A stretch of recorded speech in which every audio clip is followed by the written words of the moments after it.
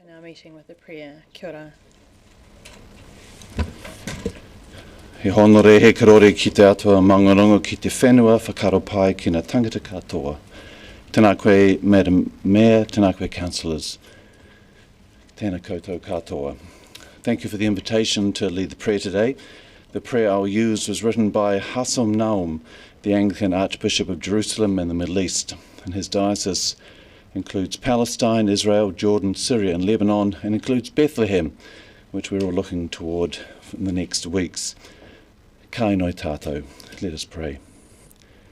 I rungi I te ingo o tātua te matua te tama me te wairua tapu. Amen. Lord Jesus Christ, who in the fullness of time became incarnate as the light of the world, who came as a small child carrying in your weakness the power of heaven, entering our troubled world to teach us the language of love that never fails. In this holy season we stand before your humble manger to learn anew the lesson of your birth, that the way to you passes through the path of love, and that the true mark of leadership is not speech or knowledge or domination, but the love that becomes mercy, forgiveness and generosity. Lord, teach us to love as you love, to see in every person your divine image, and to break down the walls of division and strife, that we may make your peace present in our homes and our communities. O child of the manger, make us faithful learners in the school of your nativity, carrying the warmth of your heart to those who are cold, comforting the sorrowful, strengthening the weak, and opening the doors of hope to all who seek your light. Let your nativity be a new birth of love within us, that we may live your commandment by which the world will know we belong to you, that we have love for one another. Gracious God, bless and guide the Mayor and councillors through today's agenda and in all their work. Grant that they may have ears to listen to the people they serve and wisdom to act for the common good. Give them patience, humility, compassion and generosity with each other, so that their time together may be fruitful. Bless them and their loved ones with joyful Christmas celebrations and restful and refreshing holidays. Amen. Kia ora and thank you.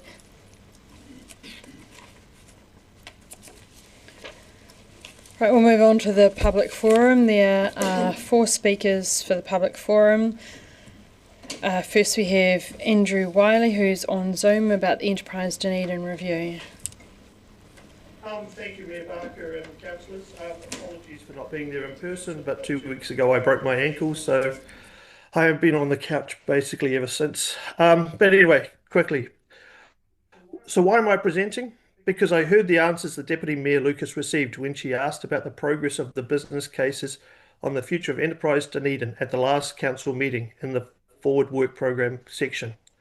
My focus is on why the delay and what should the community expect going forward. Last night I forwarded to you 2 emails with my key focuses on ED, but I'll also leave you a few thoughts on lead in the soil that I can see come up in your papers today. As you read my email on Enterprise Dunedin, I hope you get an understanding of why I'm deeply concerned in the delays and missed timelines I see happening. CEO Graham had promised in August and September there was no issue with the report coming to council no later than the end of November, as Enterprise's staff were writing it. So why the delay? Really? Where are the roadblocks? Can't blame consultants or any other outside fractions. The My Governance report was a very good, well-rounded document that I'm sure you have all received as part of your induction process. You now understand why it was asked for and what the positive outcomes in setting a pathway for developing a strong economic development future for our city. It was also a surprise when I messaged the chair of Grow Dunedin Partnership and heard that he is yet to be engaged with as part of the business case process. And that was one of the key points of moving forward. You'll see it in the papers. So I'm frustrated. Actually, I'm just really peeved off. I feel for everyone that gave so willingly engaged in the process with my governance. The optimism, the excitement and the confidence that there was a pathway for Enterprise Dunedin to really champion the city was brilliant. Our business leaders and city champions could see how they could contribute in igniting our economic development future and making our city a great place where business can grow with strong benefits for our residents. I see the opportunity for ED staff to succeed and so much more than they have because, yes, ED has been hamstrung with the ability to run when opportunities came calling. Please push hard so the Enterprise Dunedin CCO is alive and running come 1st of July. Now I'll quickly touch on lead in the soil. Wow, I can't believe how difficult that this issue has become. And my reading the report from MFE actually doesn't endorse Council's decision, but simply states that Council has the ability to apply a higher bar. But at what cost and why? Yes, lead in the soil is a health issue, totally agree. It comes from paint flakes from many pre-1945 houses, as you see. This is not a unique Dunedin issue, but a national issue. Yet no other council is applying this approach. Does Dunedin care more about our residents than other councils? Ask them. This is not just a developer-related issue, it is also a mum and dad who are waiting to add an extra bedroom to their house issue. Please focus on the facts and don't get sucked into the ifs and maybes. What has really shocked me is that October 15th, I put a Goima to review because correspondence with key staff at MFE. After 20 working days, I got advised they would require another 20 days. So yesterday was day 40 and I got my response after 5 p.m. Why the delay? Ask for the link to the Lagoon reply and see for yourself.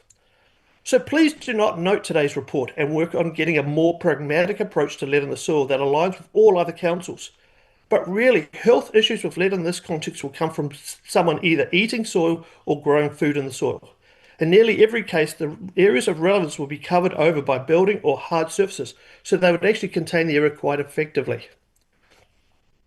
So please focus on Enterprise Dunedin review, push that forward, and also take a second and third look at the lead in the soil and review those 2 emails I've sent you. Thank you.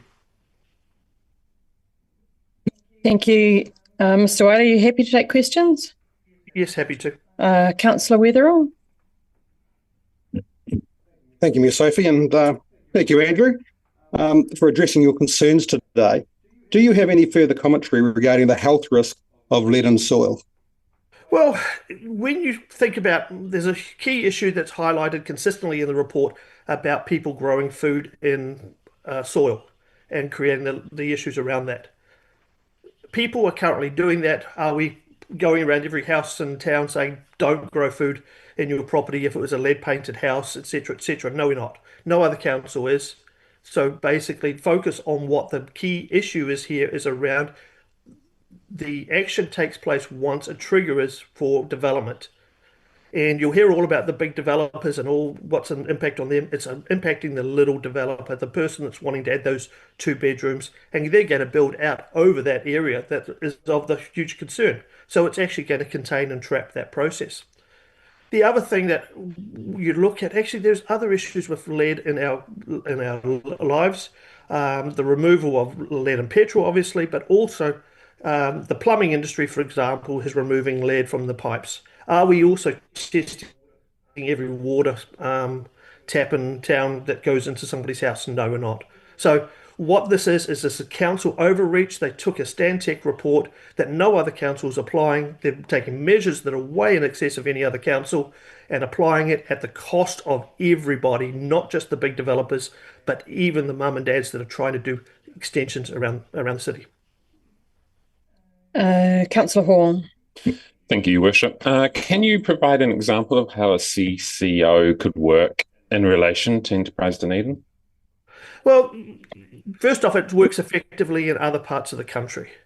The key part being is that once the CCO would be outside of council, you've got an independent board, you bring in other parties that essentially engage, and I see a multiplier effect happening. Council puts in a third, then the rest of the community can step up and actually contribute and add value to that. A classic example is code.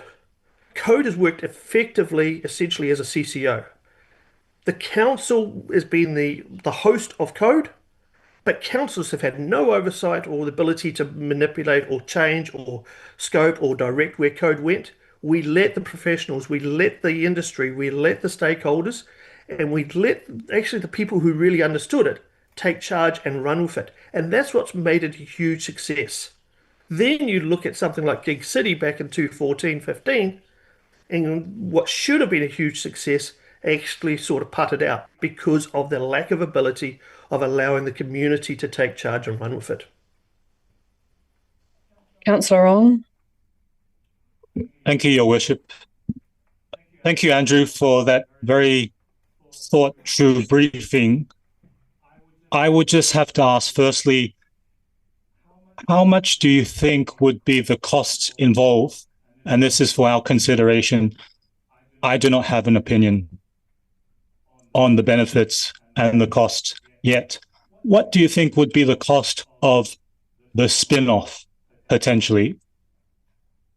And I think also, because we do have a number of things to consider afterwards in terms of community services, in terms of grants, everything else, do you think those costs could be used in another way?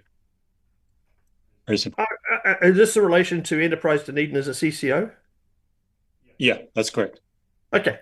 So if we were to consider spinning off or retaining it, just very simply, I don't know what would be the cost involved.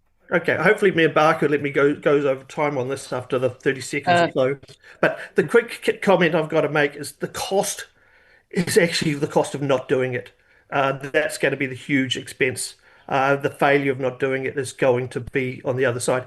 You'll hear that people say the costs of running it as a CCO are going to be dramatically higher and everything else. Actually, to be honest, you put the money in the fund, you ring fence it and say, this is the fund, make it work. I tell you what, the industry will make it work. The industry will get behind this. The community will get behind this. The failure for not even trying or even going down there, using that as a barrier, that is a negative approach that we've been actually dealing with. As chair of economic development for the last 3 years and economic development for the previous 9 years, I've seen where we've been completely hamstrung, where the industry has wanted to partner with us and grow. The city is ready to bust, but unfortunately, if we're hamstrung through finance, through labour, the capability to do stuff, and also the wish of council to move in different directions, you need a dedicated, focused economic development structure that needs to get on and really promote and grow. And you know what? The cost is failure, to be honest. We fail. And that's not the position I see Dunedin. The future's so strong in our city. Let the community be involved, let them run for it. And that's actually what my governance report says. Read that. You know what? My understanding is you guys haven't even seen it. That to me is a travesty in itself. Thank you. I just have one more question. No, if you please. we're out of time. Thank you. Thank you, Andrew. I'd now like to welcome Paul Coffey and Emily Cambridge from the Dunedin Trails Network Trust.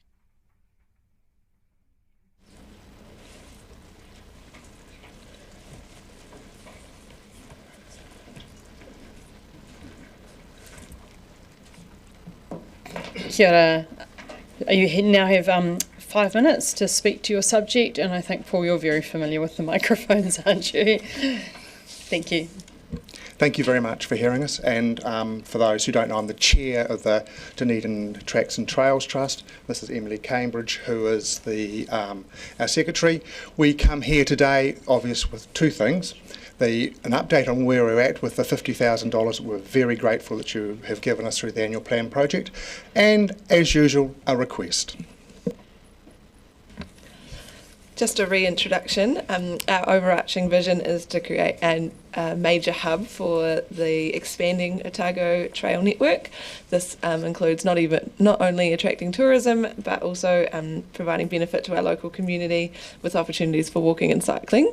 On the screen is our pipe dream for our network into Dunedin.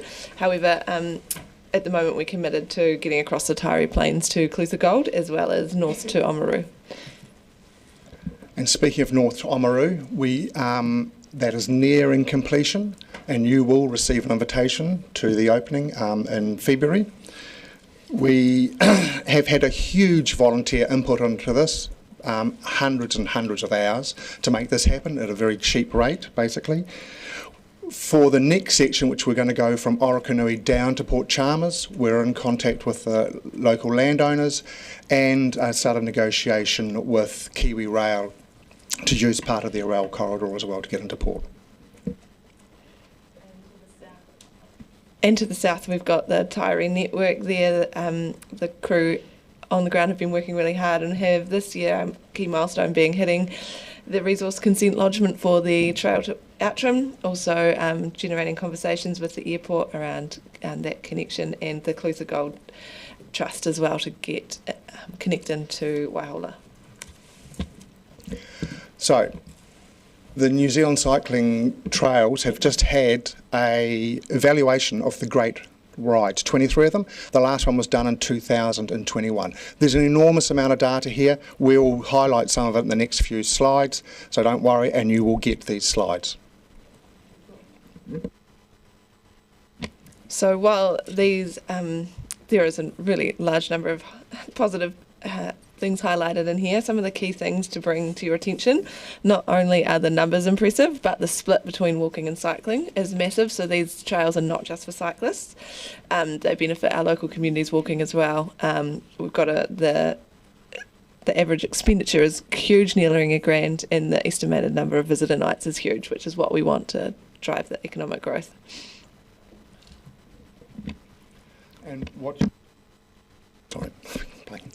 you'll see here is basically double-digit increases across the board for both walkers and cyclists, and we believe when we've built it, this will happen in the city as well.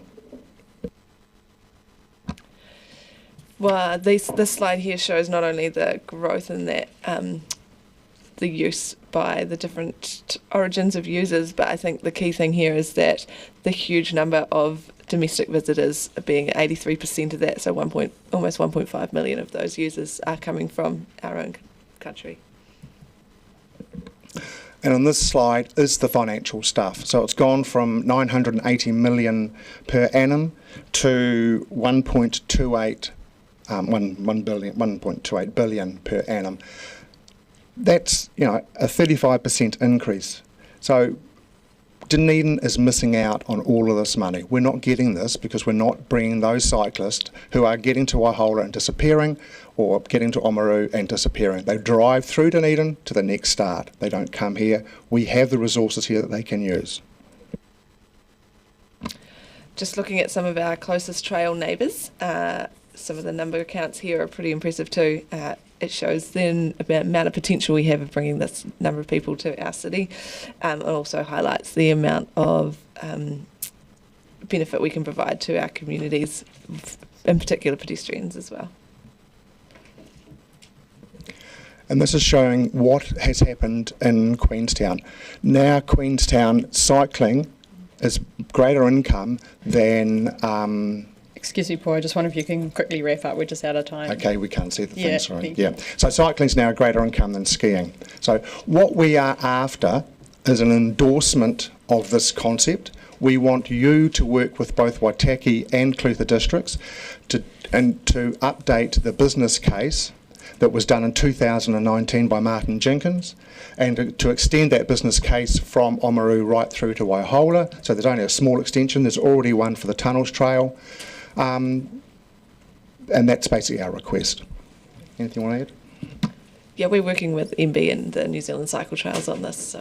Okay, thank you. Questions? Councillor Sims? Thank you, Mayor Sophie, and thank you, Paul and Emily, for presenting. Could you expand on what you believe is the quantum of the opportunity? We see visitors arriving from Central Otago to Middlemarch and being sent back to Queenstown, visitors arriving in Waihola and, as you say, being sent either to the airport or onto another trail somewhere else. The two questions that I've got is what do you believe the quantum of the opportunity is, and is that an increasing opportunity? And the second question is, where would your priority lie in terms of both ease and I guess opportunity? So is an extension of the Clutha Gold Trail from Waihola to Dunedin via the tunnels, would that be your priority, or would your priority be the trail north, or where do you see that priority being? Basically, we have 2 children, and we try to treat them very equally in our thing. So they are both of importance. Yes, we would definitely want to link to Waihola. It's so vital. There are tens of thousands of people who are coming through to Milton now and to Waihola, and they're disappearing. They may come to Dunedin, I don't know. We can't quantify that. And then we've just lost an opportunity from Oamaru South. That's, they're not coming through, and that gives us a circuit of sort of 900k. That will attract people internationally, and that advertising's already been done for us. We don't have to do that advertising, it's been done externally. I just want to add that Dunedin has a huge opportunity to be a hub and spoke model. We've got huge potential of cycling already existing here, and to draw people in, we've got those visitor nights opportunity is huge. We can just bring them here, and the airport to airport opportunity through Dunedin to Queenstown is massive. Fly in, fly out, bike between. Can I just ask a question? I've talked with Minister Mark Patterson about opportunities for funding, and I wonder how prepared is a business case for the north and the south to possibly go to government? Currently the business case is old. So that's why we're asking you if you could assist and work with the 2 other councils to update that business case. That will not take much because the figures are there already from the recent studies, so it's not a lot of work basically. Councillor Walker. Thank you, Madam Mayor. You rushed the last bit. I'm glad you're not asking for money, but you said you want endorsement and you want an update of the business case. So can you just use the time and explain more clearly what that means? In terms of the business case, that is critical for MB as well as the TIF funding. We need to get there, and that essentially a business case is established already that just need either an extension or an update to today's timeframes, which is not a big ask, which is great. Should be a quick turnaround in the early new year, depending on consultants and the like. But that will be critical in terms of getting the funding and endorsing the concept. The more endorsement we have from higher levels at council across national bodies as well, it will just help to get that business case, give it more strength, and it's when it gets assessed. Physically, what does endorsement look like? Essentially, letters is key for us. Yeah, just something physical that we can add to the applications. Councillor Gary and then Councillor Lucas, and we just have a minute left. Tēnā kōrua. Thank you for coming in. Great mahi. Will you continue to update us like this? Because I found that particularly valuable this morning. Yes, we will. Yep. Deputy Mayor Lucas. So, part fund, what dollar amount are you asking for? Let's cut to the chase here. We haven't gone to the markets. We don't actually know. We just don't know. I reckon it'd be between the 50 and 100 mark. That's depending on the extent and the consultants themselves. And you're asking council to fund that between 50 and 100,000. Is that what you're saying? We'd like part funding. So if you put some money in, we're like the naughty children. We're going to ask one parent first, then we go to the other child, the other parent. So naughty children. So we will go to Waitaki and ask them the same thing, that they part fund it, and we'll also turn up in Clutha and do the same thing in the early new year. Councillor Raddick, there's 13 seconds left. Yes, mine's a yes/no question. Am I correct in thinking that this year, in the coming year, 2026, because of the connection you're building, the track you're building from Waitati to Port Chalmers, that will then mean Waitati to Dunedin can be cycled on track, off-road? We would hope to have that late 27. It won't be this finished. And there's still a resource consent process to go through, but yes, that will be solved. And then we've got to Warrington, then we've got the next step and the next step. And we also want to be working the other way as well. Thank you. out of time, thank you for your presentation and for all the work that you do. So we now have Mary McLaughlin, Jen Stokes and Kitty Brown from the Dunedin Writers and Readers Festival.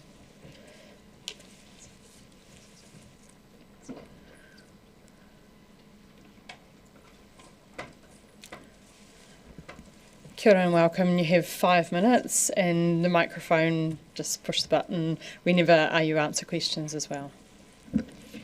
Tēnā koutou katoa. I'm Mary McLaughlin. I'm chair of the Dunedin Writers and Readers Festival, and with me are Kitty Brown and Jen Stokes. Who You might need to move the microphone closer, thank you. Closer? Yeah. Is that good. better? Yeah. So I'm Mary McLaughlin. I'm the chair of the Dunedin Writers and Readers Festival. I've got Kitty Brown and Jen Stokes with me, who are our co-directors. So as some of you will know, we ran the Dunedin Writers and Readers Festival in October, just across the way in the Dunedin Centre. And we'd like to just take a minute at the start to thank the Mayor and the councillors who came along to some of the sessions. I hope you know that it was very heartening to have you there and to have your support with our event. I think you may have a copy of our partner report, which just will give you a feel for the kind of event we run, the relationships between people and the sort of vibe of the festival. So I think I can say we were really happy with how the event ran this year. It's an event that I feel meets a lot of the DCC's strategic objectives, and it's a really community kind of festival that is diverse and accessible, and we put a big focus on manaakitanga and looking after people. We got a lot of great feedback in our audience and participant surveys, and also anecdotally there was just a very positive feeling about the event. We bring in, so it's kind of in some ways a very local festival, but we also bring in writers and chairs and also audience members from across Otago and Southland and the rest of the country. And we often get compared to much bigger and better resourced events quite favourably, and people talk about the quality of the programming and our chairing and the way we look after people. Having said that, we're kind of the little festival that could. We have a very tight budget, and for the last 2 years we haven't been supported by the national funder Creative New Zealand, even though we've been putting in very strong applications. We do get good support from local suppliers and sponsors, but I'm sure you appreciate that it's a tough economic climate and this is getting more difficult. We have a strong partnership that we value very highly with Mana Whenua, and we collaborate with several organisations and institutions to create a festival that really activates the UNESCO City of Literature. So examples this year are Te Whata o Kaituna, Tuhura, the University, Otago University Press, Toitu, the Art Gallery, so on. This was the first year that we ran the festival in the Dunedin Centre, and we're really struck by what a fantastic community asset this is. It was a great fit for us. The space has worked really well. People loved the fact that we could use a lot of breakout spaces for things like a cafe and a bookshop and places for people to sit down and get advice on their writing and stuff like that. But we did sort of become aware in the process that the lack of really explicit community and arts objectives for DVML and its commercial drivers make it quite difficult for community events like ours to access and use this venue. So we had really big ticket issues with the ticketing system, which we're obligated to use because of DVML's contracts. We're hopeful that next time around the system would be more appropriate for us, but in the moment it was very frustrating to be paying upwards of $2,000 for a system that we could see in real time was costing us audience and reputation and soaking up quite a lot of staff time. The costs for this venue are also quite high for an organisation like ours. DVML was very generous with the spaces that we could use, but the costs for us equated to just over 60% of the major community events grant that we received from the DCC. So it sort of feels like there are two hands here and one gives and then it sort of goes back. In in theory, we could apply for lower rates for the venue from the Community Access Grant, but there's a strong risk with this that we'd be bumped by a higher value commercial event. And given that we have a very long planning timeframe and there are very limited other venues in the city, that felt like too big a risk to take.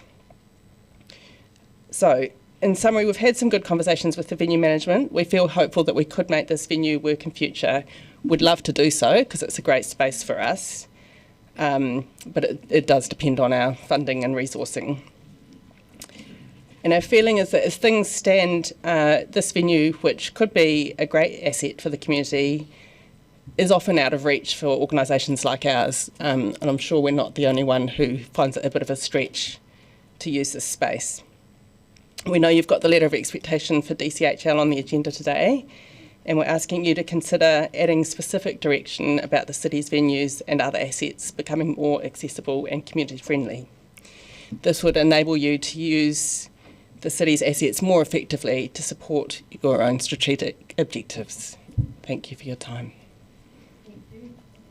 Thank you, perfect timing. I have questions first from Councillor Gary. Tēnā koutou katoa, and thank you for a great festival. Congratulations on its success. Thanks too for articulating so well the issues. Is there anything else that you think we can do? It's been an issue and you've articulated it so well, we've heard it from others, around this community access and the commercial endeavours that we require. Anything else specifically that you would like to see us do around that? So I'm going to let my co-directors take the questions, just so we're sharing it out. Kitty, are you happy? Kia ora, ka mihi kia koutou. The specific things that we're asking for are the ability for community events using the venue to use their own ticketing system. We think that's something that could potentially be built into a contract with the likes of Ticketmaster or Ticketek, or some workaround where community organisations can use their own ticketing. And what's the other thing that we really want is some form of certainty for community groups to be able to use that community access grant. At the moment, if a commercial event that will pay more than a community user comes along, we're out and there's not really anywhere else to go. And yeah. Thank you. And I saw the ticketing issues firsthand. I experienced them. So thank you for articulating that. Councillor Walker. Thank you, and thanks for coming in, guys. Amazing festival, love what I saw, and still to this day regret missing out on Catherine Chidgey, but there we go. So my question is sort of interrelated, because I've thought of the problem I see is it's very limited in the number of days, so it puts pressure on people like me to attend stuff. So is part of that constraint literally related to what you're talking about being a budgetary constraint? And second question, which I know the answer to, but I'll ask it anyway, and that budgetary constraint can be lessened by making the brilliant town hall available at a much, at either, let's be bold here, free or very highly subsidised rate. So 2 questions. The time. We can always work with more time if we have more budget. Yeah. This is true. And yeah, the venue, it's such a great venue, and it's just so sad that it's locked up to our thriving arts community. So I have myself, Councillor Reddick, then Councillor Ong. My question is just around, previously you used the art gallery as a venue. Why did you change to the town hall? Because the space is being used. Because the last time I came it was downstairs in the other meeting room. Yeah.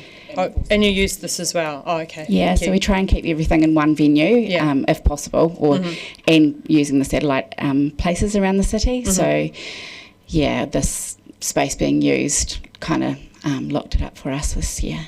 Okay, thank you. Councillor Reddick. Yeah, I'm concerned about the missed opportunity for participation with the ticketing system. Can you put an estimate on what percentage of additional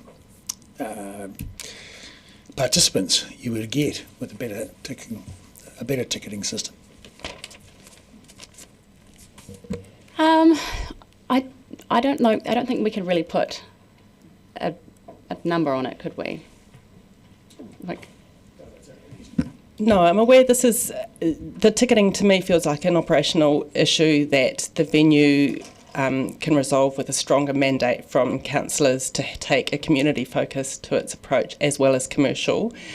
I know that we anecdotally heard that we lost audience. What we also had was a lot of people turning up quite frustrated and stressed. So it just, you know, the feedback that you've got in the report is positive, and you can see how much people love the event, but we also got 2 or 3 pages of quite upset comments about the ticketing. Yeah. Okay, we've just got 40 seconds left. Councillor Ong. Thank you, Your Worship. I want to thank you very much for highlighting how we think about allocation of finite resources and finite funding. I want to ask, how much literally would be required to fulfill your vision for the festival? Just ballpark numbers? Because when I hear about budget, when I hear about ticketing, I think that's a very good thing. It comes down to how much do we need to help you to fulfill that vision? Can I clarify, do you mean if the council was going to fund the entire festival? Both in terms of funding from the council and as a whole, because I think you won't be relying solely on council funding, but you receive part from council. So just as a whole, if you could give us a ballpark figure. It's a little bit difficult to do on the spot. The funding that we get from the council is probably under 10% of our budget, and we spend a lot of time pulling in funds from different places, which is not necessarily what we want to spend all our time doing, but you know. Our festival, yeah. We would need more funding, yeah. Our festival costs about $200,000 to run annually, and this year we ran at a deficit of about 20-something thousand. So we spend a lot of time bringing in funds from elsewhere, but I think the main thing that we want from the council is the strategic direction on supporting the arts in our community through the documentation and the contractual obligations that you have. Thank you. Thank you for your time. I'll now move that the council extends the public forum beyond 30 minutes, seconded by Deputy Mayor Lucas. We'll now put the motion. All those in favour say aye. Anyone against? That motion is carried. We'll move on to Christina Abramowitz.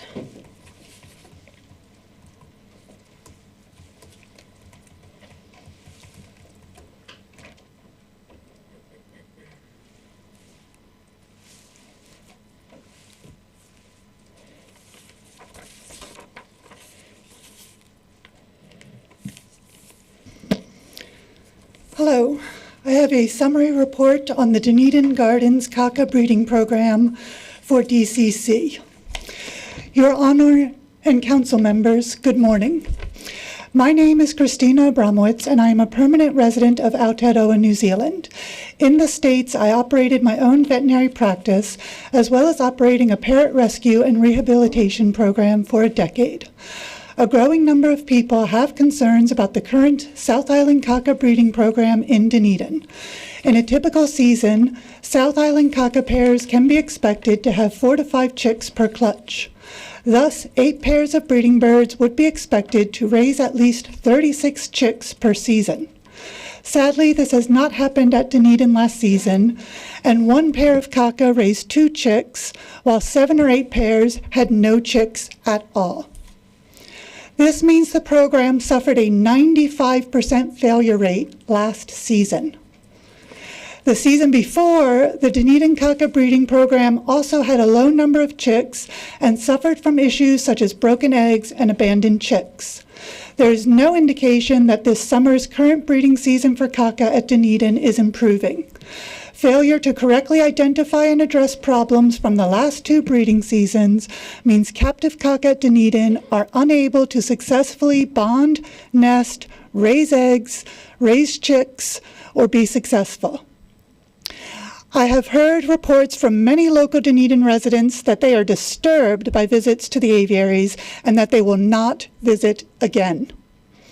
I have recently been put in touch with Dr. Jan Hoymeyer, an internationally known parrot welfare and ethology expert who has worked with parrots for over 40 years. He has reviewed 16 documents generated by DOC, MPI, and the Dunedin Wildlife Hospital, along with the photos and videos included with these reports.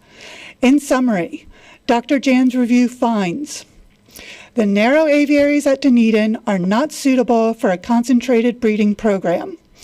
Placing parrots of similar species closely together as neighbors will create territorial behavior and poor breeding outcomes. Reproductive problems such as not laying eggs, abandoned chicks, and poor partner bonding are a result of poor management. These issues cannot be blamed on the birds. Dr. Jan raises additional problems such as in his 9-page report, and I am providing a copy to DCC. One of the kaka who is not successful here in Dunedin is Charlie Girl. She was confiscated from Tianau a year and a half ago to attempt to fix the struggling Dunedin program and has shown a high level of behavior issues at Dunedin.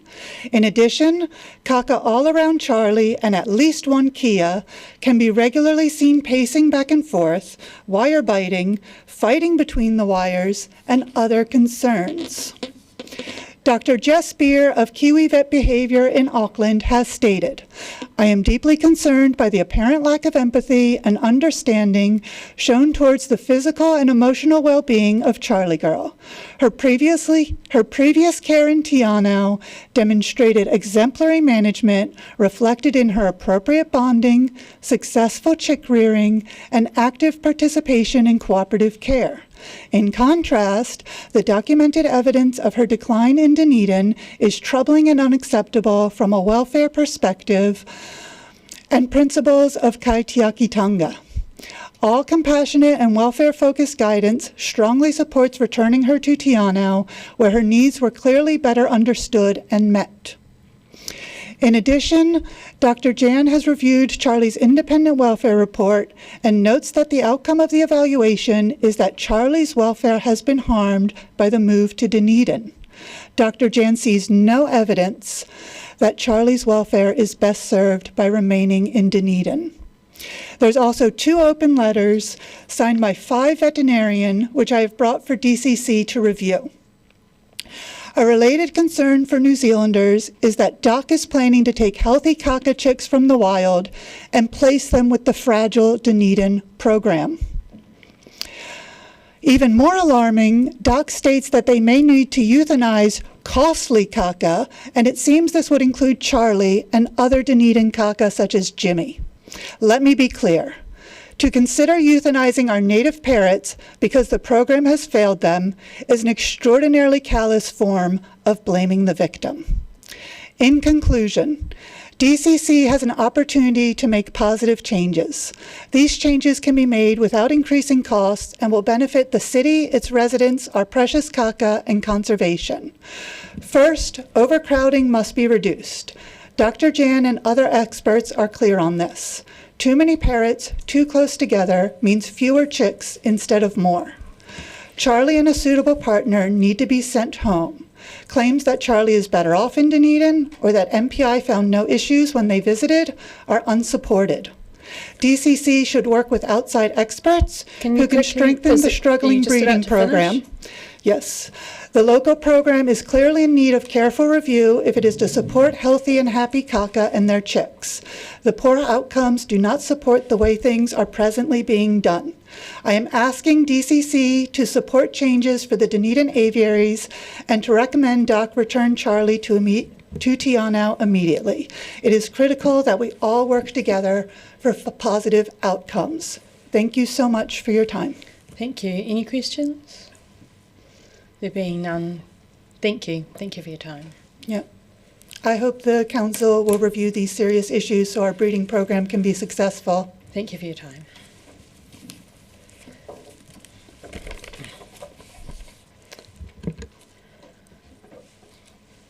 Right, we'll move on to the apologies. There are no apologies.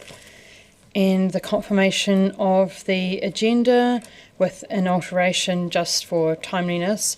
I'll move that the Council confirms the agenda with the alteration that items 12, Dunedin City Holdings Limited Group Update, Quarterly Report to the 30th of September 2025, and item 13, 2025 Annual Reports of the Dunedin City Council Holdings Limited Group be taken at 1 p.m. following the lunch break.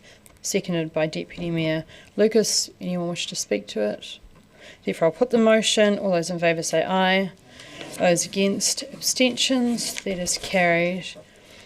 Declarations of interest. Members are reminded of the need to stand aside from decision making when a conflict arose between their role as an elected representative and any private or other external interests they may have. Are there any changes or updates? Do you have a change, Councillor Fiso? Tēnā koe, Your Worship. I aroha mai to Ms Adamson. I have actually sent this through just this morning, so I no longer have a relative who is a staff member, and I am a trustee / secretary of the Refugee Support Group. So okay. Ms Adamson now has those changes. Kia ora. Thank you. Therefore, I'll move that the committee A, amends the elected members' interest register, and B, amends the proposed management plan for elected members' interests. Is there a seconder? Deputy Mayor Lucas. I will put the motion. All those in favour say aye. Against, abstentions. That is carried. We'll move on to the item 6, the confirmation of the minutes of the ordinary council meeting on the 27th of November 2025. Presuming everyone has read the minutes, is there any alterations? No. Therefore, I will move that the Council confirms the public part of the minutes of the ordinary council meeting held on the 27th of November 2025 as a correct record, seconded by Deputy Mayor Lucas. I will put the motion. All those in favour say aye. Against, abstentions. That is carried. Now we will move on to the NZTA, item 7, reports, NZTA State Highway response to the new Dunedin Hospital. And we have Ms. McElevey, Mr. Chad Barker, and Mr. Richard Osborne, am I correct about the names, from Waka Kotahi to speak to the report, and Ms. Benson will support the NZTA representatives.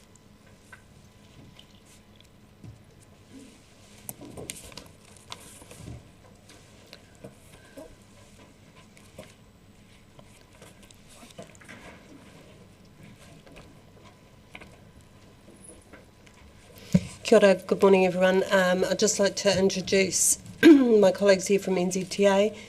To my right I have Richard, Anya and Chad, and they'll be here today to talk to you about the improvements to State Highway 1 and State Highway 88. As a preface to this, these improvements were, the genesis of them was under the Shaping Future Dunedin Transport Programme, which started in 2021, and it was a series of projects, interventions, enhancements to respond to the siting of the new Dunedin Hospital. So I'll hand it over to you good people.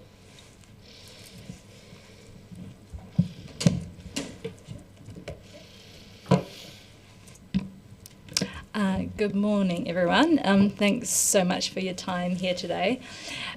We have presented a couple of times to the previous council on this project, so to those of you who have heard this before, I'll try and be brief, and perhaps just hold your questions to the end so we can get through the presentation, spend time on that.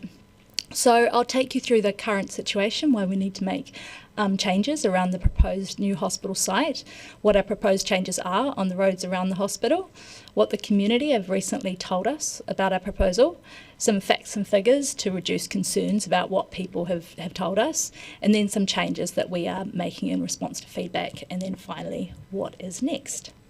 So current situation, we've got the hospital blocks right in the middle of our state highways, State Highway 1 and State Highway 88. It's a seriously busy area for traffic at the moment for cars and for trucks, but not many people walking around, only around about 1,000 pedestrians in the area a day. That's going to radically change once the hospital opens, so you'll get around 10,000 people walking in that area, particularly the intersection of State Highway 1 northbound and State Highway 88, where the two main entrances to the two hospital blocks are. Without making changes here, we really expect that crashes, particularly involving pedestrians, will increase. So you have people crossing across State Highway 1 mid-block, and then also at that key intersection outside the hospital. We think there'll be more people who'll be hit by vehicles if we don't make changes. This area is really important also for emergency vehicles. You've got the fire station, you've got the ambulance depot, the hospital, and police all in the area. So we need to, whatever we do, make sure they keep getting through. We also want to absolutely make sure that the traffic keeps flowing, both north-south on State Highway 1 and those east-west connections of Hanover, Frederick and St Andrew Street are going to be critical for our, thank you. Awesome. So just briefly, there's 4 components to our proposed changes.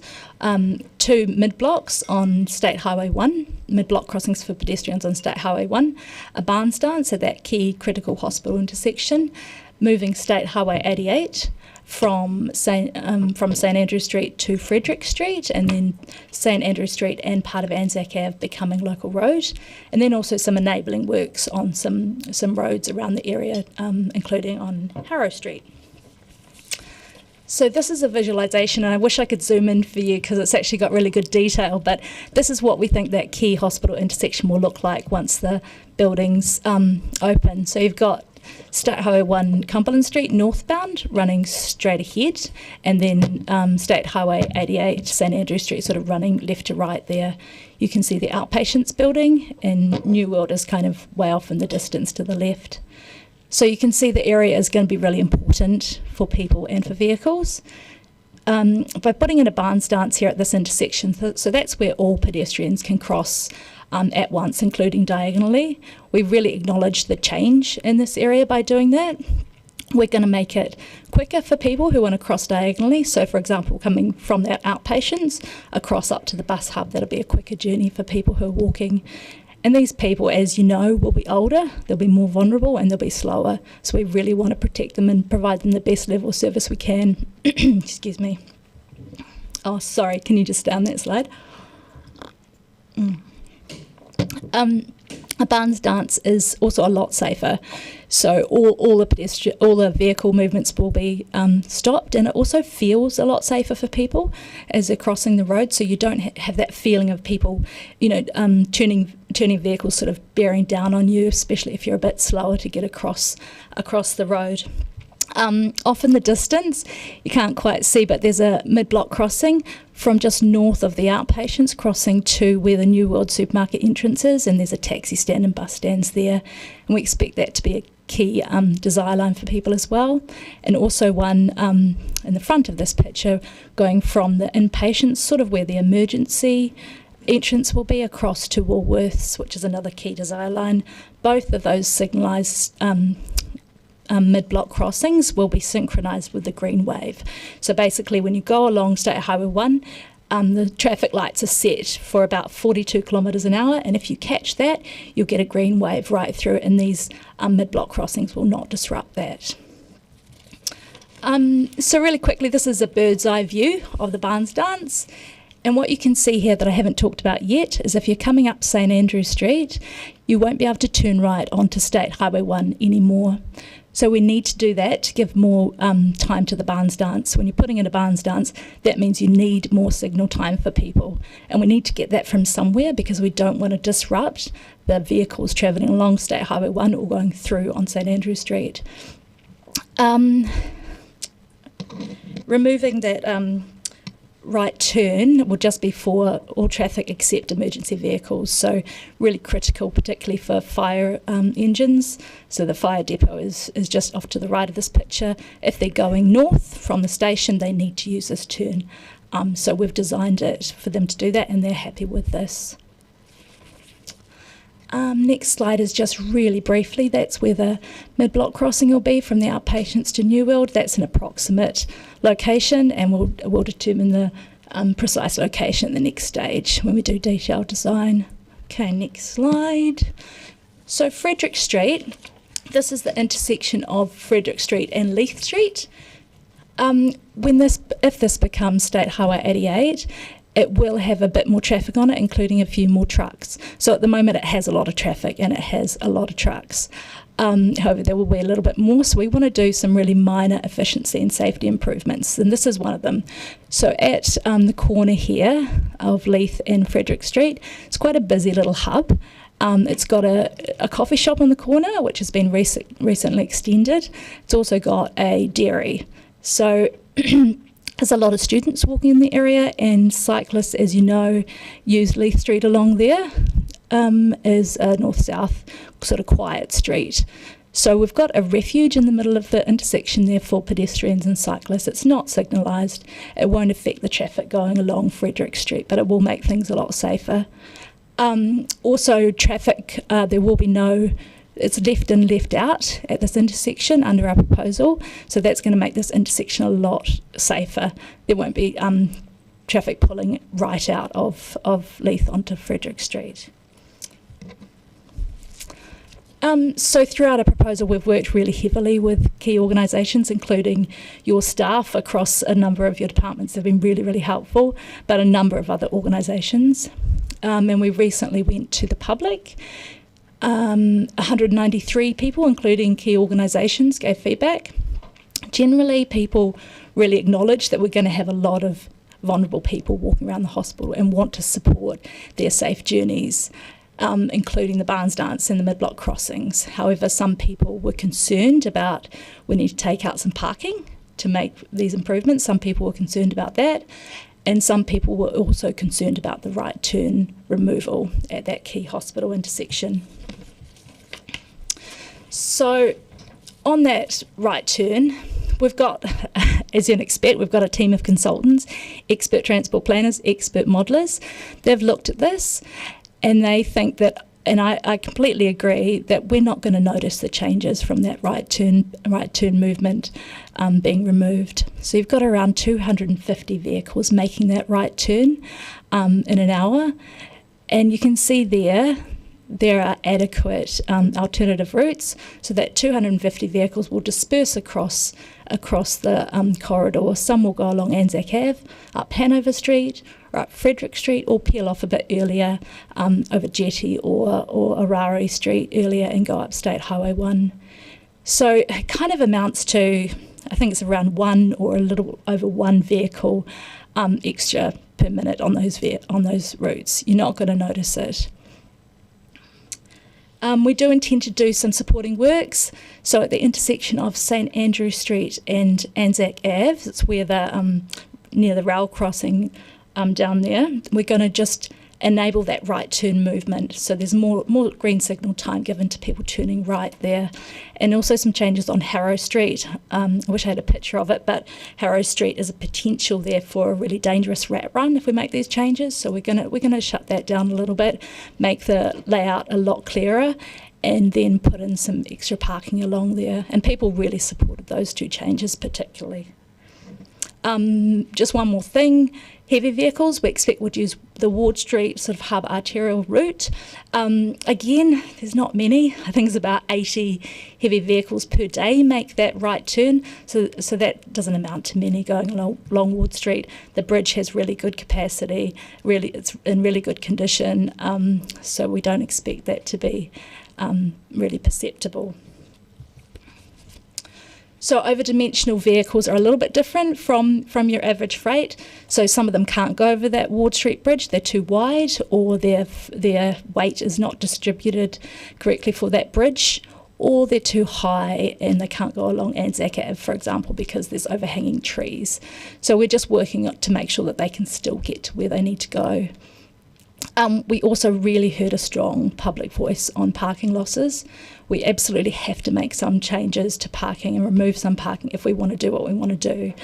But we have heard that throughout our process. We have always tried to minimise, and we're managing to minimise that parking loss more. So on Frederick Street, we've managed to just sort of through, as we refine our design, there'll be 3 parks that we can keep already, and in the next phase we'll definitely, as we're doing our design, we'll really have an eye on minimising parking loss.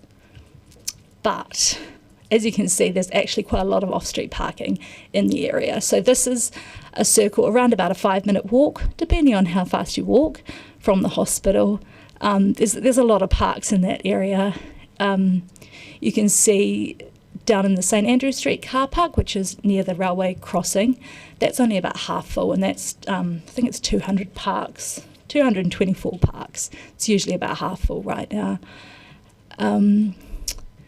Yeah, and that's also in addition to the parking that the hospital will provide, which includes, of course, pick up and drop off spaces on site. So finally, we're working on completing our business cases right now. We hope to apply for funding early next year. That's for the next phase, which is detailed design and consenting. So we would expect to apply for about $14 million for these works that I have described today, and then an extra $17 million for the rest of our works along State Highway 1, which is optimising State Highway 1 safety and efficiency, and that includes improving the intersection at Pine Hill by the Gardens. So in total, that's around $31 million that we are hoping to get injected into Dunedin. That's subject to our national funding decision that we hope to get made next year. We will continue to work with your staff. We've been working really well with your subject matter expert staffs on the revocation process, and they'll be over the next year. So that's to make sure we each hand over a fit for purpose road to each other. We do have some time pressure to get this project moving. The outpatients building is opening next year, and we want to get that mid-block crossing outside the outpatients building in before that opens. So yeah, we're working really hard to try and make sure that happens. The rest of the project will be done before the inpatients opens. Questions?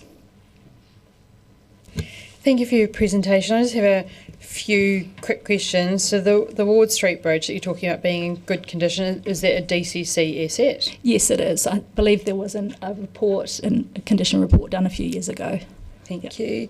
Who controls the traffic lights times? Because you were talking about making the traffic lights longer for that right turn. So is that NZTA or is that DCC responsibility? That is the NZTA, but it's a little bit of a joint effort, isn't it? Yeah, it's something called the Wellington Transport Operations Centre that tend to control all the traffic signals centrally in one area for the non-large areas like Auckland. Thank you. Oh, sorry. Yeah. Sorry, just to add to that, we will be monitoring once these changes are made, monitoring the traffic signals, and so we can tweak them if they need to be. Yeah. My next question is we've recently said that we were going to do some work in Albany Street and put cycling through there to connect the state highways. You talked about cycling in Frederick Street. So would the work that we're doing in Albany Street affect the number of cyclists, do you know, in Frederick Street? I don't believe so. I guess it might take some off Frederick Street. I don't think there's many that cycle up Frederick Street. It's really along Leith Street that cycling. Oh, sorry, Leith. I mean Leith, sorry. Yeah. Okay. Got it now. And then my next question was just that it came up in the consultation quite a bit about the emergency services access and concern about that. So have all of those, because this is an emergency services area, have all of those been addressed to their satisfaction? Absolutely. Since day dot, we've been meeting with emergency services and talking this through. They've had input into the design and they're pretty happy. We're also making some changes, for example, up St Andrew Street, taking out some parking there, so that's going to enable wider shoulders for people to pull over for emergency vehicles. Thank you. I have quite a list of councillors. I'll just read them out so that everyone knows that I've seen their hands. I've got councillors Weatherall, Hall, Treadwell, Vandervis, Gary, Walker, Raddick and Sims. Councillor Weatherall. Thank you, Ms Sophie. Good morning. Do you consider the introduction of a Barnes dance on the intersection of St Andrew Street and State Highway 1 is the best option, or is it because it's the cheapest option opposed to an under or overpass? I think it's definitely the best option given the money we have. So you're absolutely right. If we had unlimited money, we'd be putting underpasses and overpasses everywhere. Yeah, that completely eliminates the conflict. But we live in a funding constricted world. Councillor Hall. Thank you. I'm as someone who uses that St Andrew Street turn multiple times a day, so you've already answered this a little bit. So the reason we're doing that is so that the barn dance doesn't conflict the corridor. So, because we're already backed up to South Dunedin. And it leads to the next question of what period was the modelling done? Was it over a whole week? So sorry, I'll answer your second question first. The modelling is done over a period of years. So we've got the current year, and then we compare that to a 2028 year, and then it's compared to a 2038 year. So that's done on a much longer term. But it's based on, the model is built around a whole lot of assumptions and validated by actual traffic data and looking at whether, so it sort of simulates what the network does. Can you repeat your first question? So my real question was, so putting this barn dance in isn't going to exacerbate the backup to South Dunedin, which happens reasonably frequently. Like my understanding is we're already reaching a bit of a critical on that corridor flow of Cumberland Street. So putting all this extra stuff in and the barn dance, so the St Andrew Street turns being removed to increase the flow along Cumberland Street. That.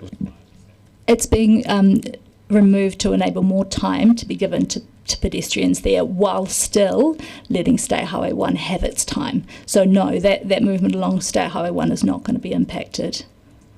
So that was boiling it right down.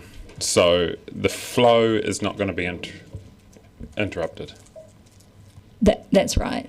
Along State Highway 1, yeah. That's why we're sort of almost sacrificing that right turn so we can get people across safely and timely, and we can keep that State Highway 1 flow, because that's really critical. You're so right.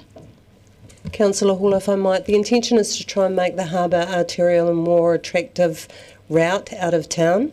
So that's why we're doing some of the work on Strathallan Street, because we all know Strathallan Street gets really congested in the AM, PM and the PM peak.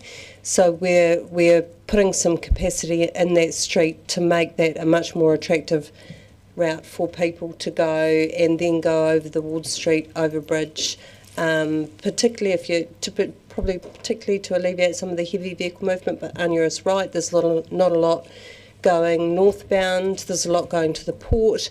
That should be the route that they're taking. So yeah, there's kind of linked in together. The St Andrew east-west connection is still going to be there as well. We sort of lose that in the debate about that. We're losing the right turn. There are other options available, but the east-west flow will continue through the city as it does now, so we're not, in fact, impacting that at all. Councillor Treadwell. Tēnā koe, Your Worship, tēnā koutou. Firstly, thank you so much for the excellent presentation, and it's awesome to see the consideration of pedestrian safety particularly, and I appreciate that you have to manage a lot of different interests, so just ka mihi. You were talking about the green wave of lights with consideration of the car traffic in that area and sort of designing it around a 42k-ish speed. As a regular user of the cycleways, north-south cycleways there, anecdotally, it's very difficult not to hit the vast majority of reds going north or south. And so my question is, are cyclists considered when calculating the traffic light times? That's a very specific question, and I don't know the answer, but I do know as part of our State Highway 1 business case, we have had that come up a little bit, and I think sometimes cyclists get a green ahead of the right turning traffic, and then sometimes again another green phase.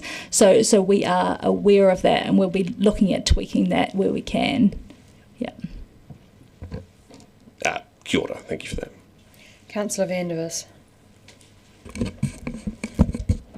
Is all of this barn dance and other restrictions based on the assumption that there will be no multi-storey car park built beside the police station with an overbridge into the hospital? Yes.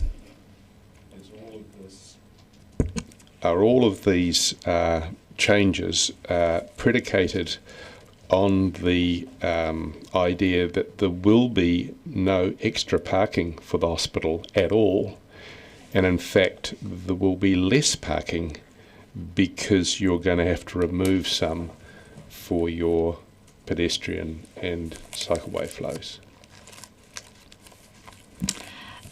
Yes, I believe the new hospital provides around about the same on-site parking as the existing hospital, and I expect there's also potential for additional parking that the hospital might provide, because there's some buildings and things that are not going ahead. It's also closer to that St Andrew Street car park that I described, that any day you go down there, it's half empty. So I think we're in a pretty good position for parking. We're really trying to reduce the amount that we do take out, but the ones that we do will be necessary to enable what we want to do and what Dunedin really needs to do if we want to protect those vulnerable people around the hospital. Is it not the case that the tenfold increase in pedestrians that you are modelling from 1,000 to 10,000, is it not the case that the reason we have this tenfold increase is because there is no parking available, and that the 300 car parks that were promised by Mr Hodgson underneath the hospital itself are now no longer going to be there? I think people would still be walking to the hospital, people catch the bus, people walk park other places. Not everyone would be parking at the hospital, but I can't really speak to that 300 underground park. You've said that there were some number of car parks that are going to be provided at the new hospital, similar to the old hospital. Is it not the case that these are not generally available for public and they are simply a handful of drop-offs? And can you tell me how many car parks you believe there will be provided? Let me just have a look at my very detailed notes. What was that?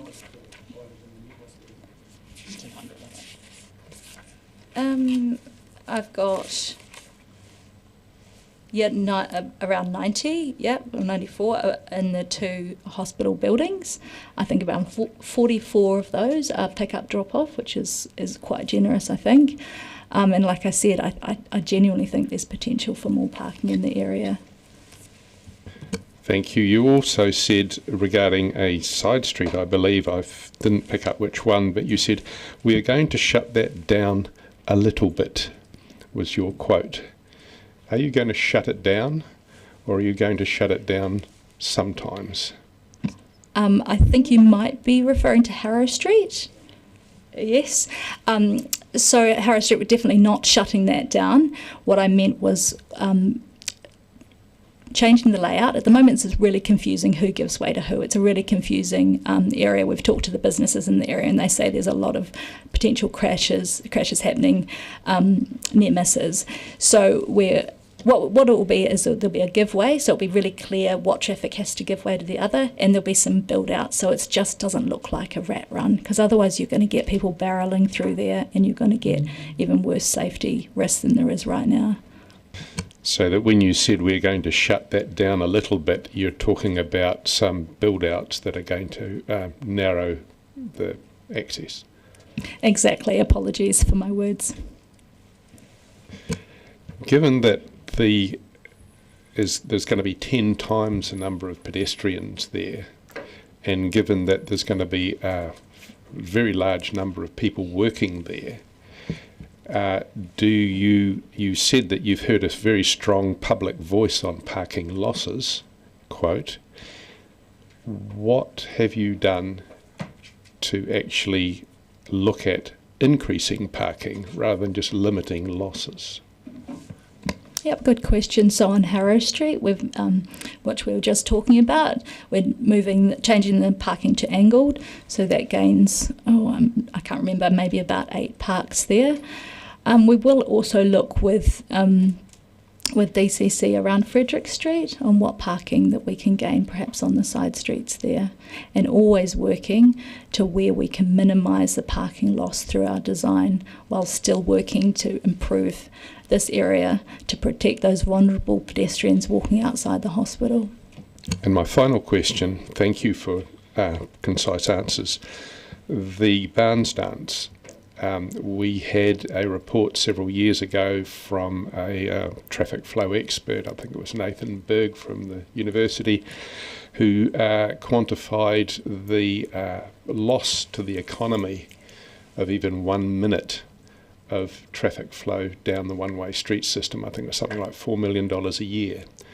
Are you aware of that study, and how much more time is it going to take for traffic to flow through the one-way street system with the barn dance and other restrictions that you're putting in? No, I'm not aware of that the study, but I'd be interested to see it. And the answer is there will not be a change on State Highway 1. That is why we're sacrificing that turn, that right turn, getting a bit of time from there so that traffic along State Highway 1 can continue, and we can also provide for those vulnerable pedestrians who will be walking around the hospital. Councillor Gary. Tēnā koutou katoa. Thank you for the presentation. A couple of things, and I just want a wee bit of reassurance. If the parks that you need to lose to put in the various safety features, are there any mobility parks involved in that, and will you make sure that they're replaced somewhere? I'm sure that the answer is yes, but I just wanted to check with you. Councillor Gary, I'm sorry, I just don't have that to hand. Can I come back to you on that one? That's just fine, thank you very much. But my substantial question is, and it's a would've, could've, what difference would it have made to the work that you've had to do if we'd had that second bridge from inpatients to outpatients building, which they've allowed for, but of course are not funded to build at this time? But I'm interested to know what difference that would have made. I have thought about this, and I don't think it actually would have made a huge amount of difference, because a lot of the trips we're catering for are people walking into town. So they're crossing State Highway 1 to go to the supermarket to buy a toothbrush for their loved ones, or they're going to catch the bus. So that cross St Andrew Street movement from one building to another, a lot of them are not going to be making that trip. A lot of them are going to town to buy lunch. Yeah. Thank you. Councillor Walker, then I've got Reddick, Sims, Lucas and Lund. Thank you, and tēnā koutou katoa. Thanks for the overview. It just seems like shaping Dunedin Future's programme seems like a lifetime ago, eh? I have a bunch of questions, but they all require very brief answers. In terms of the drop-off pickup, I think there's been a lot of critique of the current hospital system. This one looks like it's going to be better. Would you agree? On site? Yes, absolutely, yes. You also talked about the mid-block crossing, I think, by the New World, and I saw in your presentation some lights. Are those lights controlled by pedestrians who want to cross, or are they on a time system? It'll be both, yeah, but definitely it won't impact on the green wave. Yeah. And sort of responding to Councillor Treadwell's question, will the spillover effect, because I, like Councillor Treadwell, cycle down the highway often, will the spillover effect likely be with the improved, and they are way improved, pedestrian safety measures? Will that sort of, in essence, have a spillover effect of making it way safer for cyclists, do you think? I think so. More of a curveball question. You mentioned the 14 million and the 17 for the further down, so 31 million that you're applying for. What are the consequences of that not being forthcoming? So maybe 5 mil short, for example. Where do we cut corners? Do we cut corners on safety? I haven't turned my mind to that, because honestly we've already not cut corners, but we've really optimised this. So if we don't get, I can't really answer that right now. Fingers crossed, eh? Oh, sorry. No, we wouldn't cut corners on safety. That's a good answer. Good, and you're sitting close to me and you look me straight in the eye, so that gives me confidence. And final question is, and I guess it's related to Councillor Vandervis's question, as has always been the case, there is absolutely no reason whatsoever or there's no impediments to a private parking contractor entering the city to build a private parking space to accommodate demand that may accrue from the building of the new hospital? That would be correct. Thank you. Councillor Radek. Yes, possibly a bunch of similar questions. Firstly, about the cycle lanes on the one-way system. At the moment, they create a bit of frustration. As you mentioned, cyclists don't quite get their coordination right. And also, very often, motorists turning right will encounter a red light but no cyclist. So there'll be a green for cycle and a red light for turning motorists, which does cause frustration and delays exiting the one-way system. So is there a system out there or in the wings to detect whether a cyclist is coming along, so that they get a green light when there's a cyclist there? And yeah, I understand there are cyclist detector loops already, but we just need to make sure how that's working and monitor that. Yeah, because you're right, we have had a few complaints about that. Certainly, my observation, it doesn't seem to be working. So, and the pedestrian modelling. What are must be some pretty key assumptions for the pedestrian modelling for the new hospital when you're projecting such a large increase. So what are the key assumptions that drive that modelling? Because suddenly they're all walking to the hospital. Yep. So we based it on some work that the hospital team did for the consent. But just to sort of give you some comfort, at peak hour for the hospital, there'll be around 6,000 people in those buildings. So that's concrete fact. That's not assumptions. That's concrete fact at peak. So imagine even half of those people have done 2 trips. So they've all got there somehow, and then half of them have done another trip. So that's already up to 9,000 movements a day. And then you've got people going out, like I said, for their lunch or to the bus hub or to buy a toothbrush. So that I think what we've done is quite defendable. Also, all our assumptions have been created by our expert transport modellers. Okay, so around the current hospital ward block, there's 4 streets, a street on each side of the hospital. Each of those streets are lined with car parks. So there's only one side of one street, namely Frederick Street, that doesn't, but the rest of the streets, especially the ones on the hospital side, but also the other side of the road as well, they're lined with car parks which have a very high turnover. And so that enables visitors to come and go from the hospital and visit for a short time and get a car park in very close proximity to the hospital. And I think that makes a significant difference to the accessibility of that hospital for visitors and patients for outpatient services and so on. And so it looks to me like the new hospital will have no on-street car parks in proximity to the buildings. Is that correct? So no, Councillor Reddit, that we will have the St Andrew Street car park, which is in reasonable proximity to the hospital, but we did actually do a survey of the car parking in Frederick Street in September of 2024. On average, 59% of the vehicles parked there on the day did not move, and 18% didn't move between the week, Monday through Friday. When you say St Andrew Street, do you mean the St Andrew Street car park or this street? Frederick Street, yes, but do you mean the Frederick Street car park, which is across the road from the hospital, or the street? And the block that is between the 2 one-way systems, 2 one-way roads, that is the very high turnover and very convenient parking, place for parking. There's no parks in that block. There's no parks in that block currently. There's maternity parks right there.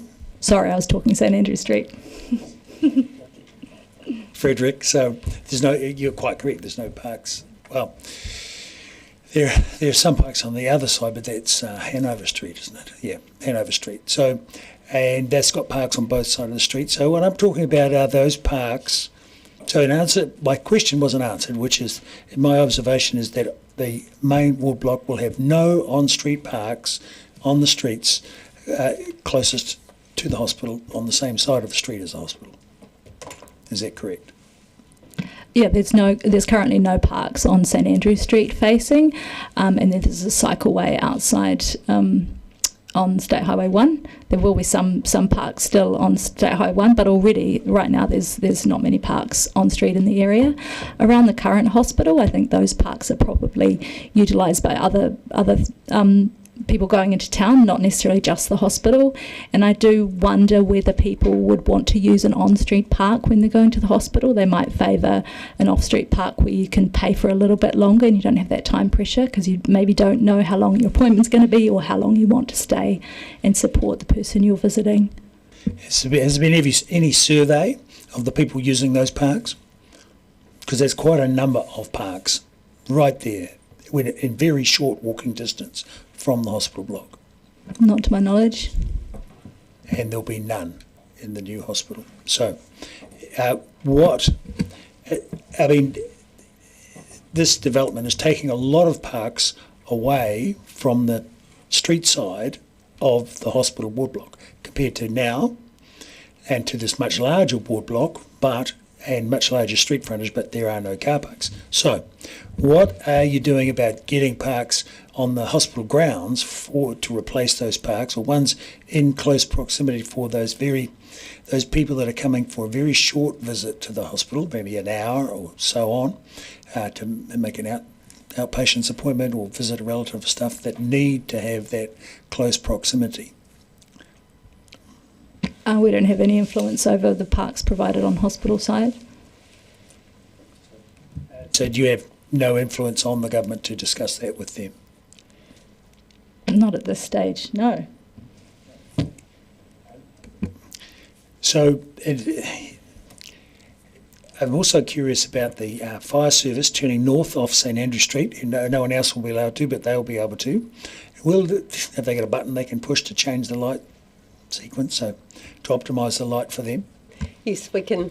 Don't publicise it too much, but we can actually intervene there locally for emergency services, and that's exactly what happens. Yes, so the fire truck will be able to do that. Yes, I mean that makes sense. So, and what about Ward Street? Will that become an NZTA? Ward Street Overbridge, will that become an NZTA asset? There's no plans for that. That is where State Highway 88 is going to go. No, State Highway 88 would go down Frederick Street and then off to the port. So the Ward Street Overbridge would stay at Local Road. So that's just Harbour Arterial, still Local Road. Okay, thank you. Councillor Sims. Thank you, Mayor Sophie, and thanks for the presentation. I've got two questions, one that's already been partially answered, but I'd like to know how adaptive the pedestrian plan will be to the advent of a multi-storey parking building. There are potentially 2 or 3 locations, and it looks to me like it would be adaptable, but what my concern, and it echoes what a couple of other councillors have said, is that a lot of the parking that you've shown to serve the hospital won't necessarily be suitable. I think there are 2 groups of people would concern me, are the elderly and the disabled. And secondly, the shift workers who are working at the hospital, I'm not sure having them walking around Thomas Burns Street at 2 o'clock in the morning, I would hope that we would learn from Christchurch's experience in terms of the safety of staff leaving the hospital at shift times. But my first question is, how adaptable is this proposal to the advent of a parking building more close to the hospital? So it is a bit of a timing thing. We obviously have long lead-in times for planning, so we can't just sit around and wait for these things to eventuate. But absolutely, we won't be constructing until a couple of years. So if something does happen in the interim, we would be able to adapt. Yeah.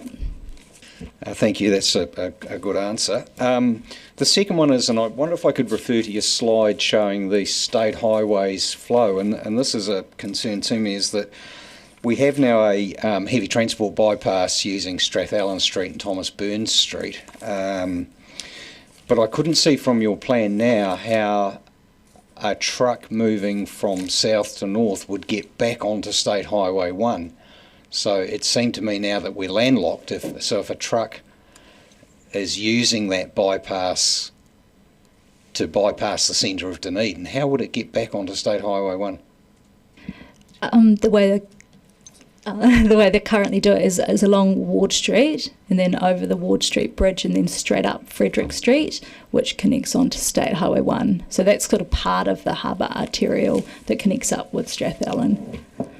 Does that make sense? Yes, it does. So that would, but that won't become part of the State Highway network. That will be using city streets. Yeah. Councillor Lucas. Oh, sorry, Deputy Mayor Lucas. Thank you. I've got a number of questions. And first of all, I want to follow on from Councillor Hall about the no right-hand turn out of St Andrew Street. And you said that there's only 250 movements an hour. And I take that that's an average, because I would say that at peak time there is way more than 250. It's really interesting there because that is the peak and it's quite consistent over the day. So it gets down to around 190 an hour, but never more than 250. But good observation. That's interesting because, I mean, I often walk up there and it would seem to me, so I find it interesting that you think, and that there's only going to be a small impact on the other streets, because if we look at the Jetty Street overbridge at peak time, I mean, it is already pretty much at capacity. So you were only saying one or two extra vehicles. I'm kind of surprised that 250 have got to go somewhere. They absolutely do have to go somewhere. So we have counted those vehicles at that intersection. So DCC have cameras. They put them up for us kindly, and so we've had them counted, so we know. But if you imagine that 250 vehicles an hour just spread across those routes, I know some of those routes do get congested at very short times during the peaks, but one or a bit more vehicles per minute is not going to push that over the edge. So a lot will use Ward Street. So is the intention, so at the moment when you come onto the Ward Street overbridge, you actually have to give way to any traffic that's come, from Hanover? Are you going to change that so that the right of way is naturally to drop down to Emerson's? I'll just use that because I think everybody knows what I'm talking about. So to help the stacking? I think we'd probably have to, we'd definitely have to look at the Ward Street overbridge priority flow. I would say, as well as that bend onto Frederick Street. I think we've talked about that amongst ourselves, haven't we? In my view, that could do with being softened a little bit. But yes. Yeah, we agree. We think that priority could be looked at, but we haven't specifically within this project. And will there be any work done on that intersection if more traffic is going to be swinging up Frederick Street, especially, I mean, you did talk about some of the oversized vehicles. I mean, it is not exactly an easy swing up Frederick Street. Is there some improvements done on that intersection? No, not at this time. And currently, a lot of trucks currently do that movement from this Ward Street overbridge up Frederick Street, and they do that fine. A lot of articulated trucks right now. Okay, thank you. My other question is in terms of accessing. You talked about I think you said something like 44 pick-up drop-off parks within the new Dunedin Hospital. So to access that, they're coming off the State Highway, I presume, heading south and through the cycle lane. Is that how the access will be? Yeah, we'll have to cross the cycle lane. So there's no intention of doing any work on, and this is my words, improving the cycle lane, because it's very wide and those horrible very wide concrete, I don't know what you call them. Safety lozenges, yes, lozenges. So there's no intention to do any work to improve the cycle lane and the access into the hospital. The hospital project will look at that because the accesses will be moving, so they will be removing some of those lozenges and putting other ones back in. I guess we could look at the style that goes back in. What we are doing is changing some of those dividers at some of the intersections and making them a little bit slimmer to assist trucks getting around corners. So we are looking at that, but just in targeted areas. I mean, we don't want to just throw money at something just for the sake of it. Yeah. I mean, my observation is the cycle lane is extremely wide along the whole state highway, and to the point that, and I know my husband, who has a very wide vehicle with a very wide trailer, actually drove down there to move a student's flat. There was no traffic around, but that proves how wide it is that it's extremely wide. We agree they are quite wide. We can look at that in the future, I think, at relatively low cost. Yeah. Thank you. And my last question is, you actually haven't mentioned the total number of car parks that are lost throughout this whole project. So I'm just wondering what that number is. Yep, so at the moment we've got 21 net removal, so that's including the ones that are going in on Harrow Street. That's around 88 project, and then 8 on State Highway 1 near the hospital. So that's 29 sort of in the Central City hospital area that we'd be proposing to remove, and we'd be looking at reducing that number through the detailed design in the next phase. Are you going to answer that one as well? Yeah, I think you talked about opportunities on Les Bow Lane as well that the Health New Zealand own. So they own that website. And north of the outpatients building, I think the master plan was for a whole lot of ancillary buildings, which are no longer going ahead. So we think there are opportunities, but obviously we can't dictate to Health New Zealand how they develop that. But we think there are more opportunities for on-site parks at the hospital development. So I have a question. I attended a hospital briefing a couple of weeks ago. I wonder whether you worked with them around the parking. They said that in 2022 they went to the market for a parking building, and the market said no, that the feedback was that the parking wasn't at capacity and it didn't make business sense. So are you still working with them around looking at parking buildings, or is that not necessarily within your remit? Parking buildings are not within our remit, but we're definitely in conversations with them regularly around parking and other matters. Thank you. I'll see if I can find my other question. I've got Councillors Lund, Gary, Ong and Reddick. Councillor Lund. Thank you. Just in relation to the heavy traffic, you'd mentioned just in response to a question that Councillor Sims, that you're expecting that heavy traffic going from south to north will not go via St Andrews Street, but will go up Ward Street and presumably over the Ward Street overbridge. Isn't it right that they will actually go across St Andrews Streets and then turn right to head north on to go across? Is that not correct? Because if the heavy traffic is going to go over the Ward Street overbridge, I work in that area, and I can tell you that with more than one heavy vehicle on that Ward Street, it gets impossibly congested. So there is Anzac Avenue option for some of the smaller trucks, but as I said, it's a small amount of vehicles that are turning right at that's a hospital intersection. So I think it's around 40 or 50 articulated trucks a day, and about the same for smaller vehicles. So if you put that along Ward Street and over the Ward Street Bridge, it's really not a lot of vehicles. Yeah. And just in relation to the traffic, the mid-block crossings, I note on your graphics that you don't show the second one; you only show one. And you said that these are pedestrian controlled. So in other words, pedestrians come up to the mid-block crossings, they push the button, and that will activate the crossings. But you also said earlier that this whole setup was not going to affect congestion or slow things down on State Highway 1, but that can't be right if you've got pedestrians who at will can push the button. This must have an effect on congestion.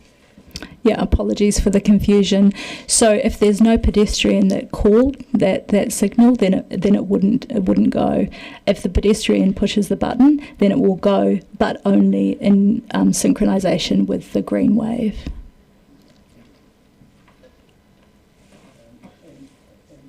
And lastly, is there any other location where we have 3 traffic controlled crossings or intersections within one block on the state highway network, which we have here? I don't know about across the country, but no, not in Dunedin, to my knowledge. However, this is a particularly intense pedestrian area when the hospitals are open, and we think it's warranted to protect the safety of those vulnerable people walking in the area. Just one final question. You mentioned there were 6,000 people working in the buildings. Can you just outline for me which buildings they are? I don't have those details in front of me, but it was 6,000 total, so that includes people. It was 6,000 people in total in the two buildings, so that's people working and visitors, and just the hospital buildings? Yes, between the two, yeah. Oh, sorry. Sounds a very high number at first pass. Absolutely, and like I said, that's at peak. I just wanted to highlight that Inland Port at Mosgiel as well will take some truck movements out of Dunedin's network as well. So we're going to have a look at that particular issue when we're doing the Mosgiel project, but there should be less articulated truck movements within the city centre as a result of that project, because more containers will be going on rail. I just have a question just around the modelling of the parking, etc. Is it Health New Zealand told us that they've got a digital laboratory and they're doing quite a lot of expensive digital work about apps and things, so that people won't have to necessarily wait quite so long, and they'll know not take up so much parking, because they'll know a lot faster about where their appointments are happening, etc., etc. So has Health New Zealand liaised with you about their expectations about pressure on parking given their new technology? We haven't gotten to that level of detail, so that's interesting to me. Yeah, I can fill you in on it later. Councillor Gary. Kia ora, thank you, Madam Mayor. That segues really nicely into my question. And bear with. So, had some experiences in the eye department recently. In the eye department, I'm sure you'll know, people go there with an appointment time, but they can be there for hours. And on the last visit, I think we were there 3 hours, because you go in and out to do different things. And when I asked in the hospital briefing about how that will work in the new hospital, it's going to work very, very differently. So people coming into the eye department, it will be much more streamlined, and you'll go from one to the next, to the next, to the next, because ergonomically it's organised differently. So you're not going to have people needing to be parked for a long time and rushing out and stressed about long parks. So I'm assuming that you'll be thinking and taking into account all of those kinds of changes as you get down into the detail.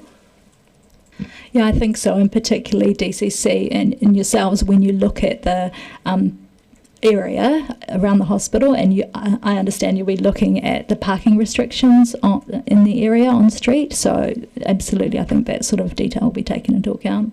So I appreciate there's many moving parts and it's very complex, like a jigsaw puzzle. I'm really interested from the point of view of the disability community around the pickup, drop-off, pickup, because people arrive and they often arrive with a disability, either temporary or permanent, and they need to be really close. Could you tell me about how that pickup, drop-off will work? Because it's much better catered for, as I recall, in the new design of the hospital than it is now, and that's why we don't need necessarily parks right there. Absolutely. I suspect, having had your recent briefing, you'll be able to speak more on this than I can, but I think it will work better. Yeah. Thank you. Councillor Ong. Thank you, Your Worship.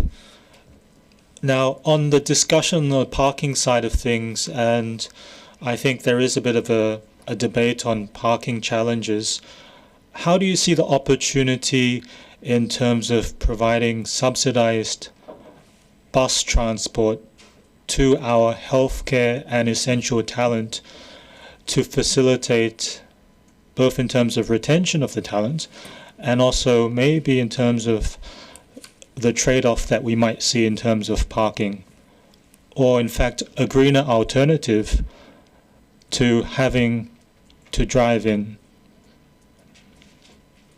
terms. Thanks, Councillor Ong. That would be a question for the Otago Regional Council. They run public transport in the city. Do you have a follow-up question? Yeah. Yes.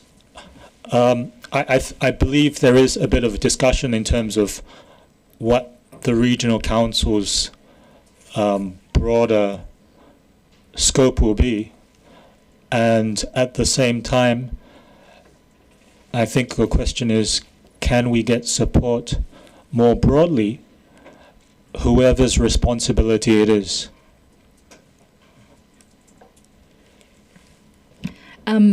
So NZTA's voice in this would be perhaps from a funding perspective. So if the regional council was to bring a proposal to NZTA for co-funding, then they would consider it. But it really would need a lot more detail.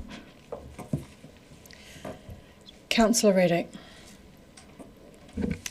Yep.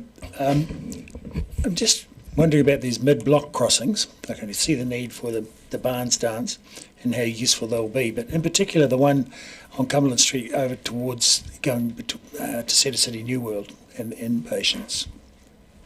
Have you done modelling to establish that is needed? How do you know that will be needed? Because good question. So our expert transport planners have looked at this. So they really have to make some assumptions about where people would be walking to and from. And as you know, there's a myriad of destinations in the central city.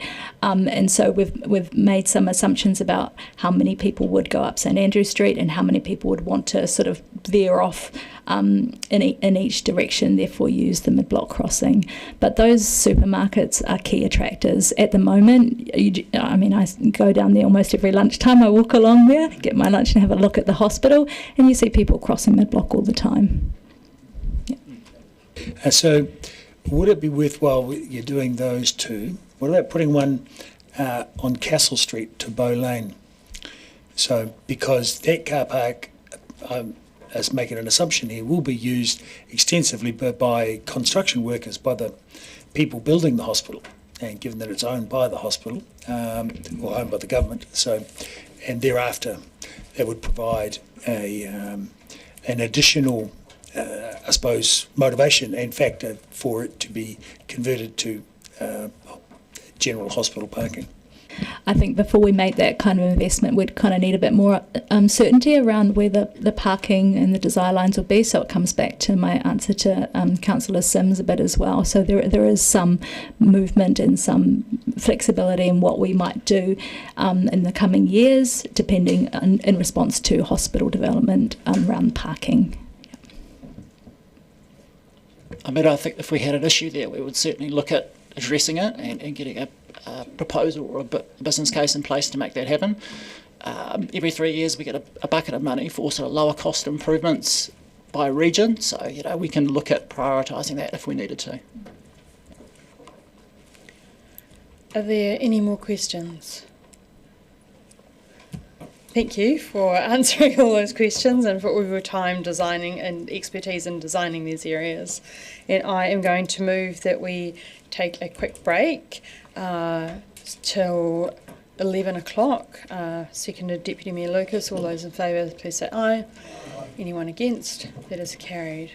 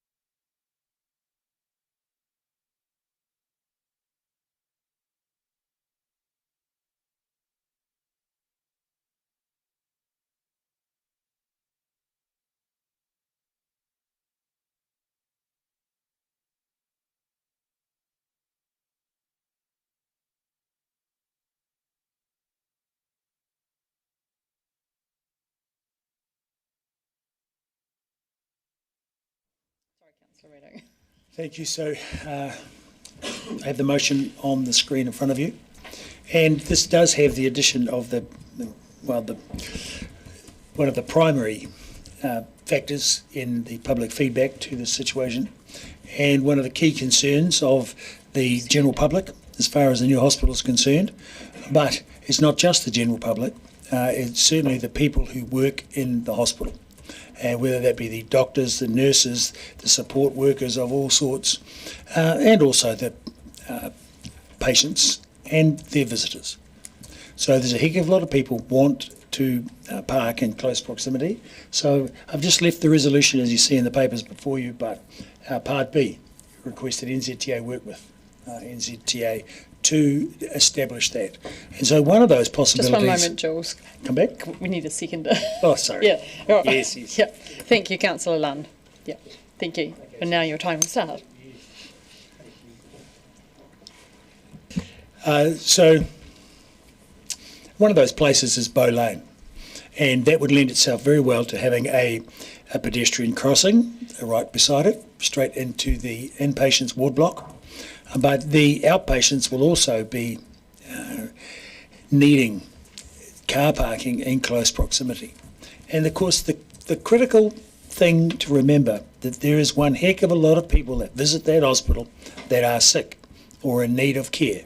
And I refer, as I refer to my questions, to the streets around the current ward block all have the streets on the same side of the street as the ward block, all full of car parks, and they are very well used. They turn over very frequently during the course of a day, and most of those streets also have car parks on the other side of them as well.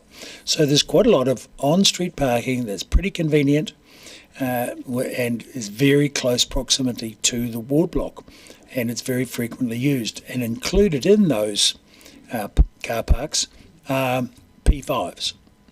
So there's a lot of pick-up and drop-offs and convenient car parks for people to be able to get in and out of the hospital.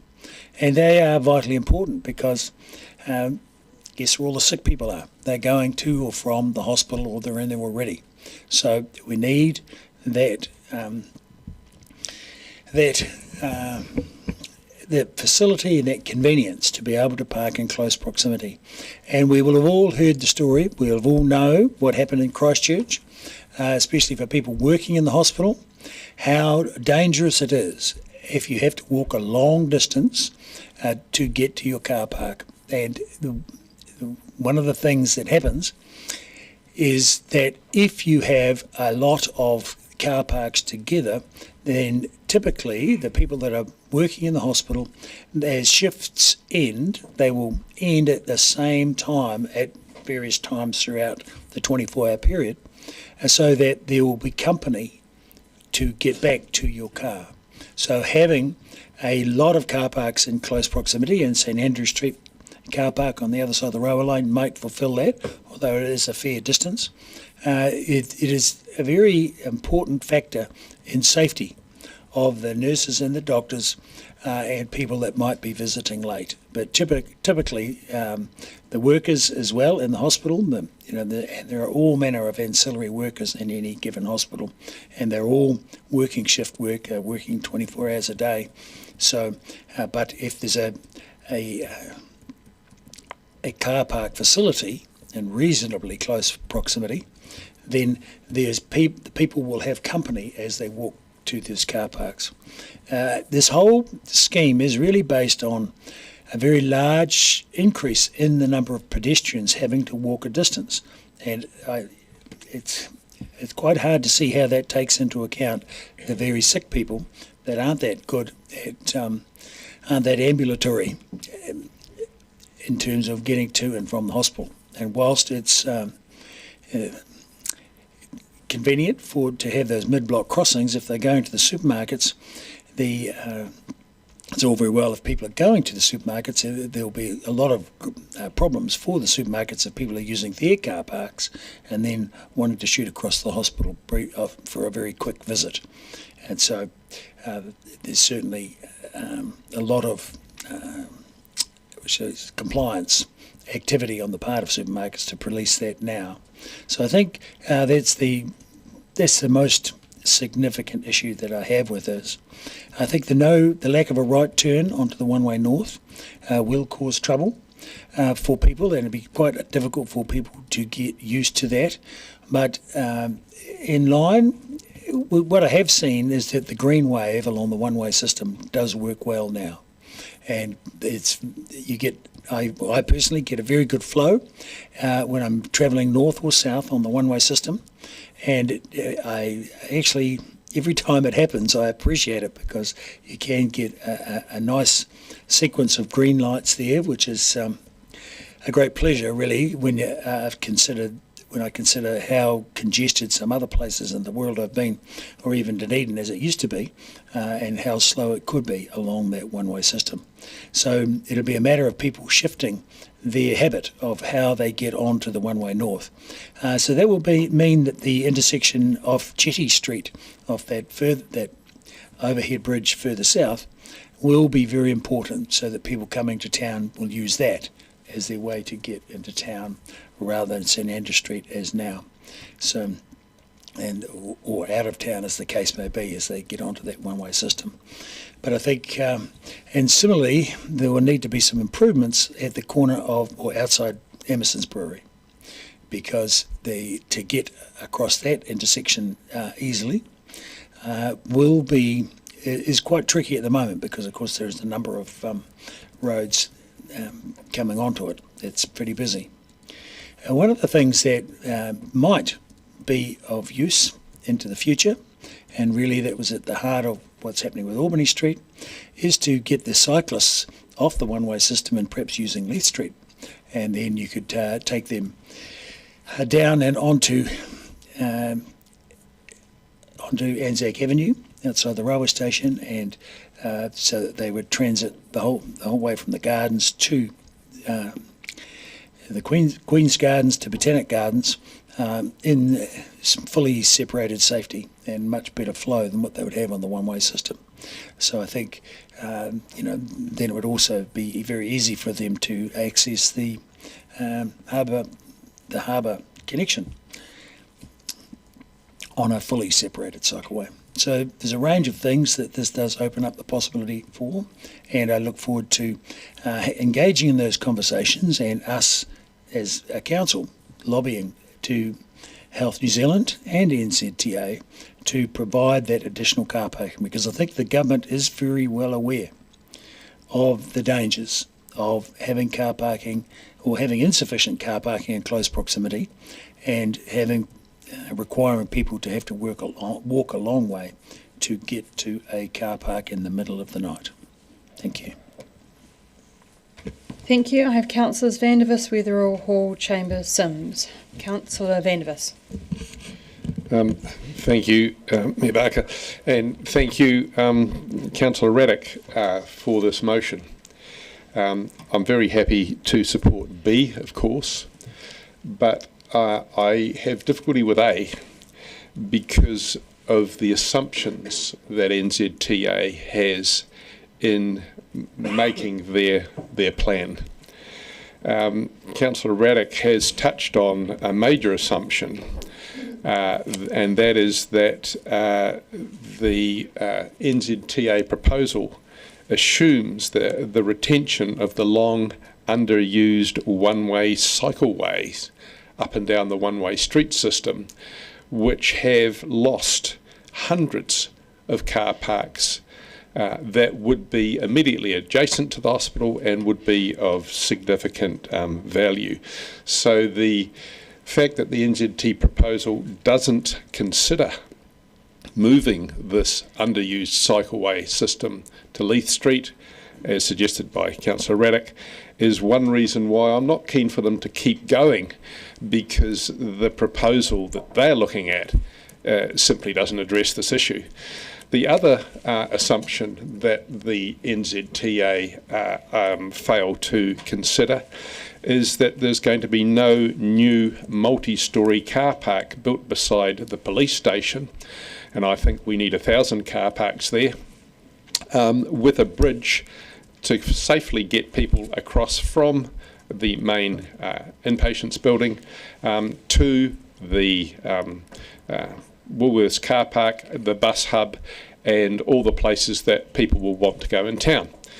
Now, if you design a street system that doesn't have these potentials for safe parking and for safe access to the hospital, then you design something and you put a lot of time and effort and cost into designing something which is going to be inappropriate or redundant when it's finally realised that yes, we do have to move the underused cycleways off the one-way street, and yes, we do have to put a multi-storey car park beside the police station with a safe overbridge to the hospital.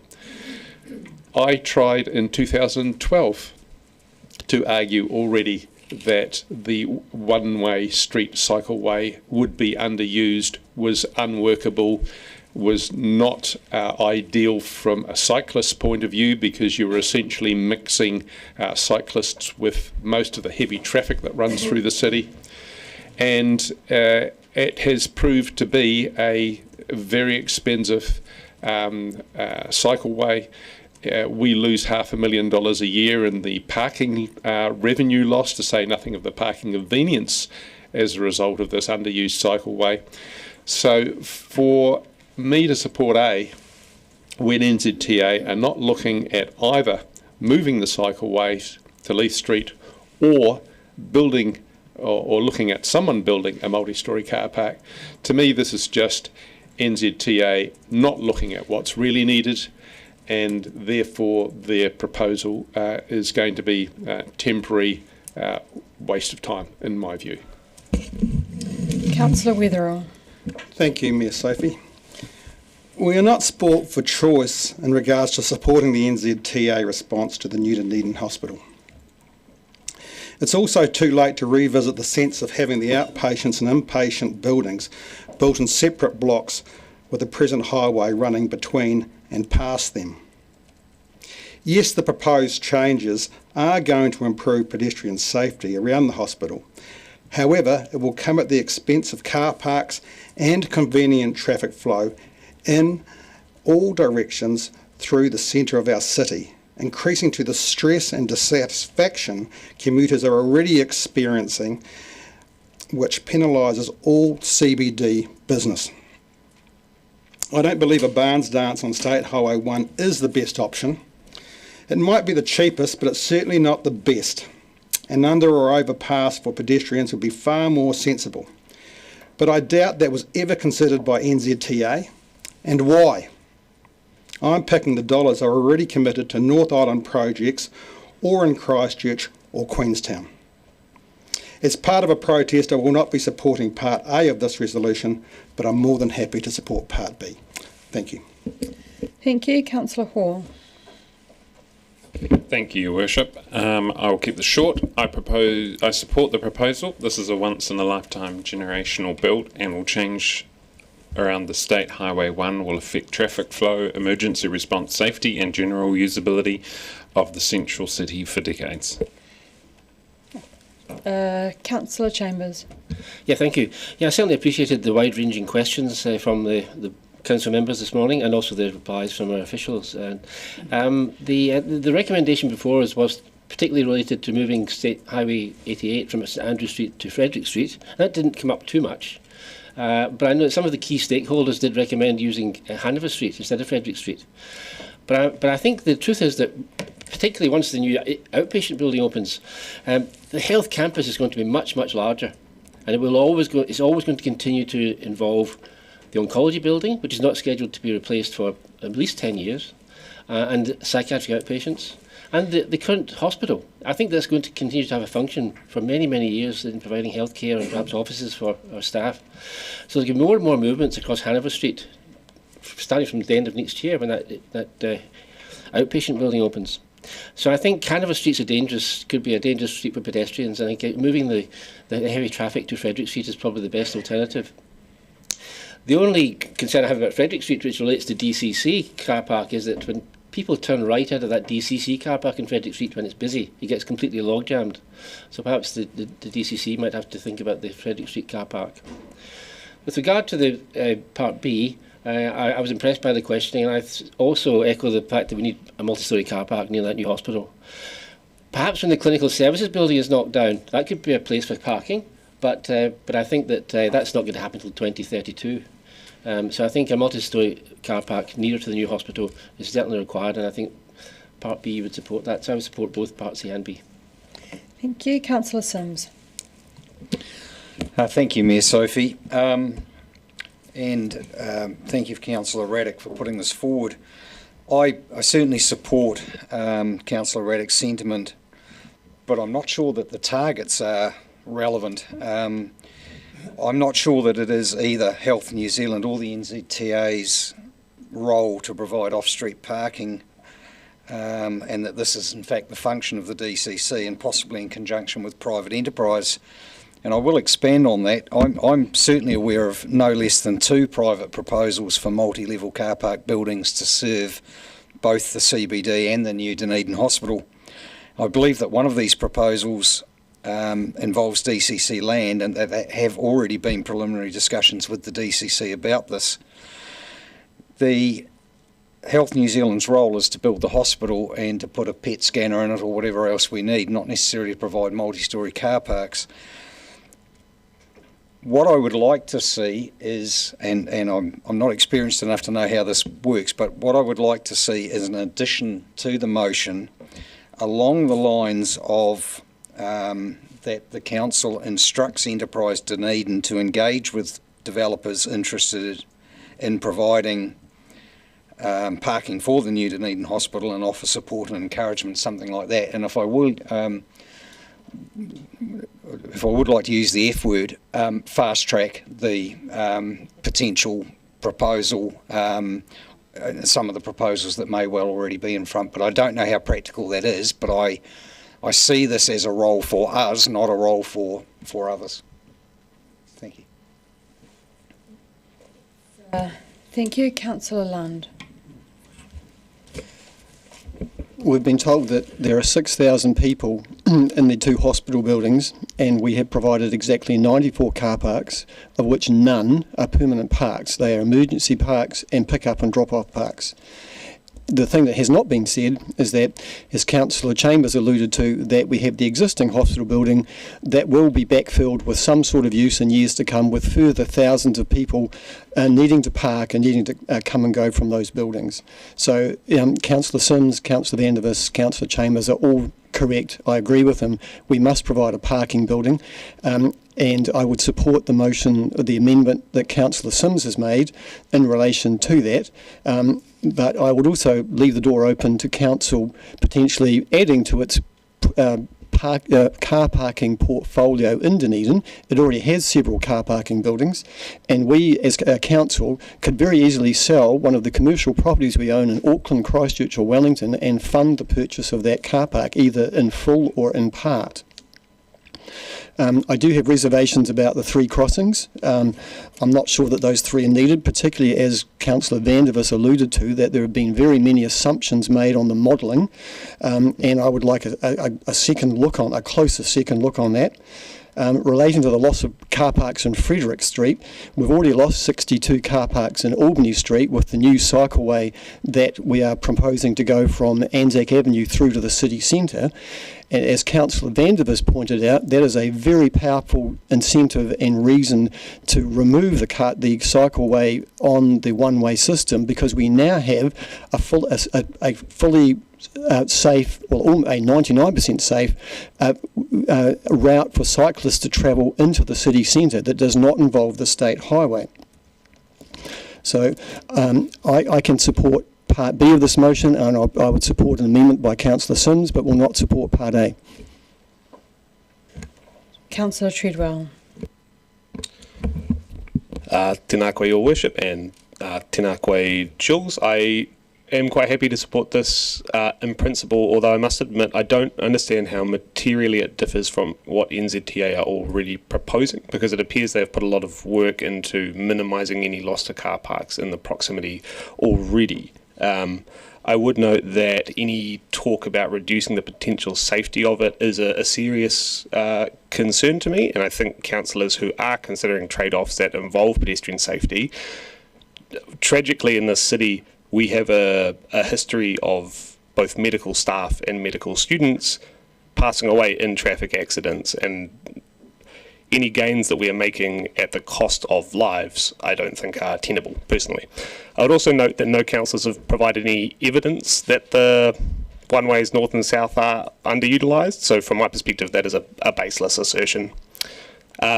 So yeah, I'd be quite happy to support this motion, A and B. Kia ora. Councillor Walker, then Councillor Gary, then Councillor Mayhem. Councillor Walker. Thank you very much. Yeah, listen, first off, guys, we're getting a new hospital that many of us here collectively fought tooth and nail to get, so let's first off really celebrate that, eh? Also applaud the work of Waka Kotahi getting us to this stage. I mean, it's been fraught and difficult, and it's been a long process. In terms of the questions I asked and just some of the positives I see before I speak to this is I take comfort that the current drop-off and pick-up system, and I know enough people who use the hospital, it's problematic, so I take comfort that the new system will work way more efficiently. The addition of the Barnes dance, I think, will truly change the whole feel of the environment, moving it from a car-dominated area to a place that feels also like a place for humans, and let's not forget it's humans who live in cities, not cars. And thank you, Councillor Treadwell, for reminding us there is no price on a life. The mid-block crossing I'm comfortable with now as well, now that I've had the explanation that it won't in any way create any congestion for cars. The question I asked about the spillover effect, and this is an important one for me because there's a lot of commentary about cyclists who supposedly don't use this current cycleway. They do actually, but the spillover effects will be really positive because we get a sort of double benefit here of a place for people, but also a place, thankfully, that will become a safer, even from a perception view for cyclists. So the whole point of creating environments like that is to make sure we encourage more people to get on bikes and who aren't confident to go and traverse the centre of our city. And don't be surprised how many people working at the hospital will get to the hospital using a bike. And I just think the movers and Councillor Van der Vis's comments on the cycleways just shows to me that, I mean, no disrespect to them, they don't fully understand how cyclists choose to traverse around the city. And like drivers, it's often more complicated than it appears on the surface. The money question I take comfort from, and I'll remember the look in the eye I got, that there'll be no compromising if the money isn't forthcoming on safety. That's great. And as I said, there's nothing stopping a private parking contractor committing to building a big parking building. And listen, there's no cities in the world that don't get slightly congested at peak times, and I've always been against designing something for a 24/7 period when the problems only accrue for 20, 25 minutes each side of peak time. That's just what happens in big grown-up cities. So we can't, claim to want to be one of the world's great small cities and not have some of the consequences that come with that. And listen, on Part B, I'm pretty agnostic on the addition of Part B, to be honest. And don't get me wrong, no one would be happier or more delighted if a private contractor came into the city and decided to build a 20-storey building in the centre of town adjacent to the hospital, but they won't, as it doesn't make economic sense at the moment for them in a city that has an oversupply of paid and free parking across the city. And we can control that. There is a carrot and stick effect, and we can decide to play with that however we choose. But our main laser focus should always be on making sure that much of the current parking that we control is prioritised for disabled, elderly and otherwise immobile members of the public. I have little sympathy asking young, fit enable people that they should be required to walk a 5 or 10 minutes from already a good supply of available parking in the city. I don't think that's a big ask. And to be honest, a 5 and 10 minute walk in a city is a joy, take my word from it, and those of you who have lived in other cities will know what I mean.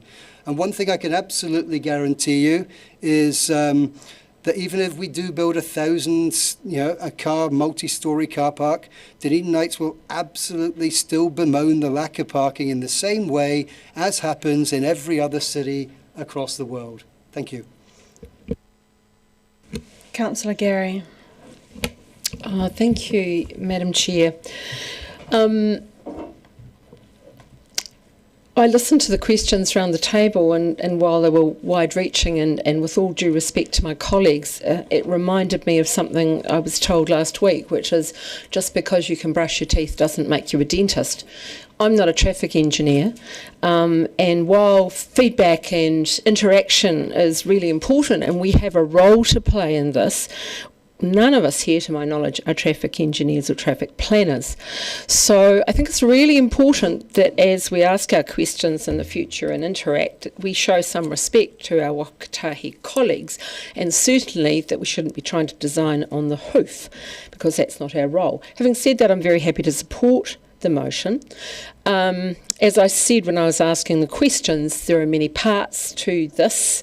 It's evolving, it's complex, and I alluded to the different way of the health system working in the hospital. It is going to be different to what it is now. And we had an insight into that in our hospital briefing. As for people going to the hospital, as Councillor Walker has talked about, those who have a permanent or temporary disability or are elderly and infirm, yes, of course, they need to be able to access the hospital closely. And I was just reflecting, it is like the airport, where you can get close to the airport doors in the drop-off area with your baggage, and in the pickup, which I did last weekend, same with the hospital. And the key is that if you have to drop someone off, because sometimes people need someone with them or they need to be able to sit down, as long as they can sit down and then you can carry on and park your car, then that will make a big difference. The drop-off pickup situation at the moment at our hospital is there, but it's not great. And my understanding is that will improve considerably.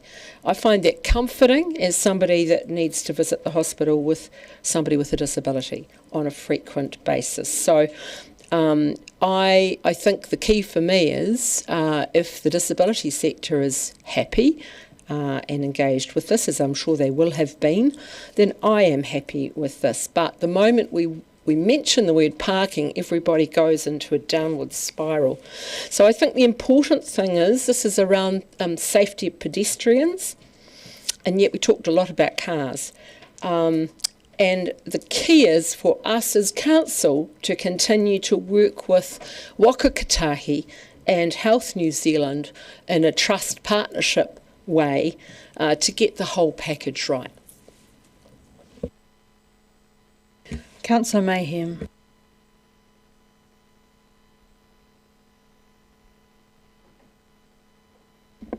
Ngā mihi nui, Your Worship, Mayor Sophie. I support this motion, Part A at least. In the words of Councillor Hall and Treadwell, safety is a priority, as was the Albany Street design and the 3 crossings there. We're talking about the pedestrian movements. I'm on the Parking Hearings Committee, and for 3 years we've been making decisions about the future movements around the city pertaining to the hospital, and that includes Frederick Street, Albany Street, and even the use of George Street with pedestrian and vehicle movements.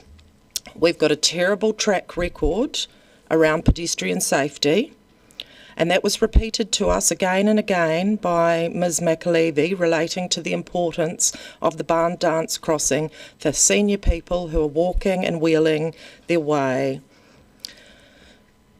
without intimidation of traffic moving hence the barn dance with all the traffic halted. And we've heard that there will be 6,000 to 7,000 people that would be in the building and in and out of the building in one day, young and old. So I will always make decisions around better accessibility here in the city. And if I was to question anything, it would be about the drop-off and pick-up zones. As Councillor Gary mentioned, we have assurance that there will be improvements, and I'm hoping this is the case. I'd also like to look at the number of disability parks. And as Councillor Walker noted, a walk of 5 or 10 minutes is not a problem to an able-bodied person.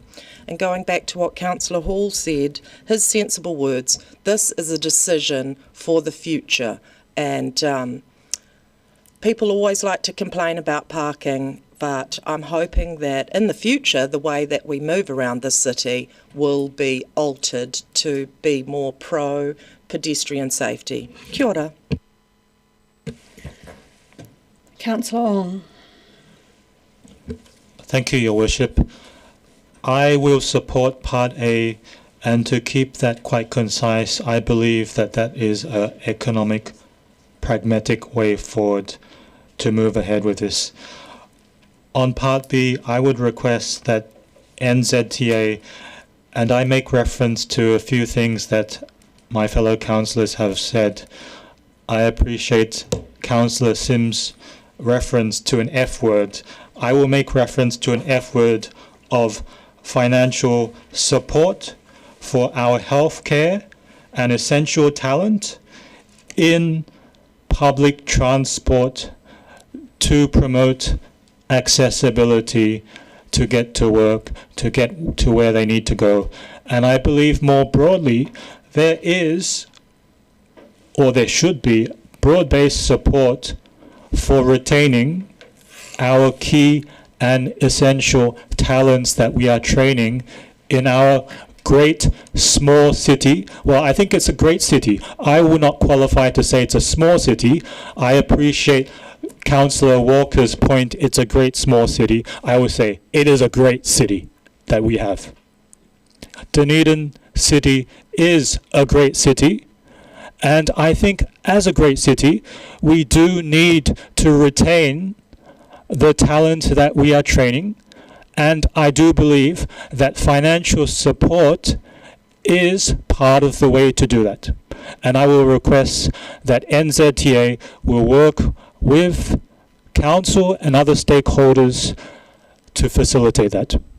So I will qualify my support for Part B. Deputy Mayor Lucas. Thank you, and I thank Councillor Raddick for adding Part B, because I think what this does is clearly signal, especially to Health New Zealand, that we want them to look at all options. We're hopeful that there are going to be 44 pick-up and drop-off sites, but we need them to actually look at the former Cadbury car park and what that's going to be used for in the future, and I think this is a very clear signal. And as Councillor Chambers said, this is going to be a whole health precinct. There is no actual real clear indication that the current Dunedin Hospital is going to be demolished. It's going to be used for quite some time still, and there's going to be a lot of people employed in this area, and we need to look at parking for all of our health workers, because that is a significant issue, and anybody who you know who works in that area, it is a major issue. And it's somebody who is, I would say at the time, I was a frequent flyers user of ED when my children were young. Yes, it's fine to have the pick up and drop off spot to take your child, but they don't want you to leave when they are injured. And also, if you've got other children that you have to go and pick up, you know, they're at school, you've got to grab them because it's 3 o'clock. You need to be able to park relatively close and quickly.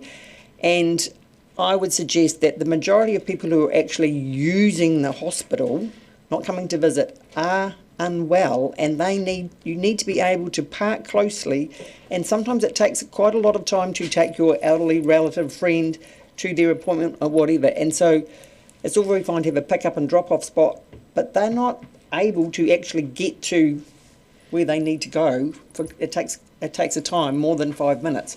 And so what this is indicating, as Councillor Raddick said, is that around the current hospital there are a lot of P30 parks that are really useful, and because there are physically going to be no car parks right against the hospital and the outpatients building, that's what this is trying to address. And I will be supporting of this because we need to be thinking about who is using this, and we need to make sure that all their needs are addressed.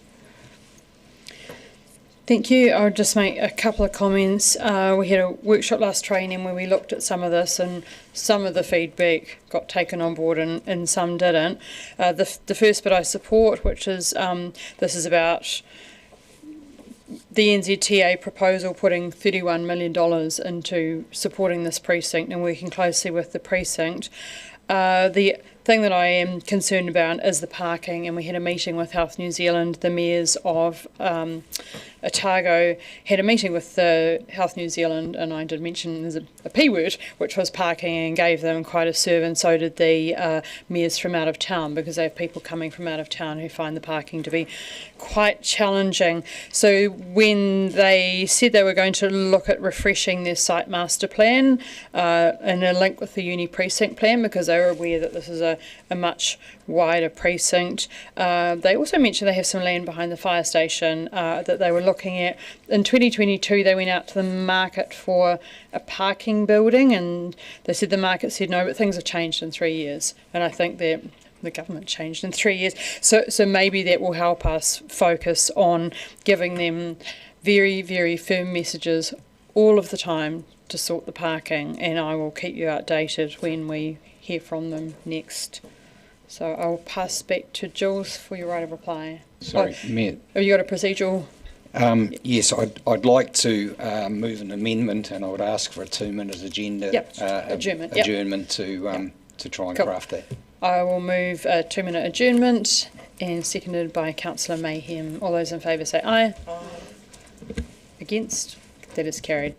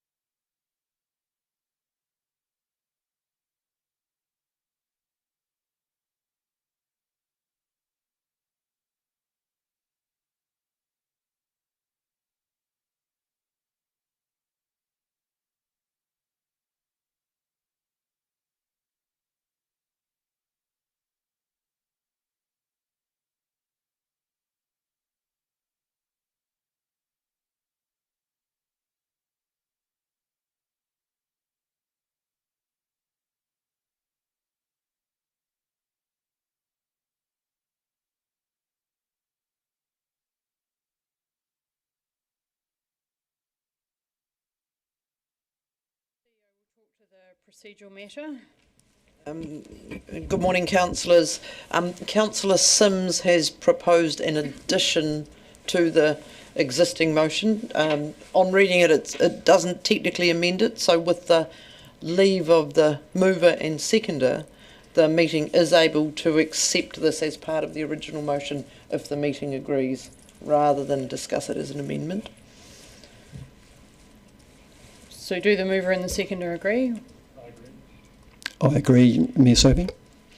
And does the meeting agree? Do you want to speak to, would it be correct to speak or not really? Once it's been put. Once it's been Once put. it's been agreed first. Okay. So all those in favour? Anyone against? Oh, we're just moving the amendment that we're going to add C in. Yeah. You know, I've got take it in parts. Yeah, that's okay. This is just to yeah, procedural motion. Yeah. Anyone against? Yeah. Thank you. You want it recorded? Yeah. Okay. That is carried. Now we'll move back into Andrew speaks to it or write a reply? Yeah. Because the whole thing's been posted. Yeah. Yeah. So is it write a reply from Jules then? Yeah, Andrew spoken. Yeah. So Jules, back to Jules, write a reply. Yeah. Okay, thank you. So I'm pleased to take a right of reply at this point because, of course, we can take these parts separately and by division. And just a few things to say. Primarily that we could argue about this endlessly and discuss it and redesign it and so forth, but NZTA need to get on with the job of maintaining traffic flow through our city. And so they need to have a design and a business case for that they can then discuss with government and with themselves and get that figured out and taken to the next step, because it does take a fair while for these processes to get them done. And so it is important that they have some certainty about this, and they have done a fair bit of discussing with the public and with us about it. So I think Councillor Sims, that's a good idea. I have, and Council has been discussing this topic with various parties for some time, for some years actually.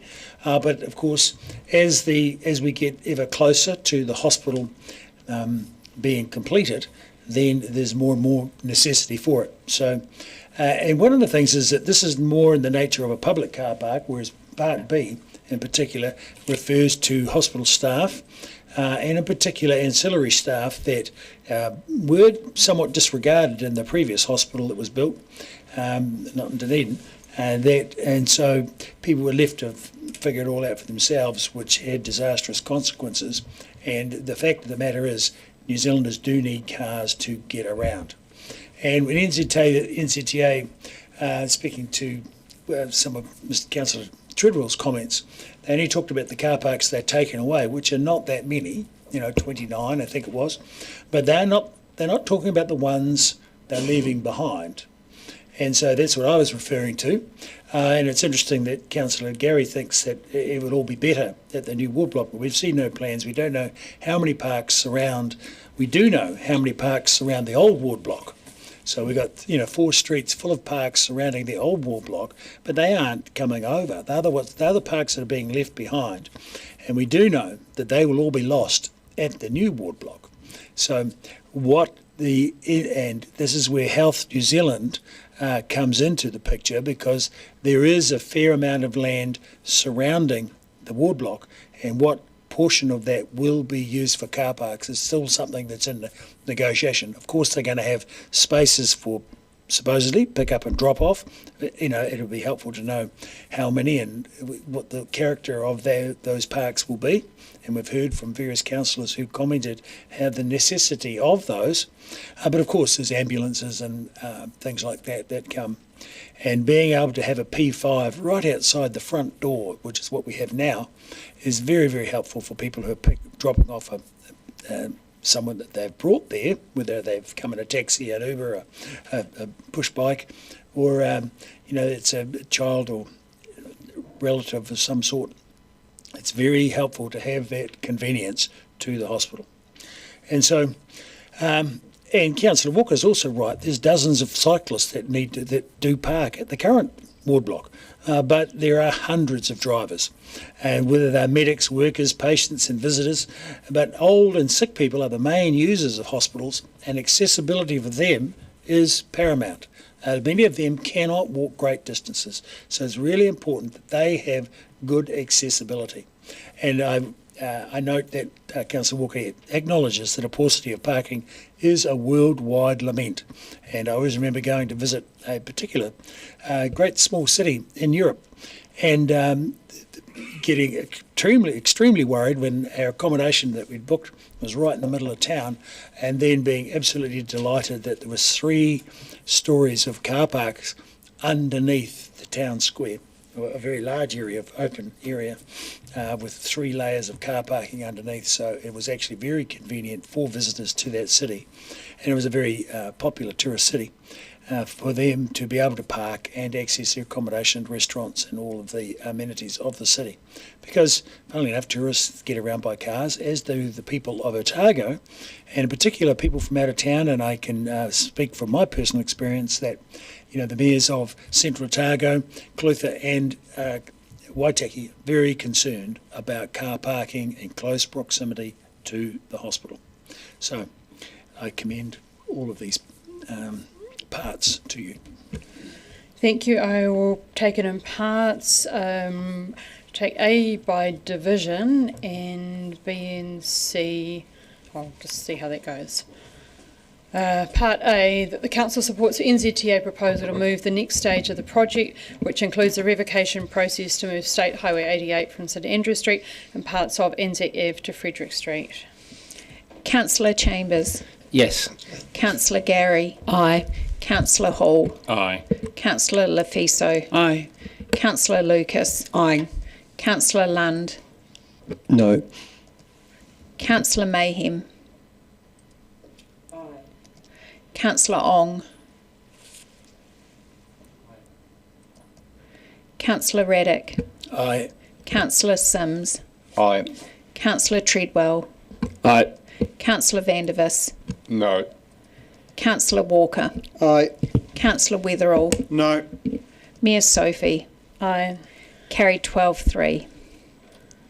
Right, I'll move B, and then I'll move C. B, request that NZTA works with Health New Zealand to establish sufficient additional car parking in a very close proximity to the new hospital. All those in favour? Aye. Anyone against? Aye. No. Recorded, thank you. That is carried. C, instruct staff to advance discussions with developers regarding multi-level car park developments in the Central Business District, with progress to be reported by the confidential work program. All those in favour? Aye. Anyone against? No. Recorded. Yes, please.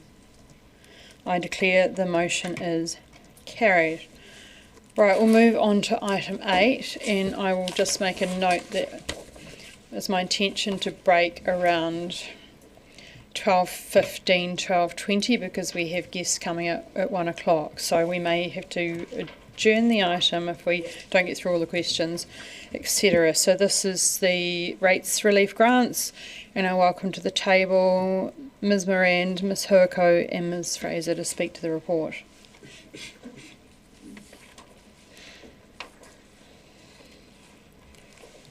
Thank you, Mayor Sophie. Kia ora. Just in brief, I just have a few corrections that I want to note. First of all, we have the Taieri Bowling Club that was declined due to we thought that they had a gambling licence, and that was incorrect, so that we would like to reinstate them as eligible. Staff have done an assessment on them, assessed them as low, and that quantum comes to 5,235. That would need to come through onto the budget, and therefore reduce the amounts from other applicants in order to fit the overall budget. The other two areas, Fairfield Bowling Club and St Clair Golf Club, just to be clear that they do actually have Local Government Rating Act does apply to them, so they have a 50% discount. It said that they didn't, but they do have that. We have that now confirmed. Thank you. I'll just pass over to my colleague, Ms Fraser, to just talk about the new criteria.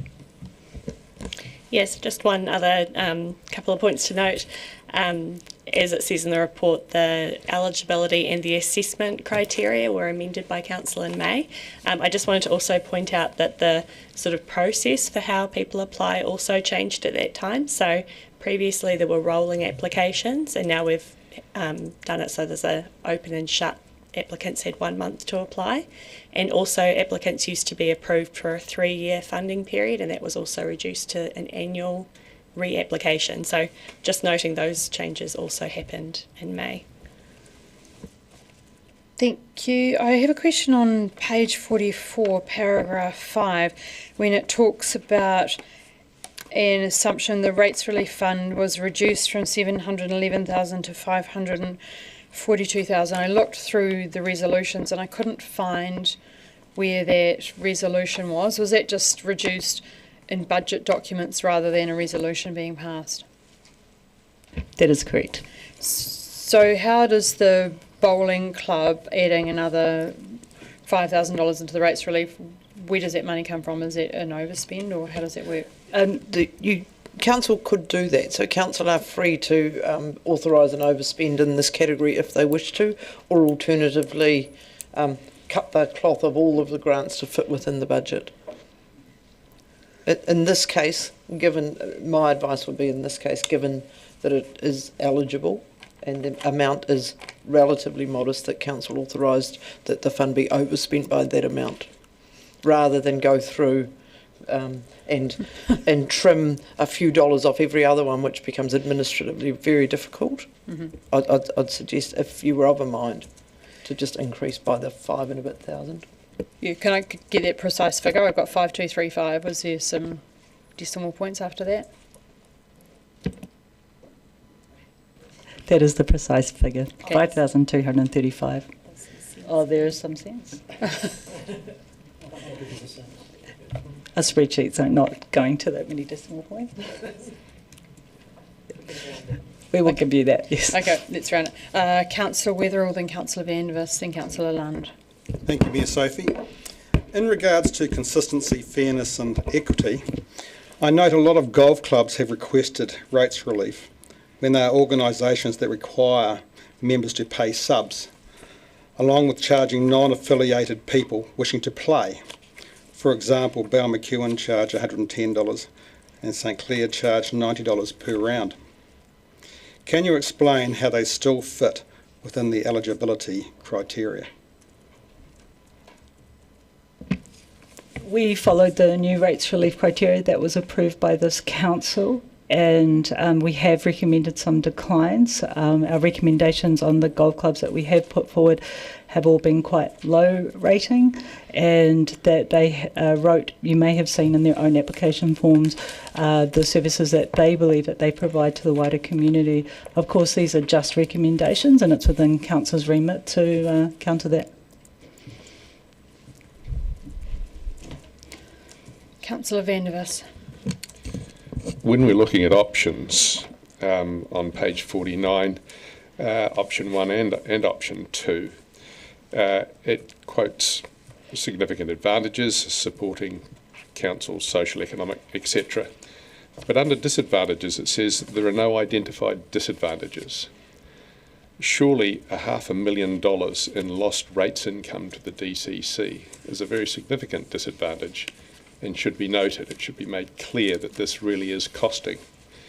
And similarly, when you look at 2, it says option 2, there are no identified advantages. Surely the identified advantage would be that we would get an additional $500,000 in rates revenue. Should that not also be listed there? Noted. Thank you. Councillor So, Lund. I take it you agree that it should have been noted as a disadvantage and advantage in both cases? We note your comment, and that that is a fair call. Thank you. So I've made this call before. Can I assume that in future the actual disadvantages and advantages will be there? if I can, councillor, staff have acknowledged that maybe that they should have captured that there, although they are giving effect to the direction of council, which was to bring a paper about how to allocate these following a public process. But yes, and in all cases, staff attempt to get the advantages and disadvantages correct. But your comments are noted. Next time we will ensure that these are listed as a disadvantage. Thank you. Councillor Lund. Thank you, Ms. Sophie. Just a couple of questions around some sort of inconsistencies really across sector groups. So if we're just looking at the St Clair and Roslyn bowling clubs, Roslyn received 75% rates relief and St Clair 25%. Can you just give us some background on that, thanks? You may have read their applications in Fund Consult, and so it's also about what we know that's happening in the community and how much engagement that these different golf clubs are doing, and how wide they reach the broader community, not just their own members. And in a similar fashion, just the Kaikorai Rugby Club has got one of the higher value grants, but it's received at 75%. Is that along the same lines that you're saying because they're a bigger club and they've got better community outreach, they're getting a higher, percentage? Yes, and they run one of the a very large and engaged program with youth, and particularly with hard to reach youth. Kia ora. Councillor Treadwell. Tēnā koe, Your Worship, and tēnā koutou. I just wanted to get a little clarification on the note that the local government rating applies to some that were listed as not. Does that mean that the total rates that are listed, is that after the 50% exclusion? Yes, that was noted in the paper that we look at those who had the Local Government Rating Act applied. Sometimes that's not always clear on the first look. We have to go and do a bit of digging, and once we've got that, then we use the amount that's left over after that 50% reduction is applied, and then we apply their recommended rating, low, medium or high after that. Awesome. So just for total, make sure I've got it totally on the same page.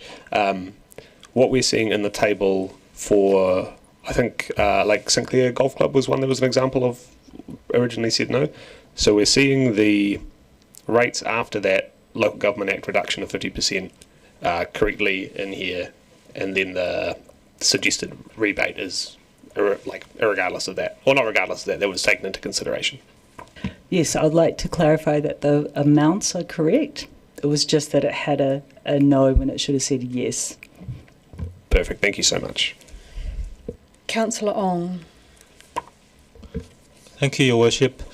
I would like to build on Councillor Brent's point on the specific golf clubs that have rate relief grants and just ask, do we and can we consolidate our interaction with the different sporting clubs and groups, because there are quite a number of them, and in consolidating that, have the feedback from the members of our community there to see how we can allocate, essentially in facing one sporting community, to ensure we are effectively providing those grants. And in a similar way, we do also own a golf course on our council as well. So I would just say, in looking across the golf courses that we have, but also more broadly across the different sports that we are providing grants to, can we or do we consolidate our discussions with just one to represent the number of clubs and sports that we are allocating to? Thanks for the question, Councillor Ong. I'll get that. All of the entities here are individual organisations, but as you rightly note, there are a plethora of them across the city. We liaise through Sport Otago, which is an umbrella organisation that helps at a collective level, and we have good interactions with the individual clubs as well. Councillor Chambers. Just wanted to add to that, if that's okay, Mayor Sophie. The figure 3 in the report has brought sports together, and really the bulk of that number is bowling clubs, plus all the golf clubs. So if you look at that graph, which has 4 different colours, it shows that the majority of the sports clubs rated low, with a very few medium, and only a very small amount is high. Councillor Chambers. I had the same questions as Councillor Lund. Thanks for the answers. Councillor Gary. Tēnā koutou, and my question is, I understand the complexity of this, the work that's gone in to get you to this point, but just on the face of it, for people perhaps watching the live stream who might not have the papers in front of them, and I feel like golf clubs are getting picked on a bit today, so I'm going to do it as well. So, you know, if you look on the face of it, Southern Cancer Society, for example, which is number 62, and any of the golf clubs, you know, while there might be a different percentage we're looking at giving them rates relief with, how do we deal with that? And also, if you compare, say, the Night Shelter with the Tautuku and Haast Fishing Club, they're quite different organisations, and I just wonder if you could speak to that, Ms. Hilka. Just want to provide a level of comfortableness that staff's position as we follow the criteria that was approved by this council, and the criteria was to come up with a rating system of low, medium or high based on some set priorities, if you like. Now that low, medium, high gets skewed because it depends how much your rates are. So if you're only paying $5,000 in total in rates and we give you a high rating, then the quantum might still be much lower than another group where we've rated them low, but their overall rate bill might be $60,000. So I just want you to bear that in mind, and it's still not apples for apples, but it is up to this council with respect, if there's any criteria that you think we might be missing or need amending, then that's something that we're open to hearing about. Thank you so much for your answer. Councillor Mayhem. Kia ora. My question is about the notification process. So back in May, you've changed to the open and close period of just 1 month. So I just wondered, how did you reach out to the community to convey that information? So the partnerships team contacted previous recipients to let them know of the change in process, and we also ran a series of social media and posts to try and encourage new organisations to apply who may not have been aware of rates relief, and we did get new organisations applying, so that seems to have worked. I think the other new part to that process, so everyone is really clear, was a flow chart that when you go to apply, that you'd go through the flow chart. And some applicants who used to apply did not come back to this round because they went through the flow chart and realised they were not able to meet the new criteria. So we've also seen a reduction in some groups not coming back. We've also, and as Fraser said, we've got new applicants as well. Councillor Walker. Yeah, thank you, Mayor Sophie. I'm going to continue to pick on golf clubs, and I do very much blame Donald Trump for giving golf a bad name, but there we go. In terms of the golf clubs, and we have been looking at them because I think they do stick out slightly, is it fair to say that, firstly, they're not all here? We have way more golf clubs in Dunedin than are on this list. But secondly, they vary massively in what they do. And I'll use 2 examples. You've got Bal McEwen at one end, which is well-resourced and has paid staff, and consequently has a very beautiful golf course. And then on the other side is somewhere where I live, Port Chalmers, which is 100% volunteer run, no paid staff, and literally still has a $15 Honesty box sitting outside where you can go and play around. I'd still argue it's a beautiful course. So that's a difficulty in itself. And is that the reason, for example, why Port Chalmers gets a medium as opposed to, say, St Clair getting a low rating? So those sort of parameters. I'll let you answer that first, but no. That's correct, and it is also dependent on what they put forward in their application form as the official document and how they've applied. So some told a richer story and showed proof of that. And I do want to provide a level of confidence when they said we make our facility open to other groups. We went and checked that. So we went and we checked bookings, we asked for evidence of bookings, and we asked for evidence of whether that was free or not, and we looked at financials related to that. So just to give you that broader context. Thank you. I just have one question about the numbers of grants that are coming up in the papers, including after lunch. I received an email that said that there were up to 300 grants, and when I have the 108 for the rates and 120 in the following, which is 230, is there a grants paper missing or not? There is still the waste grants. They're still to come to council. Oh, under $5,000 delegations. Oh, okay. So would there be around 70 of those? Are those the ones that are missing? I'm not sure. There's usually just the community ones, which is about 10. Okay, thank you. If there are no more questions, I am going to adjourn the meeting for lunch, and seconded by Councillor Walker. And please come back promptly at 1 o'clock. I haven't called for the vote yet, but I do want to remind councillors that we had 20 reports today. We've got through 2. So perhaps... And could I just, before you adjourn the meeting, Mayor, maybe what we should do is adjourn this item as well. Okay, yep, sorry. So we will adjourn, and I will move also that... First of all, I will move that we adjourn this item until after the Dunedin City Holdings have done their 2 reports, seconded by Deputy Mayor Lucas. All those in favour? Against? And then I will move that we adjourn for lunch until 1 p.m. Seconded Deputy Mayor. Oh, sorry, that was Councillor Walker. All those in favour? That is carried. I intend to move.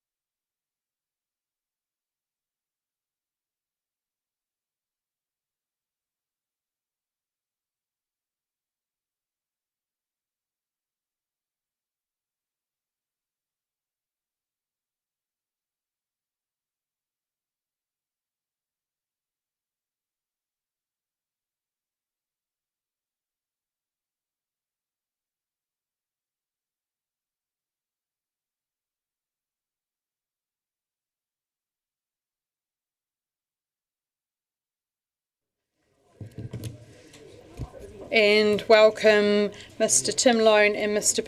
Peter Hocking to speak to the report from the Dunedin's report number 12, Dunedin City Holdings Limited Group Update Quarterly Report to 30th of September 2025.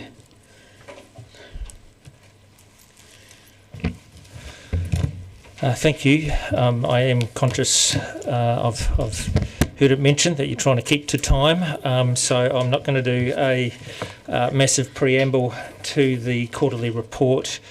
This is our first quarterly report for the current financial year ending 30 June 2026.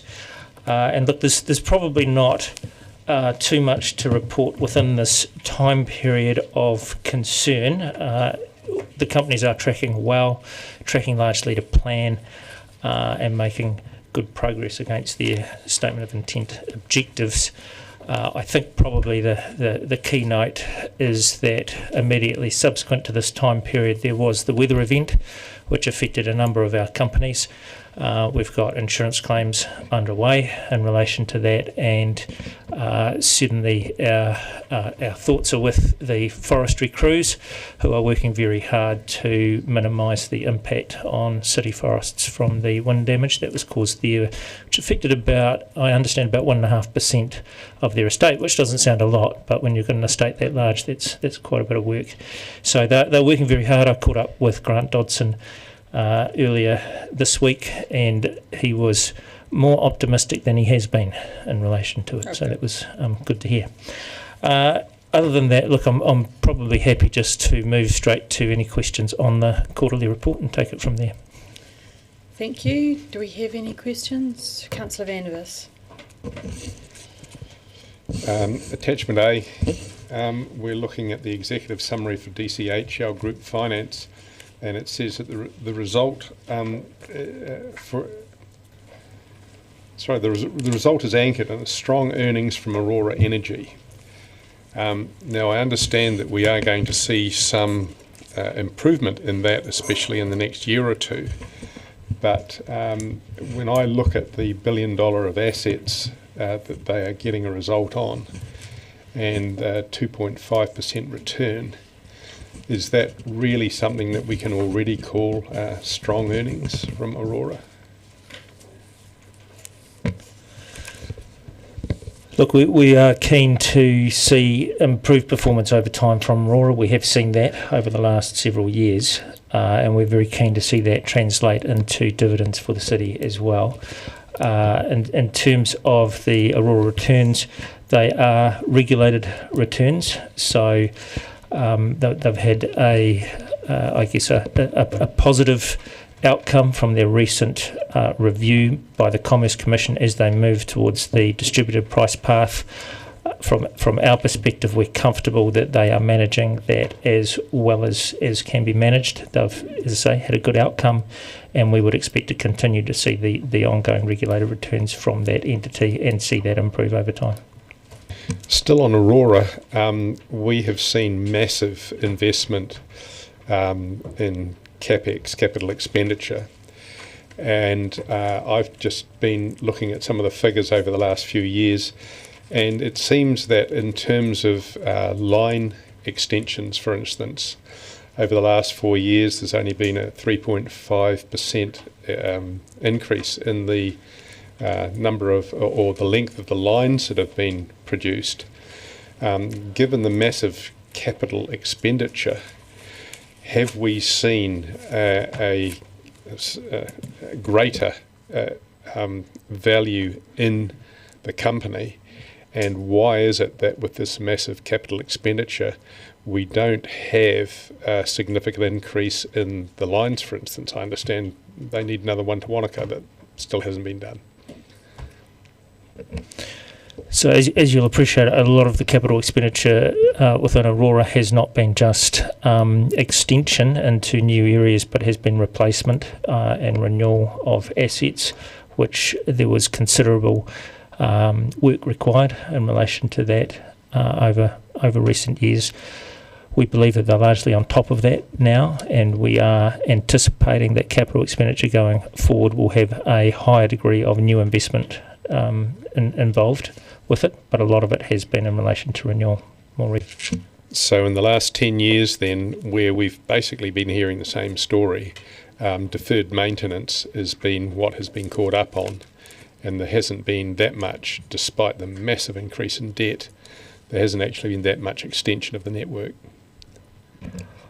I probably need to get more detail on that to confirm exactly what relates to renewal and what relates to extension, but a lot of it has been in relation to renewal and improvement of the existing network as opposed to extension. That's my understanding.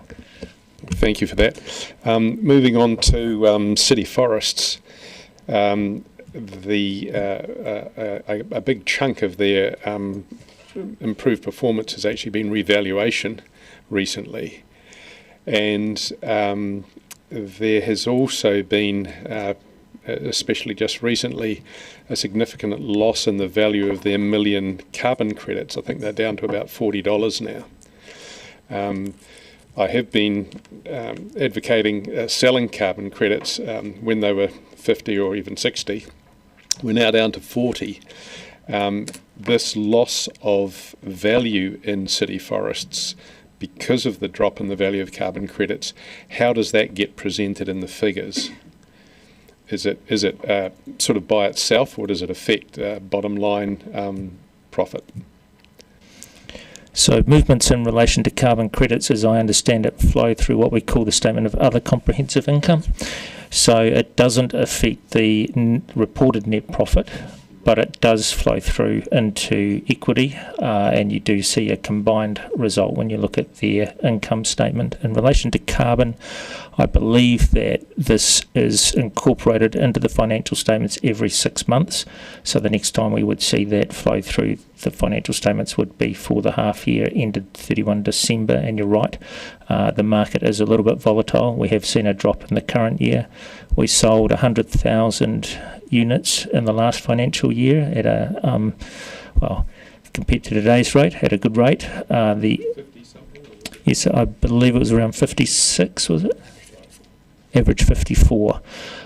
And the intent is that we would sell up to 200,000 this year. The slight caveat around that is as they work through the storm damage and just what impact that might have on their carbon holding. Are you still thinking that you're going to sell 200 even at the much lower price, or is there a hope going forward that there might be a resurgent back to the $50 or even $60 value?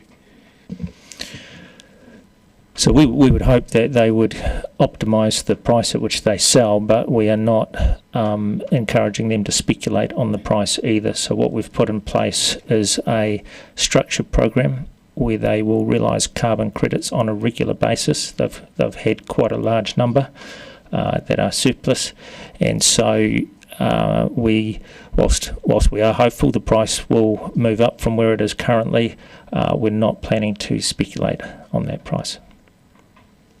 Thank you. DCHL Auditor's report, and these are from my notes from the last meeting where we weren't able to have the meeting, so I'm sorry I don't have the page numbers in front of me. It was page 233.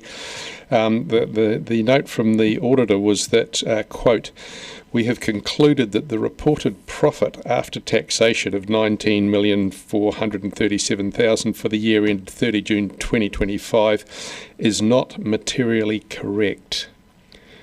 What would your comment be on the auditor saying that the reported after taxation profit was not materially correct? So I think there are two issues that were raised with the audit. One of them is an ongoing issue that we have with the audit, and that is that we are combining, I need to get the terminology correct, for-profit entities with, so the likes of our commercial entities, with our community assets such as the stadium, which is accounted for on a different basis. And so because we don't do, is it a full revaluation of the stadium asset? Is that it's impairment testing. Impairment testing. So because we don't do an impairment test of that asset, that creates uncertainty for the auditor. And the reason that we don't is the stadium reports under a different basis, and that does form part of the rationale that we put forward around creating some level of division between these two types of entities, because we can't get away from that audit qualification. The other piece in the audit report, which I don't think would contribute to that statement, is around the way in which the loans that DCTL made to our subsidiary companies were accounted for previously. Because of the way they were being done effectively on an annual basis, we were required to fair value them, and we weren't prepared to do that, and so we've changed the way that we now deal with those loans so that the interest rate is reset every quarter. This was a new finding of the auditors in the previous financial year, and it's just carried forward into this year. It will be gone within the next 2 years. Regarding the loans, there is also news from the IRD that in future, near future, that loans made that aren't paid back within 12 months in the following year will have to be accounted for differently. Is this going to affect the way in which you've been able to essentially avoid tax by some companies that make profits giving loans to others that don't? No, we don't specifically have that type of arrangement in place. I think we have subvention payments that we pay across the group, so those aren't loans as such. I don't think any of the current pronouncements by the IRD are going to affect the tax structure that we currently have in place. We're pretty comfortable with that. Thanks. Councillor Lund, then Councillor Ong. Mr. Lone, this is firstly in relation to Aurora, and it's probably less about the quarterly results, more about the annual results.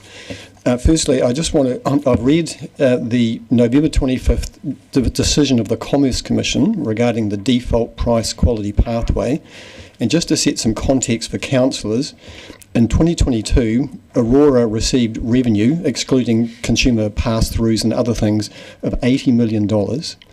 In 2027, it will receive $170 million. And at the present time, in 2025, we are receiving $130 million. So my question is that in 2 years' time, all things being equal, you would like the operating costs, and allowing for CPI increases just as a rough order of magnitude on your operating costs, and allowing $6 million a year to fund your $112 million a year average capital spend, because that's in the decision, you will still have $28 million a year left that you can distribute to this council as dividends. Now, is that your intention, to distribute the very large proportion of that additional income that you're getting as a result of the wash-up and the default price quality pathway?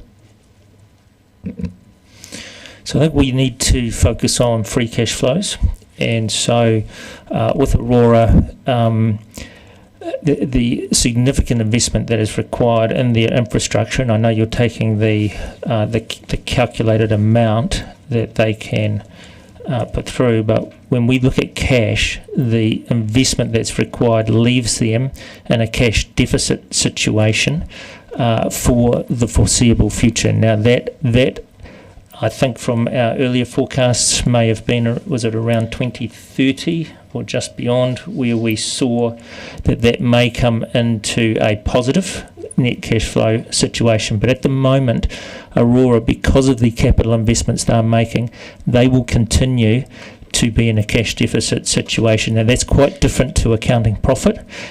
Now, what I will say is that we're working through with them an appropriate dividend payout ratio, and that we should be seeing dividends from Aurora of a reasonable magnitude from financial year 2027 onwards.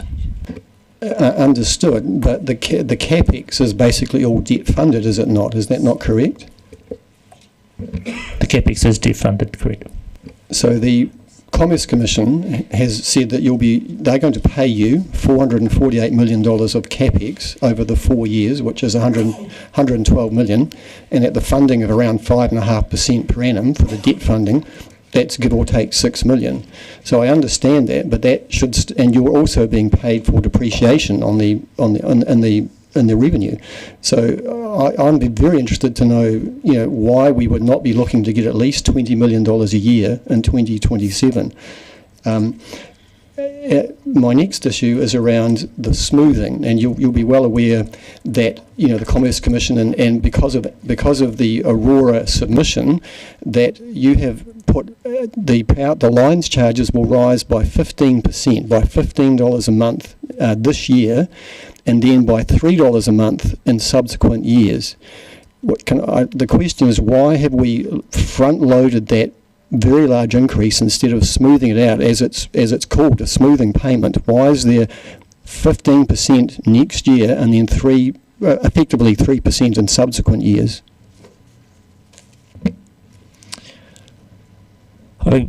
I would probably need to come back to you for a more detailed response in relation to that, but I can confirm that Aurora are working with the Commerce Commission and are adhering to what they are permitted to do by the Commerce Commission. So that has resulted in the increases that we're seeing. I can't comment on the specific calculations of that.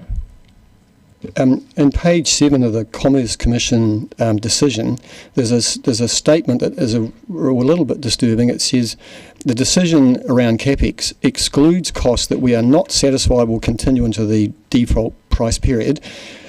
These relate or include the Upper Clutha distributed energy resource project that is no longer proceeding.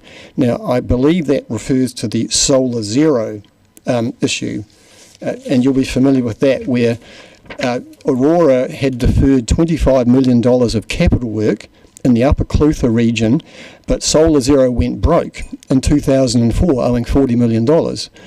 And so my question is, what does that mean for that $25 million that we're not getting funded by through the Commerce Commission's default price pathway?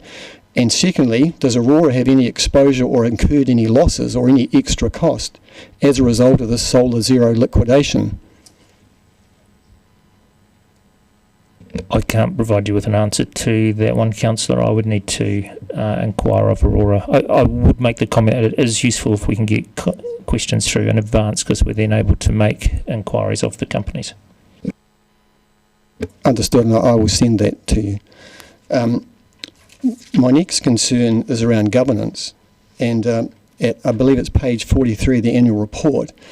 It's noted that one of the directors of Aurora, Ms. Harvey, is now also a director of one of Aurora's main subcontractors, Unison, and Unison received $13.75 million from Aurora as subcontract revenue in the 2024-2025 year. And Ms. Harvey accepted this engagement after she was appointed a director of Aurora. This to me seems to be quite a serious conflict of interest. I can confirm that there are situations where conflicts arise, particularly with the likes of the energy company boards, where directors are on other energy company boards. We require them to manage those conflicts in line with the Institute Directors' requirements. We have confidence that that has been done. You'd agree, though, Unison is a significant subcontractor. I think it's the second biggest subcontractor to Aurora after Delta, and as governors, we would need, I would like to know what firewalls are in place, or it does not seem to me to be appropriate. We can certainly give you some information on that. I appreciate we're short of time, so I just have one other question, and that is around basically the cost side of Aurora's operation. Councillors may not be aware that the way that Aurora awards its contracts is through things called field service agreements, and Delta and other contractors have it, which guarantees them a certain minimum level of work. Have I got that right, Mr. Lone? Yes, they have field service agreements in place. And so is Aurora actively looking to expand its range of contractors with field service agreements? Because if you do not have one of those, you cannot bid on Aurora contracts. And would it be accurate to say that on most of the hundreds of millions of dollars of work that Aurora are doing, there's basically only probably an average of 2 bidders, if that? So the appointment of the contractors through the field service agreements that are in place, I think, happened last year. So they go through an appointment process every, I think it's every 3 years, maybe potentially every 5. Do you know, Peter? No. But that process was done last year, and they have approved contractors on that basis, and those are the contractors that are awarded the work that Aurora does. But is it true that we're really only getting 1 or 2 bids for that? Would be a typical result? Sorry, I can't comment on that, but I can again provide you with that information. Are there any unit rate schedules? You probably don't have the answer to this, but at the present time, a large amount, I understand, of the field service agreement work is done on a charge-up basis. So it's whatever it costs, they bill, and then that goes towards Aurora's regulated asset base, and then Aurora charge a return on that basis. So if we can make efficiencies, then we can charge the consumers less. So can you advise if we actually use unit rate schedules for the field service agreements, and how widespread would that be? I can't provide you with that information. Yep. I'm mindful of time, so I'll leave it there. Councillor Ong. Thank you, Your Worship. I want to follow on from Councillor Lee and also Councillor Lund on the questions on Aurora Energy.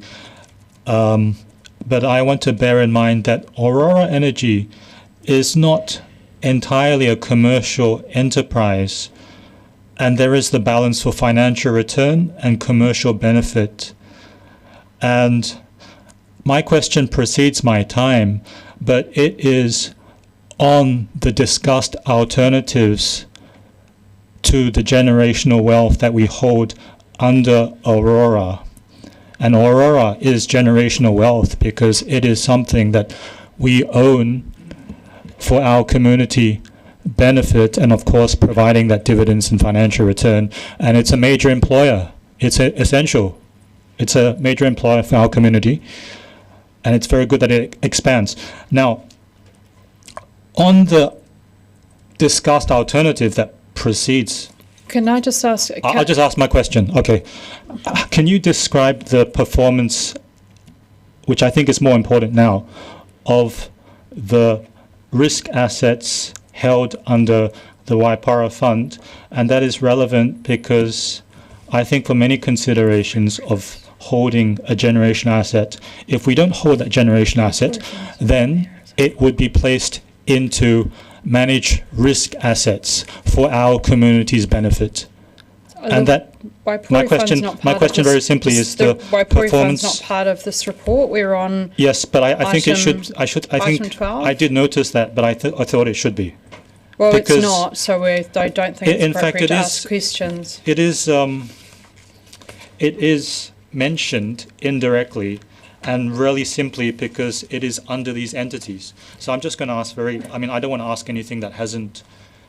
I don't want to ask something that one is not prepared for, but just broad commentary on the performance of the risk assets in the fund, and those risk assets are comprised of equities. Those equities, to my knowledge, they comprise close to 50%. If you could just comment on those. I don't think they can comment on these because the Waipori Fund is not part of this report.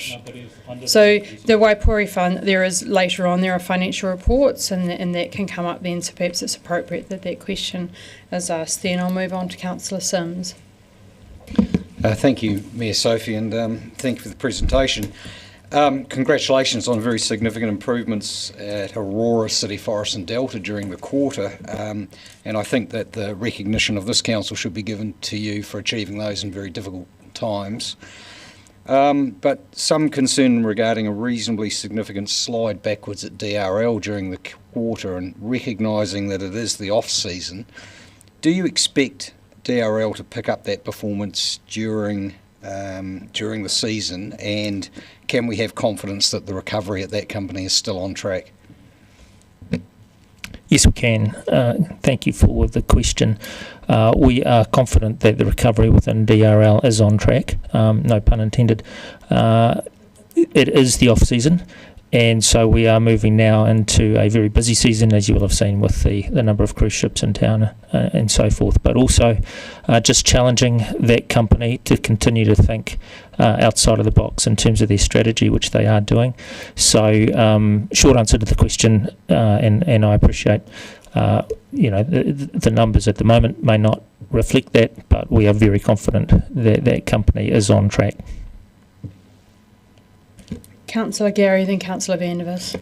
Thank you, Madam Chair. Tēnā korua. Somewhere in the papers was mentioned the Community Access Grant, and we had, you weren't here, but we had a member of the community presenting today from the Writers and Readers Festival, 3 of them, and the point they made, they talked about what a great venue the Glenroy was for the festival. It was very successful, but they raised 2 issues, and I just wonder if in that period that's reported by the reports, if there's been any progress. I know there has been some through Mr. Dawn's activity and interactions with the community, but on 2 matters that they raised. One is that the Community Access Grant is great, but there's still that issue around being bumped off if there's a commercial booking. So our commercial imperative for DVML is problematic. And secondly, ticketing, and I believe maybe there's been some progress on that, but there were significant problems around the ticketing, and they raised some options. So just want reassurance around progress on those 2 matters that we have heard of for a long time, and we've discussed for a long time, and there are various ways that we might approach it, but I just wanted to hear from you around that, please. Certainly, in relation to the first item, and I am aware of the issue, and I think it would be fair to say that Mr. Dawn is keen to work with the community as well to provide as great a certainty as is possible, working within the restraints that they have. So very keen, if there's ways in which we can improve that we encourage that to happen within DVML, and I know that they're keen to see that happen as well. So probably would need to work through the specific issues there, but rest assured there's definitely a willingness both from ourselves and from DVML in relation to that. Can't specifically talk to the ticketing issues that have been encountered, as I'm not specifically aware of them, but I can report that there will be a new ticketing provider announced, and we're really excited by that and by the opportunities that that's going to provide for the city as well. So work in progress. And I know that I sent through these questions beforehand, and one's been answered, which I was very pleased to see in the annual reports around the 12 Filipino linesmen, and I asked about pastoral care, and understand there's a really great program, pastoral care, many of them away from their families. But I did want to just ask you in this meeting about the body cameras for the airport workers, because it talked about interactions with the public and increase in abuse. Could you just speak to that, please, Mr. Lone? Yes, I can, and it is a disturbing trend that we're seeing at the moment, that specifically they have incorporated body cameras as a deterrent, particularly for staff that are involved in the parking area and moving vehicles on and so forth, where they have been subject to quite a bit of abuse, and so they're using those as a deterrent. Do staff get, you might not know the answer to this, but do staff get de-escalation training? You're right, I suspect they do, but I'm happy to inquire in relation to that. Councillor Vandervis and Councillor Lund. Brief question on Dunedin Rail Limited. We talked before about the impairment reversal on the rolling stock, and the reason for that being that the rolling stock, which was mothballed and therefore had little or no value, now has some value. However, there's been a comment from the auditor, Mr. Tomlinson, and I think I'm quoting accurately here when he says, due to limitation over the impairment reversal amount described, we were unable to obtain adequate evidence to support the earnings before interest, taxes, depreciation and amortisation and net surplus deficit after tax, as on page 13. Could you comment and let me know what is being done to be able to give the auditor adequate evidence, and whether this is going to be an ongoing problem like the stadium valuation? Or maybe to start at the end first, we don't anticipate it being an ongoing problem, so it will be different to the stadium valuation. In terms of the adequate evidence, it's really around, I guess, effective use of time and resources, and so in relation to Dunedin Rail, there would have been a huge amount of effort to give the auditor the type of evidence they required around the valuation, and we didn't feel that that was an effective use of resource in that case, but we are comfortable with the calculations that have been done. We employed Deloitte to assist us with that, and we don't believe that's going to be an ongoing issue. I believe I'm right in saying that, Peter. That's right, yeah. So in terms of the actual amount, well, we're comfortable with that, but providing evidence.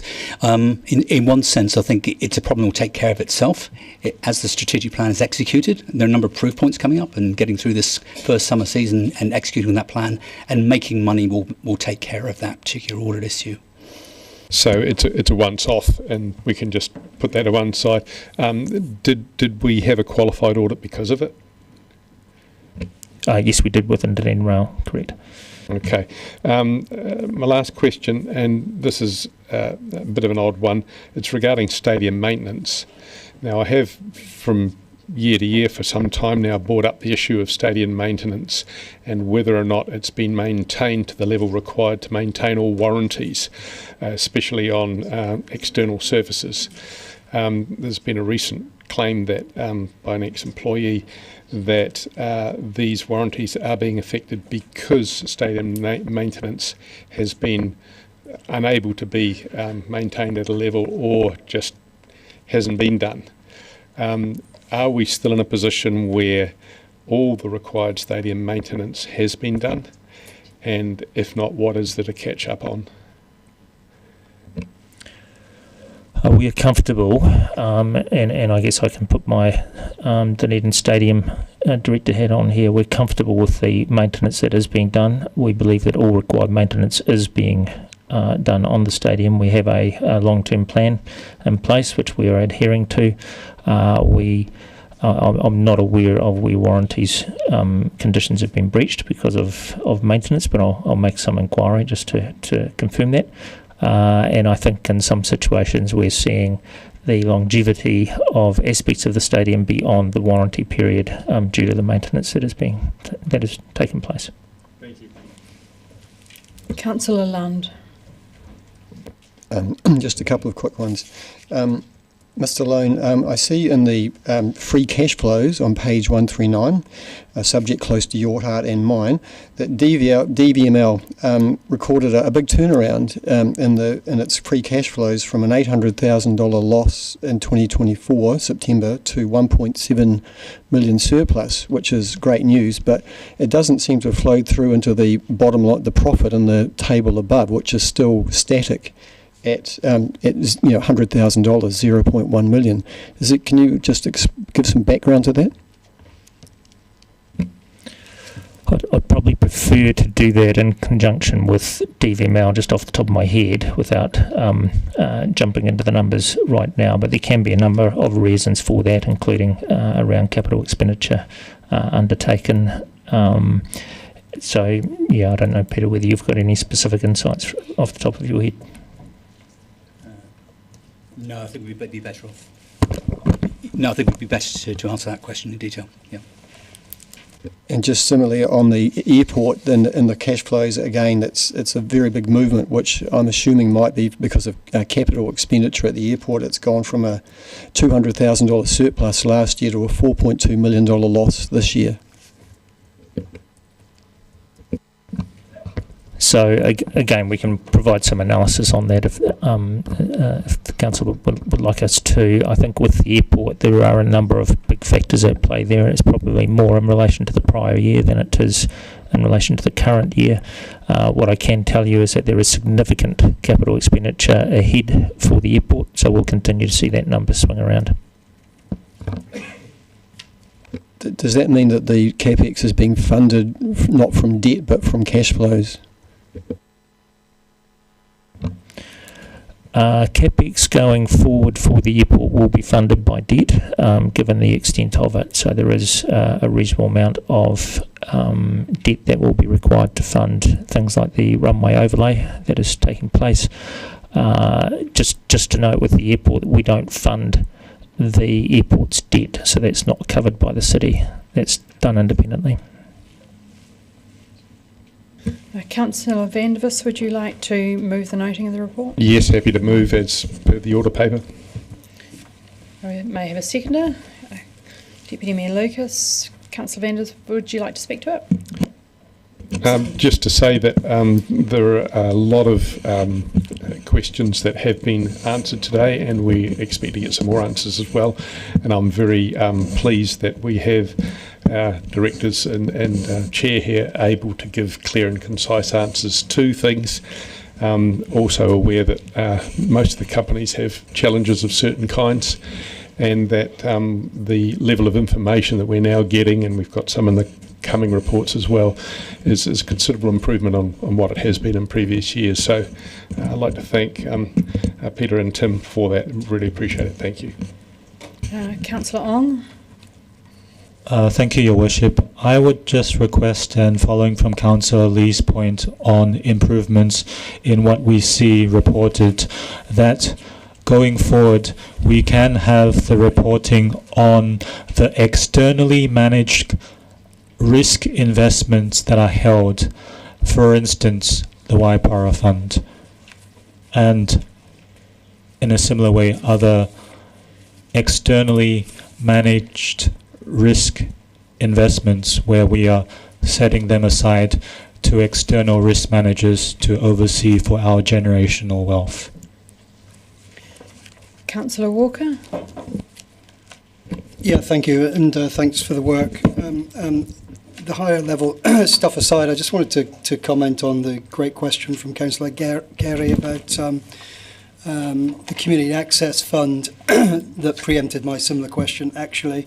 And as they presented at the public forum, I think it's the correct place to speak to the Readers and Writers Festival and point out that this is a real high quality on-brand event for this city. A reminder to everyone that is a UNESCO City of Literature. So I do urge the powers that be to address the recurring issues that have been in the wind for too long now, if we're honest. Not only the Readers and Writers Festival, for many other vital groups in the same boat that add so valuably to making Otapoti, Dunedin, the unique, progressive and bohemian centre it is. I'd imagine that as is not sustainable for events such as the Readers and Writers Festival. I'm sure we'd all agree that their loss would be a tragedy for the city that does pride itself on a centre of as a centre of literary excellence. So, thank you. Councillor Gary. Just to back up Councillor Walker, I just wanted to reiterate and expand a little bit the points made this morning by the festival. They did make a real point about the quality of the venue and how good it was for their event. They talked about the generosity of the hosts, of our people, our staff, and how great they were to work with. They understood that we as council have expected a commercial approach, and the limitations of that. But they did talk about the difficulties, and they're certainly in conversation with Mr. Dawn. I have heard this message for probably 9 years, and particularly when I was the chair of Creative Dunedin Partnership, so I heard it from many, many groups. So they really value this beautiful venue and want to use it, but it's out of their reach. And so we, and by we I mean you and the DVML people and council, need to find a way to work through this, because we've heard this consistent message, and it will come down to us compromising on our commercial approach in some way and finding a compromise for that. So it's not all on you to fix or DVML to fix. I believe council's got to change its approach slightly, but thank you for being open to that. Councillor Lund. Thank you. Following on from my questions, it's clear, well, I think that there is considerable opportunity within Aurora, especially, that we can make a substantial difference to the lines charges by increasing efficiencies in the delivery of the improvement in capital expenditure. And so I think we need to be vigilant. We need to encourage the Aurora directors to fully tease out and explore every opportunity about that. We must never forget that we are imposing a power lines increase of 5 times the CPI next year, and there are just many people in Dunedin that will be unsustainable for, and then continuing on after for years to come. I am a little concerned at City Forests. In the outlook at City Forests, it mentioned that in the medium term, City Forests was optimistic that it will generate favourable returns driven by a strong market domestically and from China. But Council did hear at a recent briefing that China is not, in fact, a growth market, and it has a lot of overbuilding, ongoing lower demand, and that is expected to continue, and prices will be weaker. So we just need to keep a very vigilant watching brief on the performance of City Forest and the outlook for that. And lastly, I'd like to congratulate Aurora and the DCHL for their 2-year graduate program, which I'm a strong advocate of, and they mentioned in their report that they received strong interest in the 2-year graduate engineers program, and I would advocate that they look at expanding this program to 3 or 4 years to try and attract and retain well qualified engineers into Dunedin. Councillor Vandervis, your right of reply. All good, thank you. Thank you. Therefore, I will put the motion that we note the DCHL quarterly report. All those in favour say aye. Aye. Against? Abstentions? That is carried, and we'll move through to item 13, which is the annual reports for the Dunedin City Holdings Limited Group. Welcome, Mr. Lone and Mr. Hocking. Well, thank you very much. Lovely to be here. I should note that it is some time since the end of this period, and we've had a few challenges this year with things like local body elections and so forth, and audits. But we are really delighted with the improvement in profit within the DCHL group, third consecutive increase in profit, and good performance across the group from virtually all of the companies, seeing an improvement in profit. Certainly well ahead of plan for us, but I think it's demonstrating a new foundation of financial strength within the group. So having said all of that, I know we have discussed a number of points in relation to the annual reports already, but I'm happy to open it up for questions. Thank you.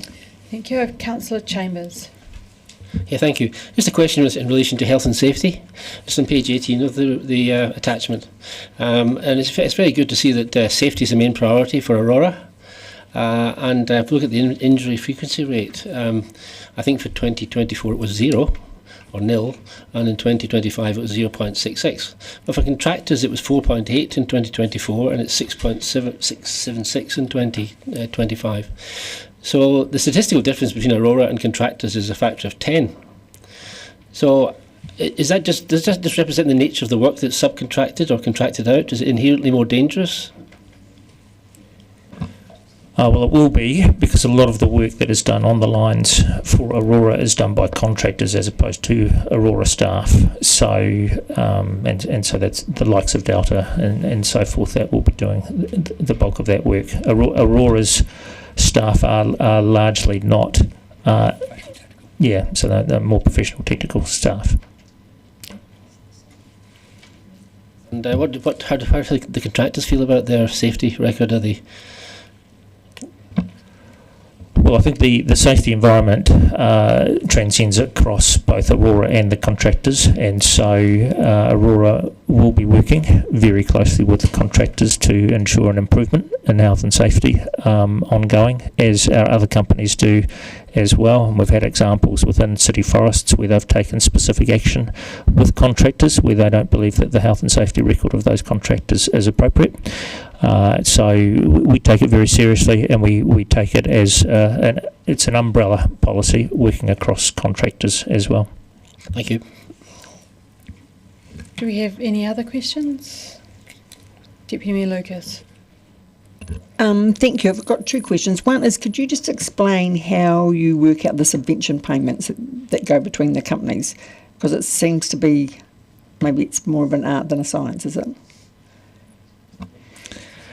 Well, I think that it'd be fair to say that it does depend on the profitability of the various companies, and it's something that we work out in conjunction with the DCC finance team so that we get the most efficient use of those subvention payments across the group. So you're probably right, and one that I haven't delved into in a great deal of detail. There are other experts. Yep. I think you've answered my question, because I just wanted to know whether you connected with the DCC finance team.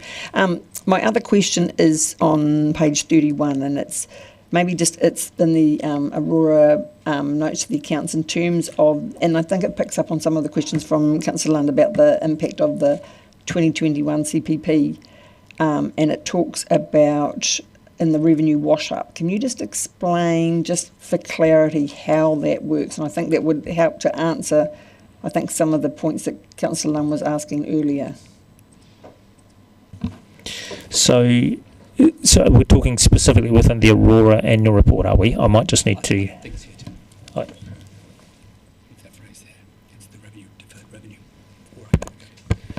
Yep. So this is, I think, and I believe that Councillor Sims may have raised a question around this at a previous meeting as well, where we talk about revenue being returned. Is that the, yeah.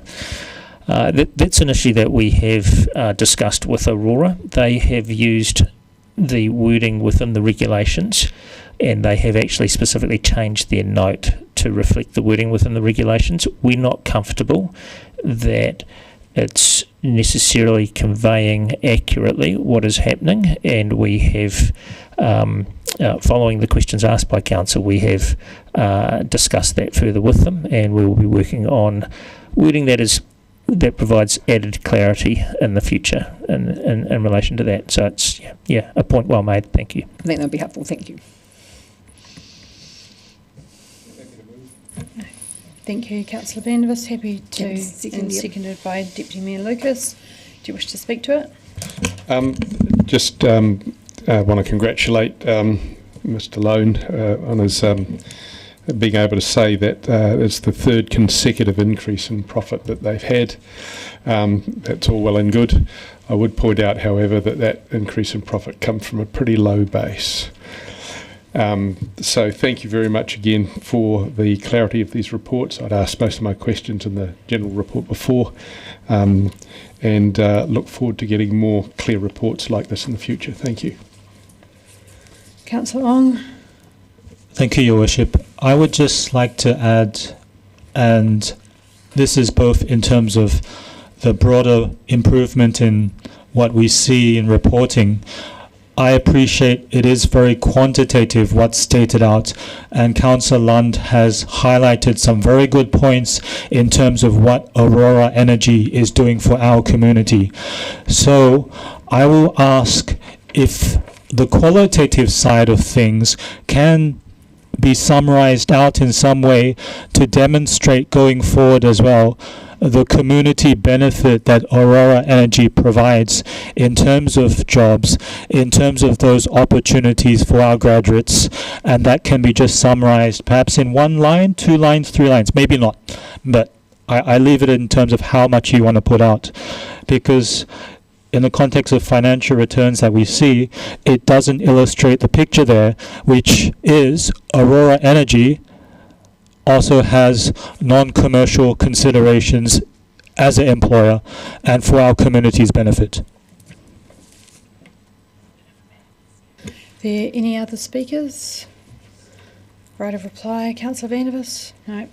Therefore, I will put the motion that we note all the annual reports. There's a list. All those in favour say aye. Against? Abstentions? That is carried. Thank you. Now we will move back to the item number 8, the DCC rates relief grants, and we're just doing some maths in the background. Should we not do the DCHL letter of expectation first while they're here? They don't answer questions on that because that's okay. Just give me 1 second. No, it's fine.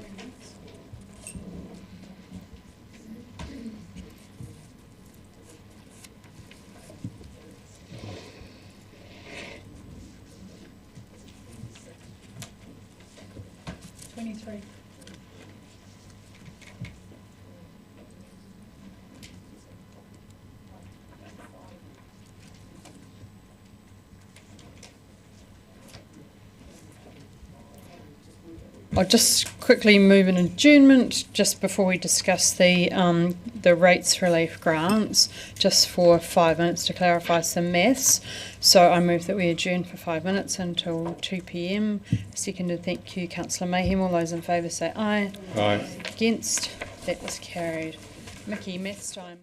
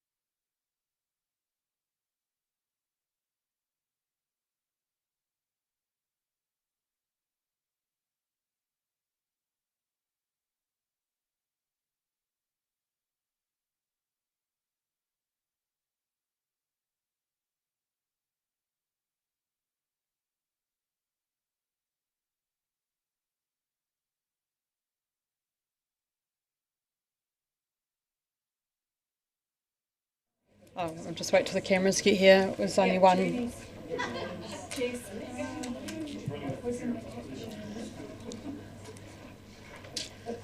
Are the cameras on?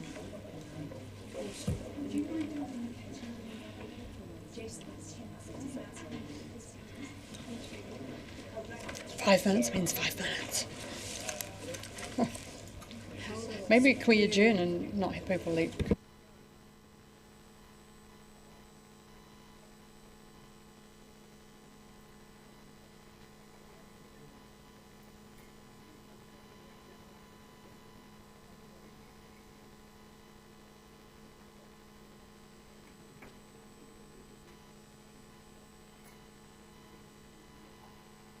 Right, I'll call the meeting back to order, and I have a resolution on the board which I intend to move that the council approves the rates relief grants as per attachment C and D of $547,715.56, including a grant of $5,234.56 for the Taieri Bowling Club. B, authorises an overspend of the DCC Rates Relief Grant Fund by $5,234.56. May I have a seconder, please? Deputy Mayor Lucas. This has been a challenging process. This is actually the first time I think that the grants have come through to council, the rates relief grants. I remember spotting it on the website that we were supposed to get an annual report about what grants had been allocated. So this is obviously appearing in front of us and worthy of thinking about how we move forward and the grants that we allocate. I think this is a good process because it's a lot more transparent for people to actually see the what grants we're doing. We changed the policy back in May 2025. The previous council did that, and I think there's a lot more clarity around that. It also supports a huge high community benefit, and that's what's been split into the three tiers, and also helps prioritise them. So I think the staff have done a good job in prioritising those groups that give good support to the community, and also balancing them off against the ones that service their own members as well. So it's always an art, not necessarily a science. We added in the Taieri Bowling Club, as it was pointed out, that was incorrect around the gaming machines. We've heard that staff have gone out to a lot of these clubs, not reserves, etc., and had to talk to them and witness for themselves. They've done a really good process in that. So I am pleased to move this, and when we go through the grants review process, we will also have a look at the rates relief grants again. Would anybody else like to speak? Councillor Treadwell. Tēnā koe, Your Worship. Firstly, I'd just like to again thank staff for the incredible mahi that's gone into putting together this report, and I appreciate that it's the structure of it and how it makes clear the impact that each grant allocation is having. I had indicated to councillors previously that I was going to move a resolution. However, I've since been advised that the ramifications of that were not as I had intended. So just to be clear, I won't be moving that resolution, but I'll speak to my rationale for it, and it's something which I think we should consider going forward. So because as a council, we're in a position where we're intended to create equity and to create as much community benefit as possible with our pooled resources. And the structure of this, where it stratifies and illustrates that, is really, really good. Previously, I'd indicated I would like to not approve grants meeting the lowest approval band. However, it's been indicated to me that that would include more clubs than was initially in the report. So it's a more crude tool than I'd anticipated. However, going forward, because we're going into a more fiscally constrained environment, I'm not suggesting we spend less money, but we should be more concentrated in how we spend our support money. And I would suggest that in future, we exclude grants to organisations that are either for explicitly paid members or which are primarily for the benefit of their paid members, and we consider excluding grants from organisations already receiving large rate reductions under the Local Government Act. That said, I'm happy to support the Mayor in this motion. Ka mihi. Thank you. Would anyone else like to speak? Councillor Sims. Thank you, Mayor Sophie. And I guess just on there, I think it brings in the broader question about all of these grants and all of these types of grants. And I think we need to exercise a great deal of caution here. And the two examples that I'm going to use are to speak in support of the Taieri Bowling Club back in. The Taieri Bowling Club, the bowling is actually almost incidental to its operation as a community centre. So it operates as a community hub, it operates as a civil defence hub for the Taieri. It's a fundraising venue for numerous worthwhile organisations, and it was even a campaign meeting venue during this year's election. So it's easy to look at it and say it's a bowling club, you know, it's a whole lot of old guys playing bowls. It's way, way more than that. And the other bit, and I had this a little bit prepared in response to your proposed amendment, but it's similar with the Sinclair Golf Course in some ways, because I've noted there, I'm certainly involved in a number of charity fundraising tournaments at the Sinclair Golf Course, and they seem to be the golf course that opens themselves up for these charity tournaments because almost everyone is there. And so in the last year, I Am Hope, that raised $60,000. The Otago Medical Research Trust, I think, raised a similar amount of money. The Dunedin Community House, the Otago Hospice, the King's High School, the Heart Foundation, the Sassenachs, all had their charity golf tournaments at Sinclair. So collectively there, I would think there were hundreds of thousands of dollars raised for charity through the, the community were benefactors of that. So I think we have to be incredibly careful to just try and characterise those, and I think it's a broader, much broader discussion about all of these grants, about how they are assessed and how they're decided upon. And one thing that concerns me enormously is there doesn't appear to be any means testing of these grants, and that bothers me certainly. Thank you. Thank you. Councillor Walker. Thank you. Thank you. And I was obviously anticipating the potential motion from Councillor Treadwell.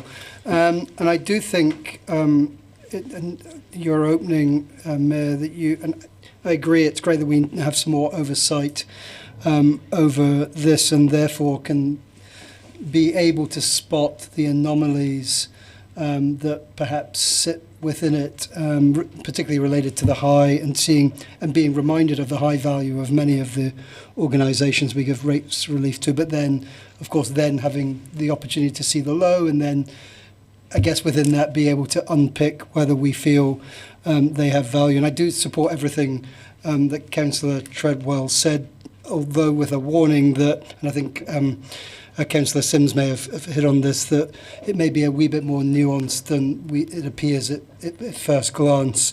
And I found it really interesting reading through these and then looking at the applications, which I have to say was very time consuming, by the way, councillors, so get used to that.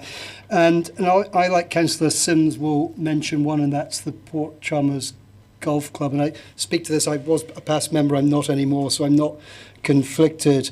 And although it operates as a golf club in the traditional sense with paid members and subscriptions, its community value is unquestionable. That golf clubhouse probably spends more time outreaching to the community and providing value than it does as a place where a few I'll be very careful here, I'll be slaughtered, some very questionable golfers trudge along on a Saturday up and down the hills and come in either with a smile on their face or more often than not at the look of agony.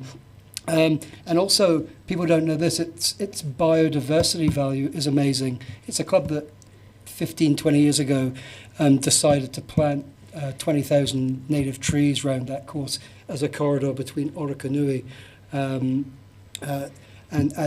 the city. So that's probably not even in their application, I imagine.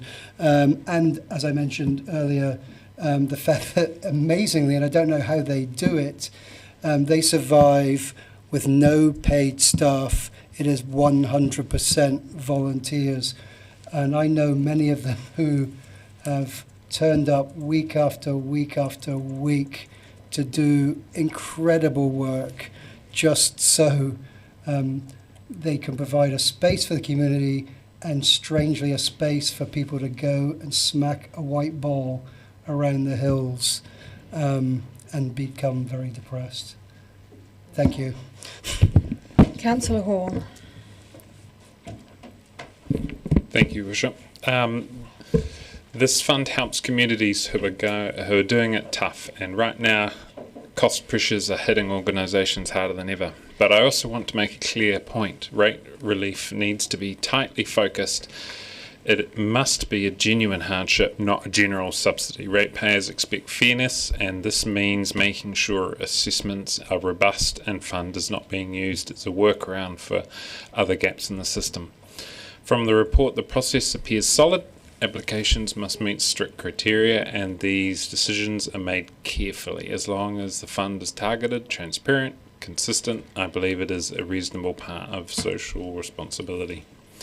So I'm voting in favour, but I would like to continue to monitor the demand and make sure assistance is reaching those who truly need it.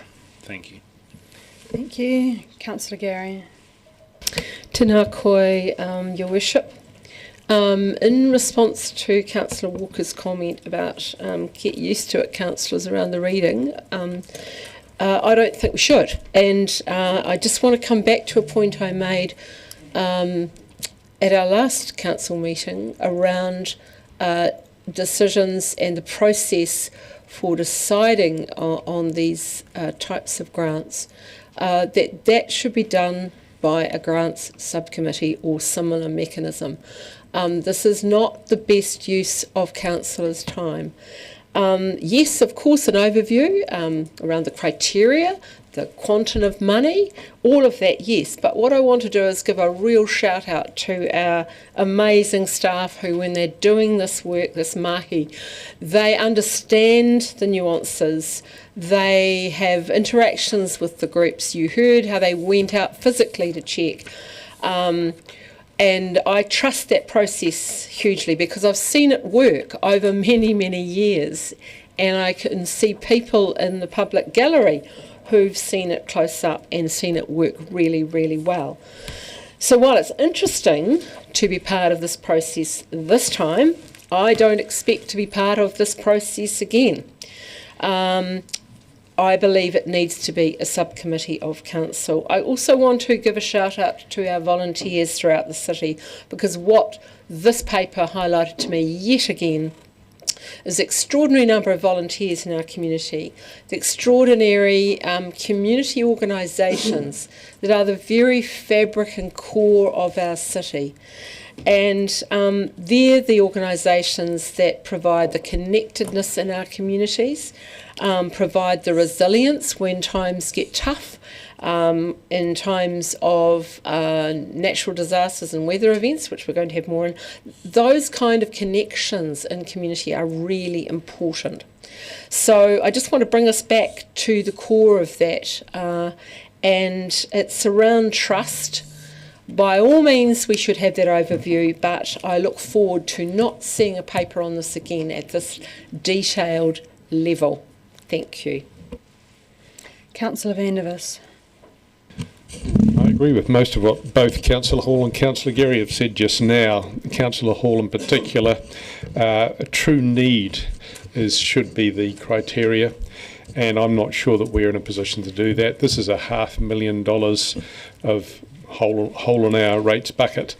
The fact that it's money that we're not charging doesn't mean to say that it's not costing us $500,000. We supply services to the golf courses and the various other people that organisations that do these things. I recognise strongly, and Councillor Sims made the point that a lot of these organisations are fundamentally actually community meeting places and being run by volunteers much more cost effectively perhaps than the new South Dunedin library, regularly used with very little cost to the public. So I can vote for it, but I would be very much happier if we had a subcommittee, as Councillor Gary suggests, that's able to look at the true need and the community value, and that way we can guarantee we're getting real value for that.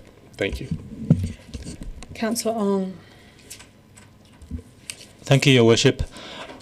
I appreciate Councillor Lee's points very well, and true need is very important.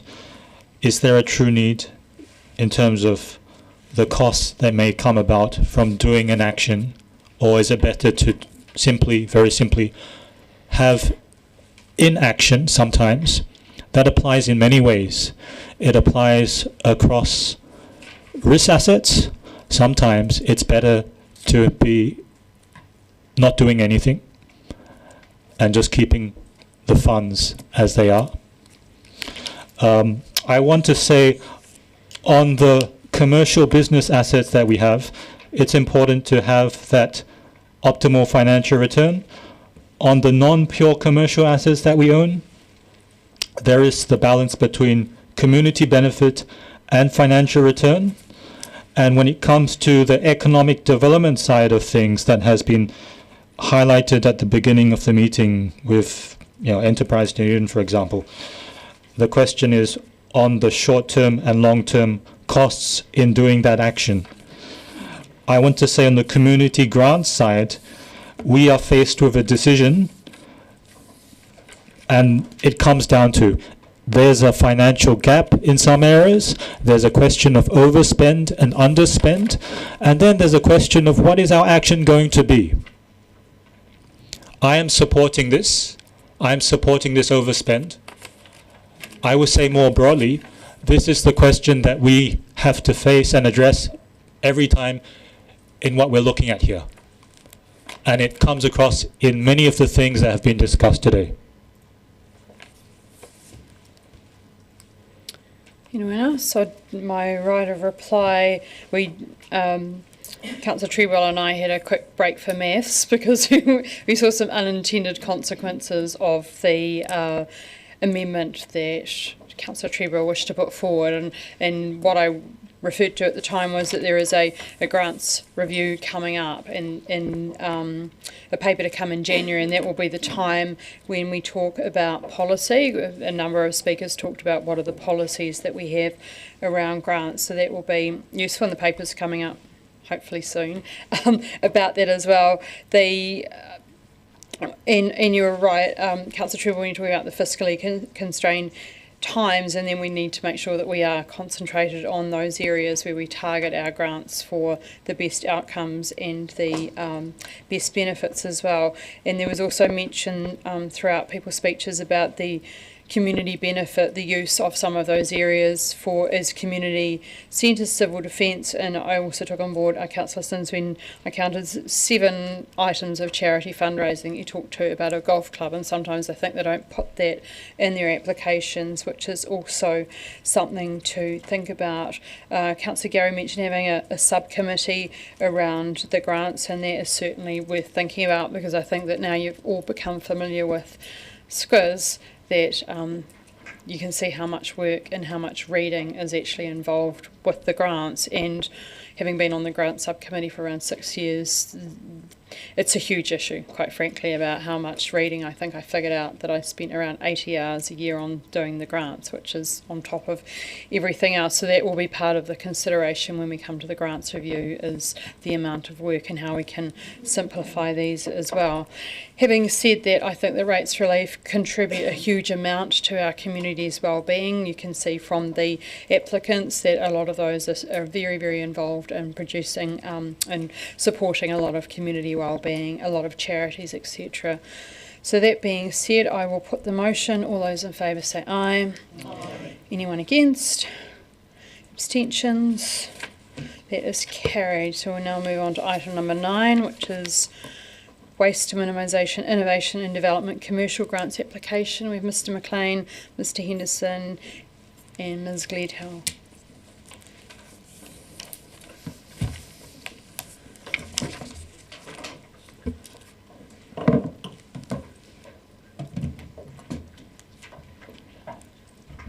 Kia ora. Thank you, Mayor Sophie. Mr Henderson will have some opening comments, but I'd just like to take this opportunity to introduce Ms Gledhill. She's our Waste Minimisation Supervisor. Many of you will know her and will have worked closely with her over the last, over a decade. Sadly, for us anyway, Ms Gledhill is leaving the DCC early next year, so I just want to take this moment to acknowledge the immense contribution Kath has made to the waste minimisation space, but also to the wider DCC organisation. So thanks, Kath. Kia ora, thank you.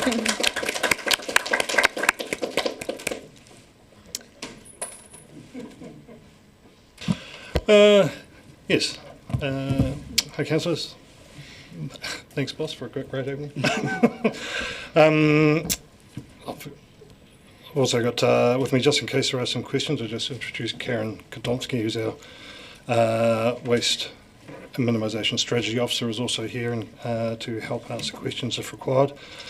Just a very brief overview. I'm conscious, of course, that some councillors will have never come across the grants before, which has been a topic of discussion.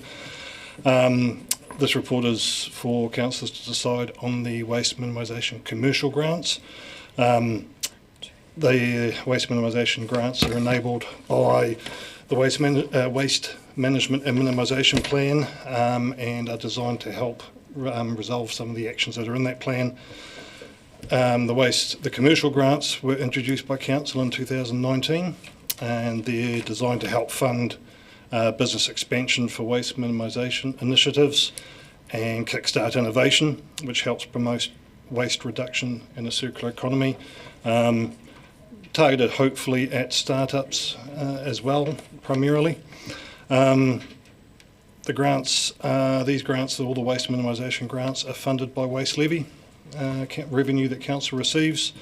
So that's ring-fenced funding. That's no rates funding in these grants at all, and that funding from Ministry for the Environment has to be used for waste minimisation purposes in some way, shape, or form. There is only one commercial grants application round each year. Normally it occurs in September, and the total value of that each year is $70,000. There is also a mention before about the grants review. I should mention that the waste minimisation grants are not part of that review. They are part of a separate review from a separate resolution of council when the WMMP was adopted last year. There is another review that's already occurring on the waste minimisation grants in time for the 26-27 financial year. We haven't had a chance to come back to councillors for a workshop on that, but we have fully completed the engagement with our stakeholders for that grants review. And just by way of summary, we did receive 7 applications for these commercial grants. The total of the applications was $175,000, or a bit over that. We only have $70,000 available to distribute, and hopefully, obviously, everybody has access to the SQUIZ system to view those applications. And with that, sorry, I'll shut up in the interest of time and open to questions. I'll just make a note because I want to ask some questions first. So if this group chooses to not allocate some of the money, and I note that there are some declines that are sitting on SQUIZ, does that money go back into the general waste fund so it doesn't dematerialise? It goes back into the waste levy reserve. Okay. My next question is around you're saying there's a separate review of the waste minimisation grants, and I guess due to a timing we haven't got the community grants in here. I wonder if you have an oversight of the community grants. So is it correct that they are about $5,000 each, up to $5,000, and run by community groups? It's not working. Not working. Kia ora, thank you for the question, Mayor Sophie. Yes, so the community grants have a limit of $5,000 maximum in application. Just to, I think what you're asking is in terms of applications, are we often oversubscribed for those? Not often. It's usually bang on the money. So we have 2 rounds a year at $30,000 a time. So $60,000 a year is currently allocated. So for context, this time around, we were oversubscribed. I think it was $38,000 for $30,000 worth of funds. And the previous round in March, I believe it was something in the region of $23,000 that was actually applied for. Thank you. I just wonder if there was some that might just head off some of the questions. I don't know if everyone was able to get into squiz. There was 3 that were recommended for declines. That was number 3, number 4, and number 7. Could you expand on why those were recommended for decline? And I certainly can. Number 3, just bear with me one moment. That was the one about water's not part of the waste stream. Yeah, indeed, the assessor's comments. So number 3, which was declined because it didn't actually meet the eligibility. So it's not actually diverting material waste from landfill. It was, I think they're wanting to purchase tanks and pumps for water filtration. So there wasn't anything that we could relate back to our waste reduction. And the next one was number 4, which is that one there. There was quite a bit here. The applicant, and actually the previous applicant as well, this particular applicant didn't contact us prior to submitting, which can often be the point at which we can actually talk through applications and effectively assist and help prospective submitters. This particular applicant, a lot of what was covered is already happening. We have a colleague who's working quite extensively in the construction demolition area. So we already know that the private sector is covering off a lot of the waste collection at some of these sites. It is so sorted waste, that is, for diversion. And we also know that there are already existing digital platforms that can track and record waste leaving site. So in short, it's already happening.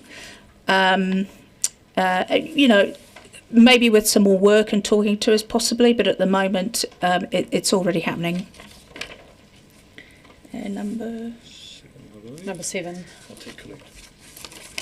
Tech Collect. Now they are moving to being a charitable status very soon, which actually makes them again not eligible for the commercial round. And finally, that was it. That was it, yeah. Thank you. I'll let some other councillors ask some questions and maybe we'll circle back. Councillor Vandervis, Walker, Lund, Mayhem. Thank you. Mr Henderson, you've well explained this, where the $70,000 come from, Ministry of Environment, and you've said that it has to be used for waste minimisation purposes. Does it have to be used for the grants, as is being done here, or could it alternatively be used for instance, promoting home composting to reduce waste? Are there other things that we could have put this money into, is the question. Yeah, in general, if council so choose, yes, that the money is available as long as it fits within waste minimisation and fits within the WMMP. And so empowering community is one of the goals of the WMMP, so that would fit if that council so choose. And is there a time limit? When does this money really have to be spent, basically, for us not to have it go back into the general pool? Because it's allocated to this, the general pool, roundabout answer, the money doesn't expire, but the race levy reserve is constantly sitting there. So the money that is allocated to, say, a grant, if that money is not allocated, it just goes back to the waste levy reserve until it is allocated to a waste minimisation activity. it would go back to our reserve or a nationwide reserve. So if we were to vote against these grants, that money would be available for other kinds of projects. For instance, if you had one promoting home composting. Yeah, if that was in addition to the existing home composting workshops and stuff that we do, yes, it would be available. Yep. Thank you for that. Councillor Walker. Yeah, thank you, and thank you for these reports. And apart from re-traumatising myself by going back into squares, it was all really, really helpful. And thank you for the assessor comments, were good guiders. 2 questions. First one's an easy one. Why do you think so many people decided not to contact you first? Because I think, obviously, you'll agree that's the best way for us to get good value.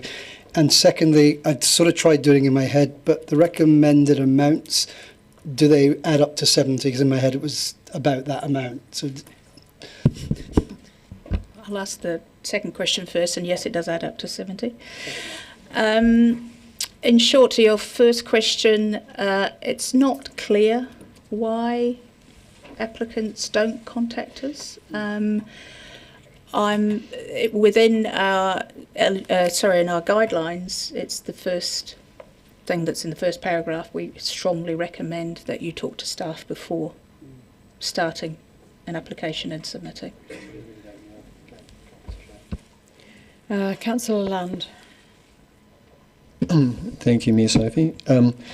Mr Henderson, just following on from what Councillor Vandervis mentioned, I understand, you can confirm it, that if we do not spend all this money, the government waste levy allows us to put those funds towards landfill remediation work, like that is part of council's work. Is that correct? No, not at this point in time, Councillor. The central government has proposed amendments to the Waste Minimisation Act, which would increase what council's waste minimisation funds could be used for. But at the moment, that's the changes they have already made relate to MFE's own waste levy fund, because they have we receive approximately 50% of the money that's taken from our territory, and MFE retain 50% of that, and they have a central fund, and at the moment there is part of that is available for landfill remediation. The changes haven't been made to the Waste Minimisation Act yet to enable us to do the same if we wanted to, and even if it was, it's nowhere near that amount of money that would actually go very far. I'll let Councillor Sims comment on the actual amount. That's fine. Just secondly, I see in page 64 in paragraph 3D, one of the criteria is that the applicants have to contribute 30%, but it seems on the face of it that there are 2 applicants, one which has been disqualified, but the other is Mifaka, that does not meet this threshold. They're asking for more than the 70% of the total amount of their project.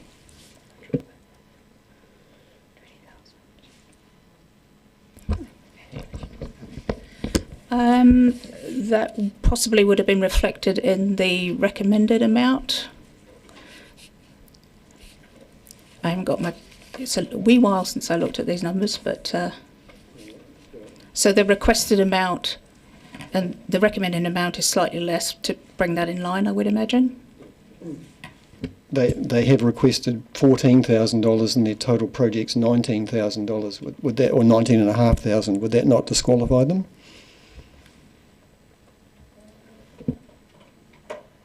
So the difference would be 30%, so roughly thereabouts. The answer is it's more. They're asking for more than the 70%. On that particular applicant, they're wanting $13,650 to trial some recyclable plastic bags, and I think the criteria is that if you're doing a pilot program, it has to be a new thing. Was council able to check that this was actually a genuinely new project, and did they consider that the quantum of 105 kilograms of waste that was able to be recycled was a cost benefit an efficient cost benefit.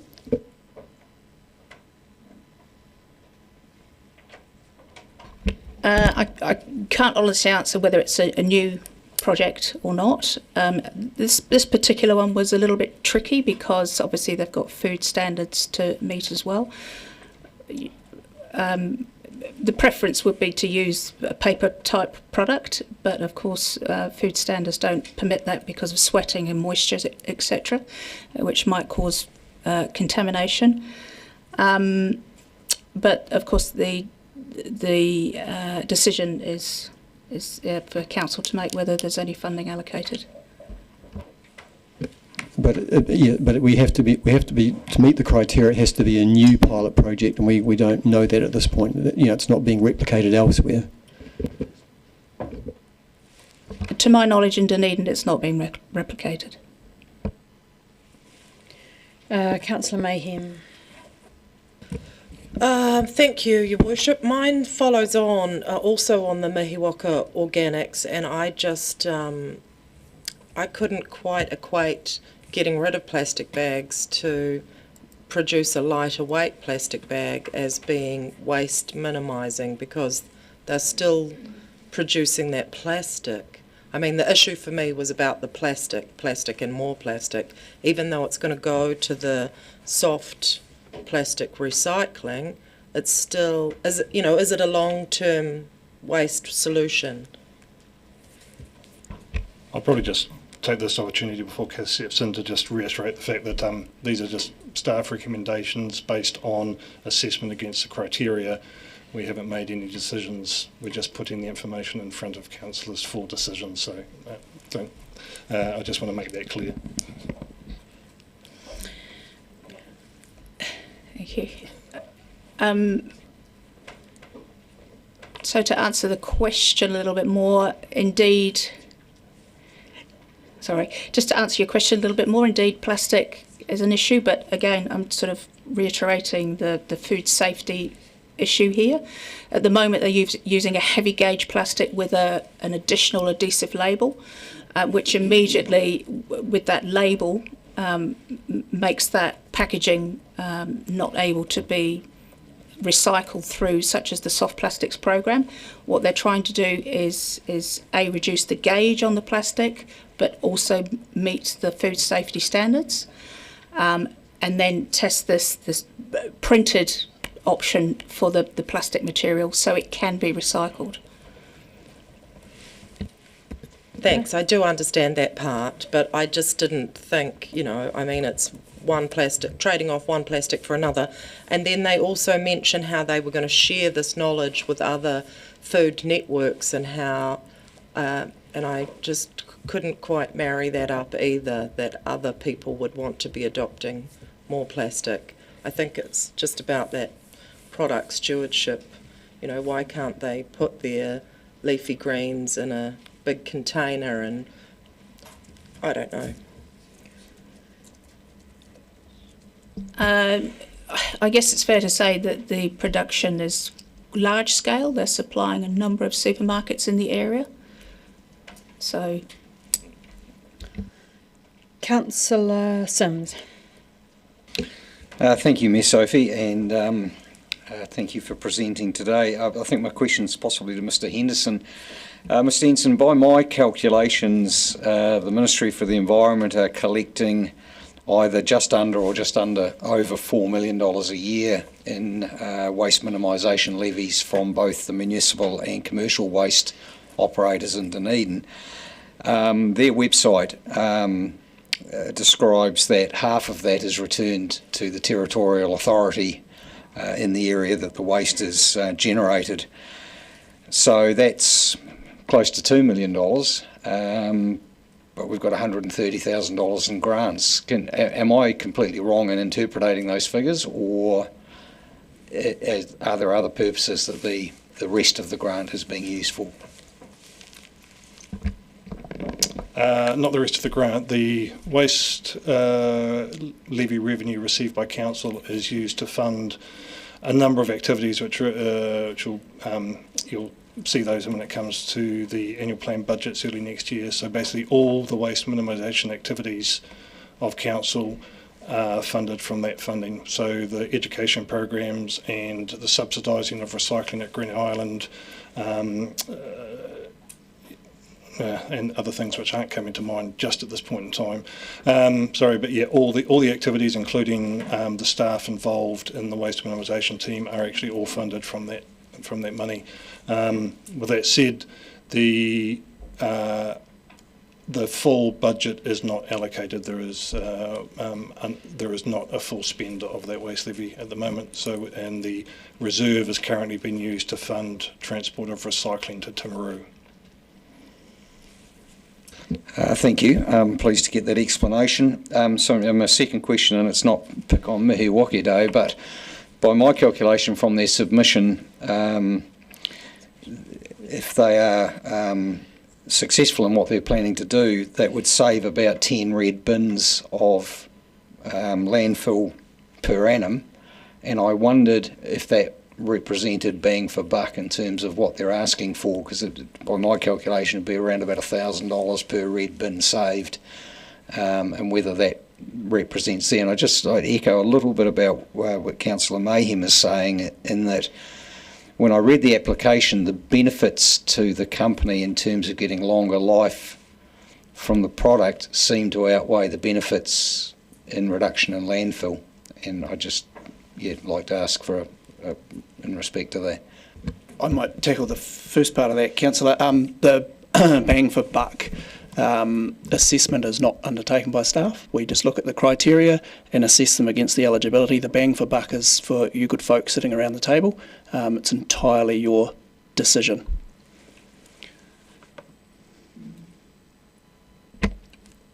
To the second part of your question, I would suggest it's someone leading the way and showing it can be done to reduce the amount of material going to waste but going to landfill. I'll just make a remark that I've sent around an email, and it was from 2024, just showing the 23-24 budget from the waste levy and how that was spent, and that's to Councillor Vandervis's question as well, about that we actually can put money aside for infrastructure. I'll save it to my speeches. Councillor Gary. Thank you, Your Worship. Tēnā koutou, and tēnā koe, Ms Gledhill. And thank you for your mahi. I wanted to express that at this point. I've worked with you over many years, and I'm very sorry you're leaving us, but all the best for the future. My question is going back to Councillor Walker's question around the contact with staff, because this is something that has been an issue over all of our grants, and we tried to make it mandatory, but that wasn't possible, unfortunately, to say if you're applying for a grant you have to talk to the staff first, because we'd found that there was a much better success rate if they did that. Have you noticed, my question is, have you noticed it improving, or... Sorry for cutting you off.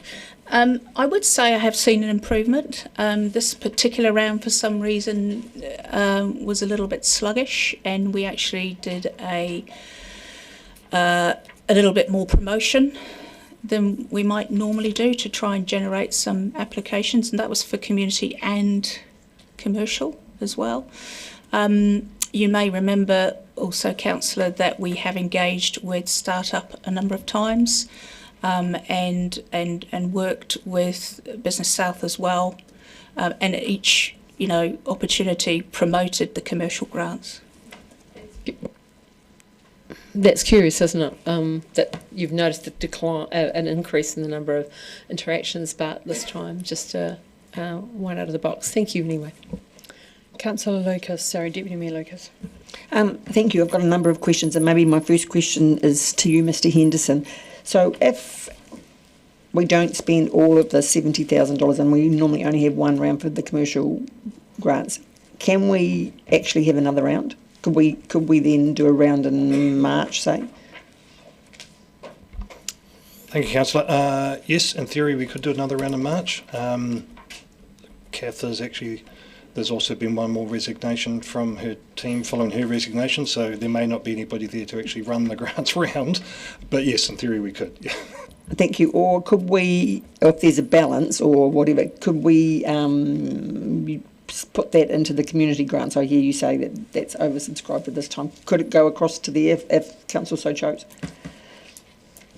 If council so chose, I would suggest that obviously we're waiting for an opportunity to present itself to come in, basically just an open booking in the councillor's calendar to be able to come and workshop the new grants criteria that we've come up with. So I would perhaps suggest that we wait until that discussion and decide if we actually want to change those amounts going forward.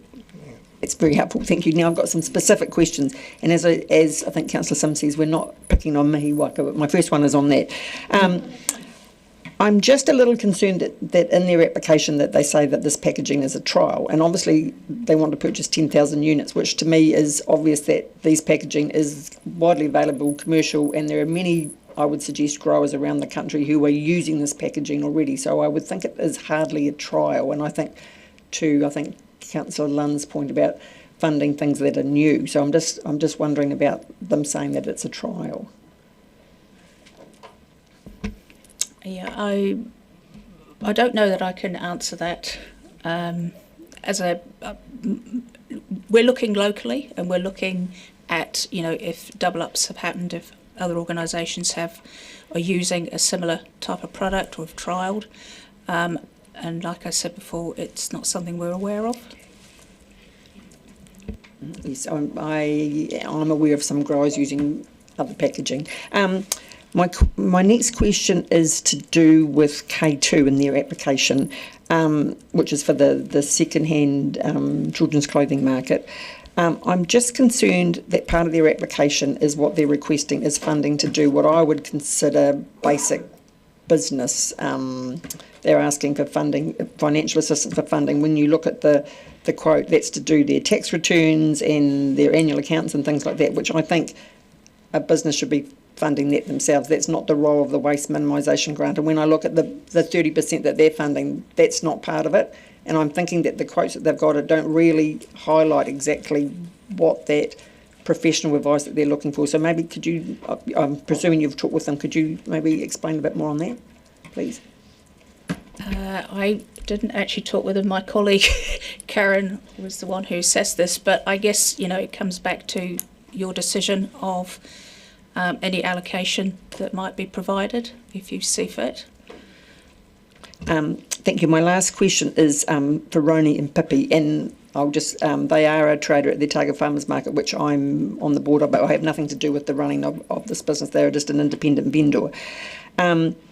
I noticed in the recommendation is to fund 50% of the dishwasher, but in their application, that is the bottom of their priority.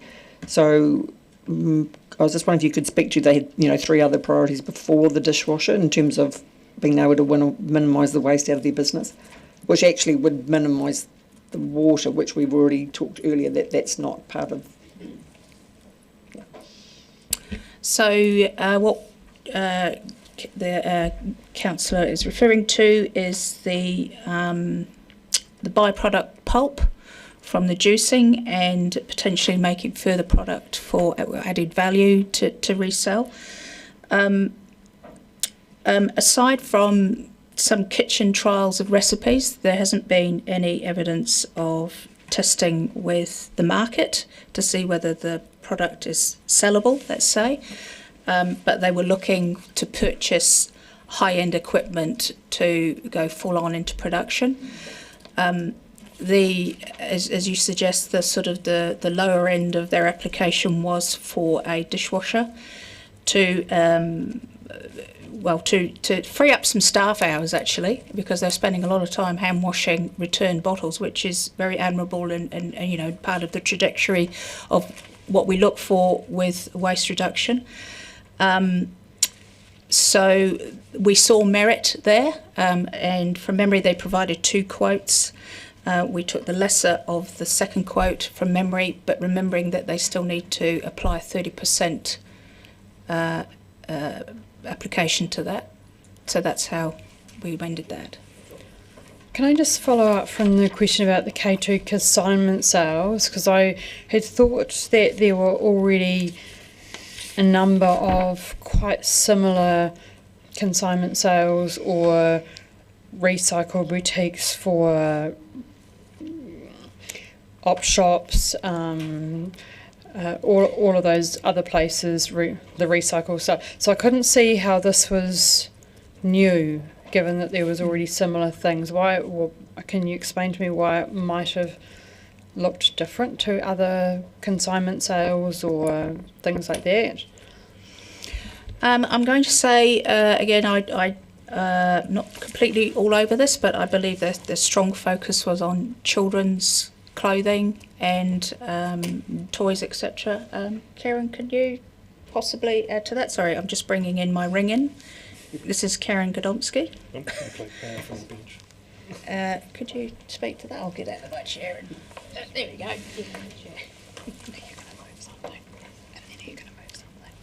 Thank you. Yes, the K2 consignment sales, basically they've already had 2 events, and part of the concept is that people who have items to sell get some money back for that, and anything that's left over does go to charities. So they're not just selling second-hand clothing in a shopfront situation.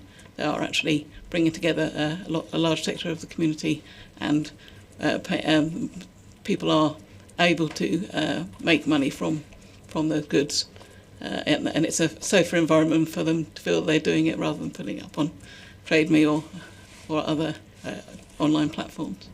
Or car boots, is it similar to car boot sales but under a roof? Is it, because people have car boot sales out at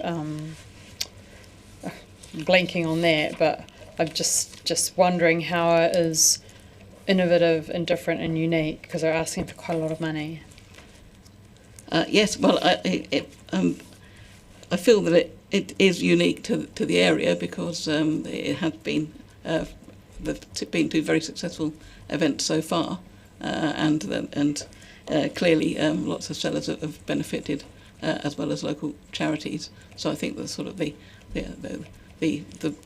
breadth of the economic and sort of social impact has been greater than perhaps a car boot sale maybe.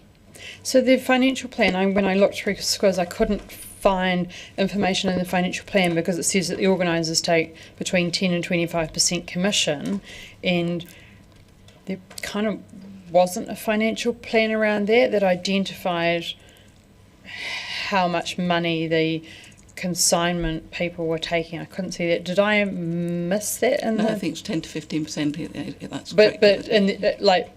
In their business plan, it didn't have a figure. It didn't have we turn over this much, we take this much as commission. So I couldn't see that. Did I miss it in there or not? I don't recall seeing that. No. Okay, thank you. Sorry, Deputy Mayor Lucas, you have a question? Apologies, I missed one question. The application we haven't talked about is Reliance Recovery, and maybe the first question is to you, Mr. Henderson. Am I right in understanding that part of the reason for this application is because that Green Island will no longer take their final waste? Is that what's driving this? I presume that's coming to Green Island. Yeah, my understanding that is a large part of it. Green Island, as it fills up nearing completion, because Green Island is a waste mountain. It's not going into a valley or a line valley or anything else. So liquid waste starts to become incredibly problematic for stability. So in the not too distant future, we will actually be informing commercial players in the market that we're not accepting liquid wastes below certain percentage points anymore because of the danger of instability in the landfill. So my subsequent question to that was, so when Smooth Hill is open, it could come to Smooth Hill. So where the issue is, won't be able to come to Green Island and Smooth Hill's not open, so there's this gap in the middle. Yes, that's correct, Council. We've been there's been various trials going on. Waste Management running a trial for liquid waste. There's Enviro NZ at one stage proposed a liquid waste treatment facility. Yeah, we're struggling. None of them seem to have actually committed to spending money to do it. I guess pending us saying that we're not going to take it anymore.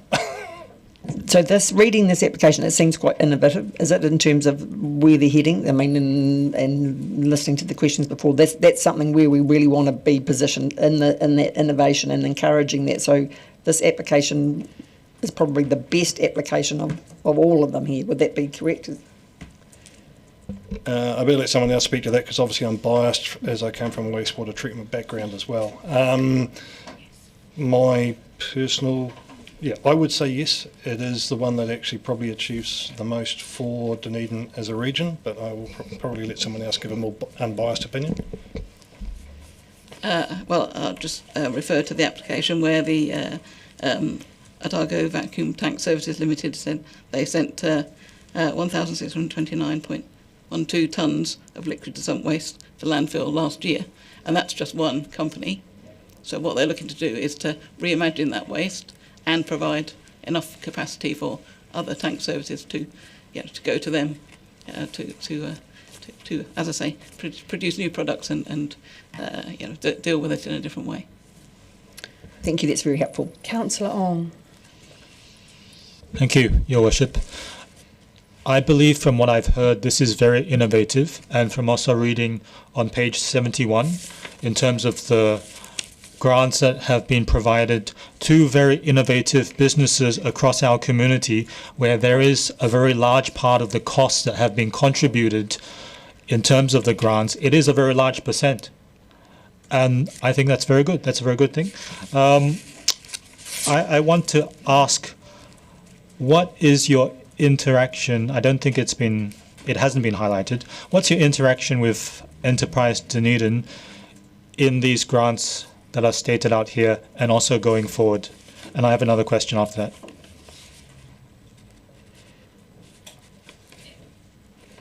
Because a lot of these businesses are also tourism oriented as well. I can see that these are very fine products that we have stated out here.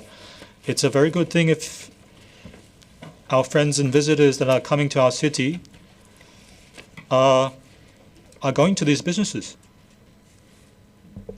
Thank you for your question. We certainly do make Enterprise Dunedin aware that the grants rounds are coming up, and to distribute the information accordingly to their networks should anybody want to apply, if that answers your question. Aware is kind of quite broad, maybe a bit more specific. What is the direct communication between Enterprise Dunedin and the waste minimisation side? And I would say that when we're looking at the grant amount, whether it's now or going forward, at the moment it seems like there's a bit of a gap. But it's very good if that can be addressed so that you can have a larger grant, whether it's now or in the future. And it would seem that if there is more that can be done with Enterprise Dunedin, then maybe we'll save a bit in terms of the cost as well. I don't know. Maybe we'll save a bit in terms of what's being considered for Enterprise Dunedin. I don't know. But we'll see. Thank you, Councillor. I'm not sure if this will answer your question or not, but I think obviously the grants are also promoted or notified to Business South. I don't know whether Enterprise Dunedin actually, because there is no opportunity in the waste minimisation grants, the bang for buck or commercial return isn't a consideration, so I'm not entirely sure of the role for Enterprise Dunedin as opposed to Business South actually advertising it to their members that the money is available. Okay, can I just ask then, I think perhaps the top of our minds would be within the council itself, and then after that, of course, our community, but directly first across our council, and then after that, across our community, our businesses that we're serving. First off, within the council itself. And can we otherwise demonstrate that going forward, set out what is that line of communication that we have with our council entities? I'll take that, Councillor. We communicate on a daily basis with most departments. All departments communicate with their colleagues across the organisation on matters of common interest. So that happens on the daily basis. Right, I just need to move a resolution. I move that the council extends the meeting beyond 6 hours. And moving this, seconded Deputy Mayor Lucas, and in moving this, I would like to remind you that we are on the 5th report and there are 15 left. So please concentrate your questions and your speakers, otherwise we will literally be here till Christmas. I will now put the motion. All those in favour say aye. Against, motion carried. Councillor Lucas has indicated, Deputy Mayor, that she wishes to move something. Have we finished questions? Okay. Yes, I would like to move that we only fund Reliance Recovery to $35,000. I'm happy to second that. Would you like to speak to that? Yes. I found this is quite challenging, and I think from the number of questions that we have all asked, that everyone has found this quite challenging. And I think it's to the questioning that this grant is for innovative work and for work that's not already been done elsewhere within our community. And that's where, from my questions, and that's where I've really struggled with some of the staff recommendations. And I think Reliance Recovery is, by funding them, that we will divert a significant amount of waste from landfill, and I think that is the purpose of this. And I can't put my hand on my heart to say that supporting any of the other applications would do that. Thank you. Anyone else wish to speak? Councillor Walker. Yeah, and I don't. Perhaps going to repeat what's been said previously in other discussions, but I think the discussion we've just had around this, and particularly the applications around Mihiwaka, K2 and some of the others, highlights yet again why these decisions for me need to defer to some sort of grant subcommittee that contains members of the Wastemin team, the community who are connected to the waste reduction world, Manawhana and a subset of councillors. We've taken, well over an hour to just discuss a tiny amount of applications. I, for one, don't believe that's an efficient use of council time. And I know, Mayor Sophie, you've indicated we'll discuss that at a point hence, but I just think this adds value for the need for us to do things differently. I don't see this as an efficient use of our time. I don't even know how to vote on the motion on the board, to be honest. Councillor Gary? Procedural question. We got the advice earlier from the chief around conflicts of interest as a whole, but now this one is on a specific grant. I'm a client of that firm and feel I have a conflict of interest, so I'm going to sit back. Thank you. Councillor Ong? Yeah. I am supportive of this. I believe, in fact, going forward to see how this can be expanded, and I would put that with the conditional request, if you can see how we can do more with Enterprise Dunedin and grow this further, because a lot of the businesses here are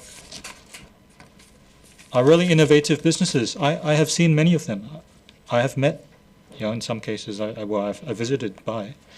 I think it's good that we are supporting all these businesses here, and if the grants to them can be increased in the future, I think that's very good for our community. So I'm supportive of this. I think it can be expanded even more. Councillor Raddock. Yes, I'd like to thank Deputy Mayor Lucas for this initiative. And I'd like to make the point that this is quite a bold step, because what it's doing is putting a line in the sand to say that we're looking for significant initiatives that will have a substantial effect on waste minimisation in Dunedin. And essentially, by my reading of the application, which has been reinforced by what the team have said, in particular Mr Henderson, is that these guys are looking to set up a wastewater treatment plant of their own. So they're setting up a private, they're collectors of wastewater from a range of specialised places and types of wastewater. And so they're looking to set up their own wastewater treatment plant in Suez Bay and be in a position to process most of that, to do phase one of what happens at Tahuna on their own premises. And so, and possibly beyond that as well. So I think it's a very useful thing for Dunedin, and it's got the potential to deal with a whole lot more than what they're starting with. And I think the estimates of how much they're going to deal with is quite conservative, because they could take a whole lot of those private suppliers. And that could be a very useful thing, especially in the interim term. So the sooner they get going, the better. And I think it's good to go with them. And basically we're saying to the other smaller ones, it's not really cutting it in terms of substantial waste minimisation. So thank you. I certainly support it. Councillor Lund. I would like to move an amendment that we pay the Reliance not $35,000 but $30,000, which is about half their project cost. Just looking through, for example, the biodiversity funds, there are no grants there that exceed 50% of the total, and similarly, we would be giving them 100% of what they've asked for, and we're not doing that with the rates relief grants either. So I'd feel more comfortable with 30,000. That's my suggestion. How do we deal with it? I might, Mayor. So to do that, you need to formally move an amendment. Yeah. So is that what you are doing? Yes, I'll move that amendment that we change the amount to $30,000. You'll need a seconder for that. Right. So now that becomes the substantive motion that you discuss first. Everyone gets a chance to speak again. I have nothing further to add. Who wishes to speak to the motion? Sorry. Can I just say one thing, that the 35,000 was 58% of their project cost, and they could have actually applied for up to 70%. So we were already funding them less than what they were actually eligible for under the fund. Councillor Reddick. Yep, and I think because they've applied for less, I think it'd be a bit mean-spirited considering the potential advantages for Dunedin of this, and the money's coming from the government waste minimisation funds. It's not as though we're saving the ratepayers any money, and we've got it there, and I think it's going to a great cause. Councillor Walker. Am I allowed to speak to a substantive of lower spoken? You're going to speak to 30,000. Yep. Yeah. Okay. Just reiterating what I said, it again re-highlights the inefficiency of doing it this way. And Councillor Lund talked about other funds that have different terms of reference. It's not comparing apples with apples, but if we had a well-run subcommittee that focuses specifically on this, we wouldn't have to go through this painful process. Councillor Treadwell. Tēnā koe, Your Worship. I think this was a really strong application, and we've heard from our staff who've looked into it further that it's very, very powerful, and they've spoken to its potential to benefit Dunedin in the waste minimisation space. I think they should get the full 35. Okay, if there's no more speakers, I will put the motion around $30,000. All those in favour say aye. Aye. Against? No. Okay, there is lost. No, it's carried. It was clearly the ayes. Sorry, the ayes lost. Please. Pardon? Mike against noted, please. United. Okay, thank you. And we will move through back to the substantive motion around the $35,000. And Councillor Treadwell to speak to that. Thanks. Sorry, this is this is a procedural question. Is this approves only to fund? Does this prohibit us approving subsequent grants, or is this we're approving this and then other people could put the motion to approve other items as well?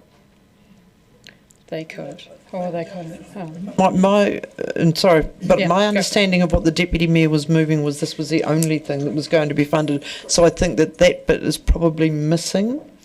So really because that is what I heard you say, and apologies, I'd been multitasking clearly badly. So Lynn, there also should be declines or declines the remainder of the grants. Yeah, I was... Yeah, thunderstorms.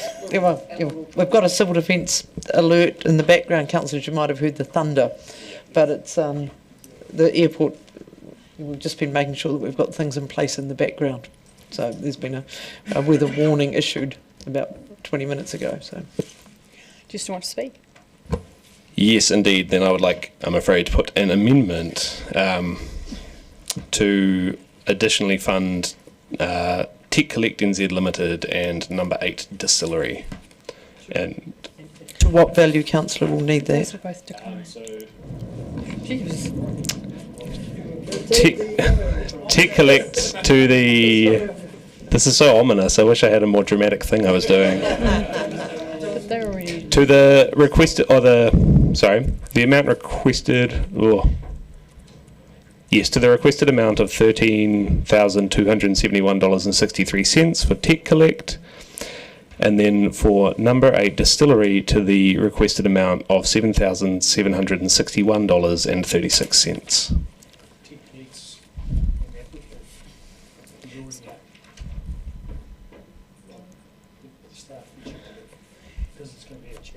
So you can talk to that when we come, because two of those were suggested because they didn't fit the criteria.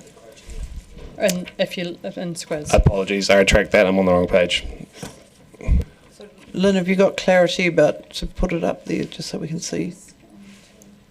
We can check that this is, and so councillors, this is just a note. If there are things you want to move, it is really, really helpful if you can signal them with the GSOs in advance, so we can actually have crafted in the background a resolution, even if it's not one that makes it to the table. Just makes things far more efficient.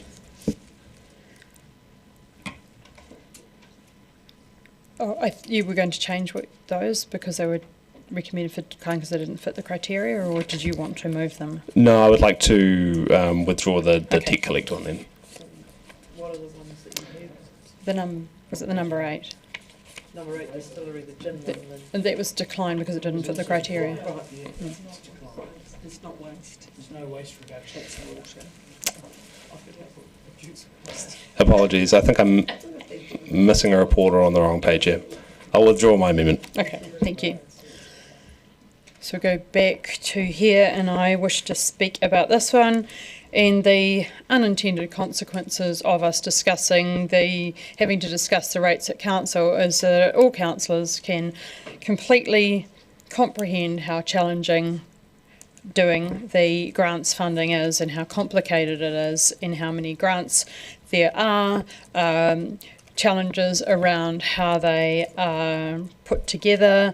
If you've gone to Squiz, you'll know how difficult that system is as well, so you will be appreciating the work that the grants subcommittee have done. I have always found these waste minimisation commercial grants to be quite a headache because I have felt that they lack the business planning around them, challenged as to the innovation. We had turned down quite a number during the grant subcommittee because they were not truly innovative. A lot of them were apps that do the same thing as a lot of others. That's why I particularly asked the questions around the consignment sales, and I think there were questions asked about that was a decline, sorry, the Mihiwaka organics as well, is that some of the stuff is already being done. I also feel that there is too many dollars in this fund. You can see that there's $70 $1,000 in this fund, which we have spent quite a lot of time declining. So this fund, I think, really needs to be rethought because it is quite a challenging one. In this case, I thought that Reliance Recovery actually did stand out as a really good project. So having said that, the majority of the projects weren't great, that one actually did stand out and did fill a need. So I'm quite happy to support that one as well. So that having been said, would you like your right of reply? No right of reply. I will put the motion. All those in favour say aye. Anyone against? Recorded? Okay. I declare that the motion is carried. Right, we'll move through to item number 10.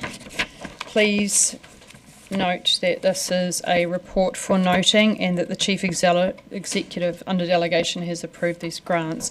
So just who's coming to speak? Oh, these are all. Oops, sorry.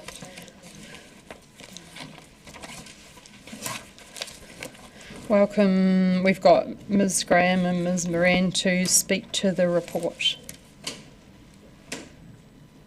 Thank you, Ms. Sophie. Just a report for noting, and if there are any questions, I'll defer to the relevant staff member or GM. Thank you. Do we have any questions? Thank you. Deputy Mayor Lucas has indicated that she's happy to move. I'm happy to second. Would you like to speak to it? I will speak briefly to this. As I said just before, it's good for all of the councillors to see the grant pools and understand them. It was a good staff process. It was, in the report somewhere it said noted that it actually did need clearer strategic direction, and with the grants review that will also be helpful. You can see that most of the grants amounts were for quite small amounts. It was a faster process with a lot less cost. There was around 120 grants that went through this process, so you can see that there are a lot of grants that are given for relatively small amounts of money, but they are very important to the groups that get these grants as well. We will be working through the process and that will come up in the next paper. Does anyone else wish to speak? Said right of reply. Okay, I will put the motion. All those in favour say aye. Anyone against? No. Recorded, please. Thank you. I declare that abstentions. I declare the motion is carried. So we'll move to item 11. Would you like a break, Sandy? Oh, I asked Lynn if she wanted a break. I think she would like us to finish perhaps a little bit earlier. Oh, sorry, Councillor Lund, do you wish to speak? Okay. Would you like to speak at the next one to make up for the one that you dismissed? Sorry, I had your name down there. I was getting a bit excited about that. We're moving through.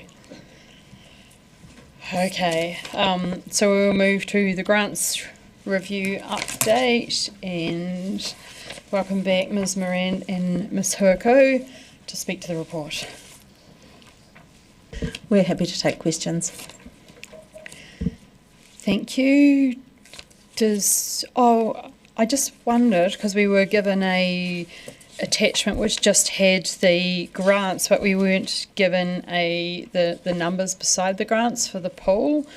Is it possible to circulate, because in the original one that we had, it had all of the numbers beside it, so that would be helpful for people to understand the quantum of the grants. So the quantum of the contestable grants, the annual quantum of the funding, will that come back to us in January with the total number, shall we say, and how it's allocated?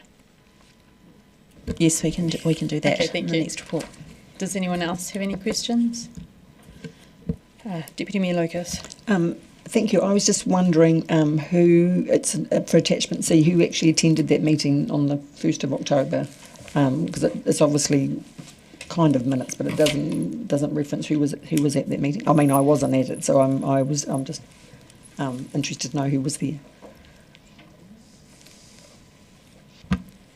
Sure, I may have to defer to Councillor Fussell to remind me, but there was some staff there in support, such as myself and Nadia, and from policy, Danielle Tolson.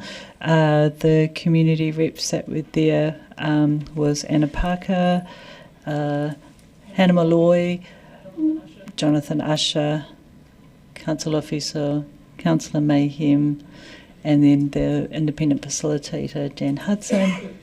Was there anyone else?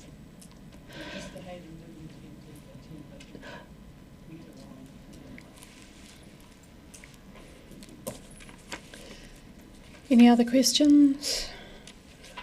Okay, that said, I'm happy to move option 1 to direct staff to continue the grants review and prepare options for Council's consideration on the preferred approach to determining the annual quantum of grants funding, the grants pools to be offered, the governance and decision-making structure for allocating grants, and whether procurement of a new grants management system should proceed now or be aligned with future financial systems. Seconded, Deputy Mayor Lucas. And in speaking to this, I've got you down, Russell, don't let me forget. It is unfortunate that it's taken so long to progress, but we've certainly learnt a lot along the way, and we would hope that this would align with our next long-term plan.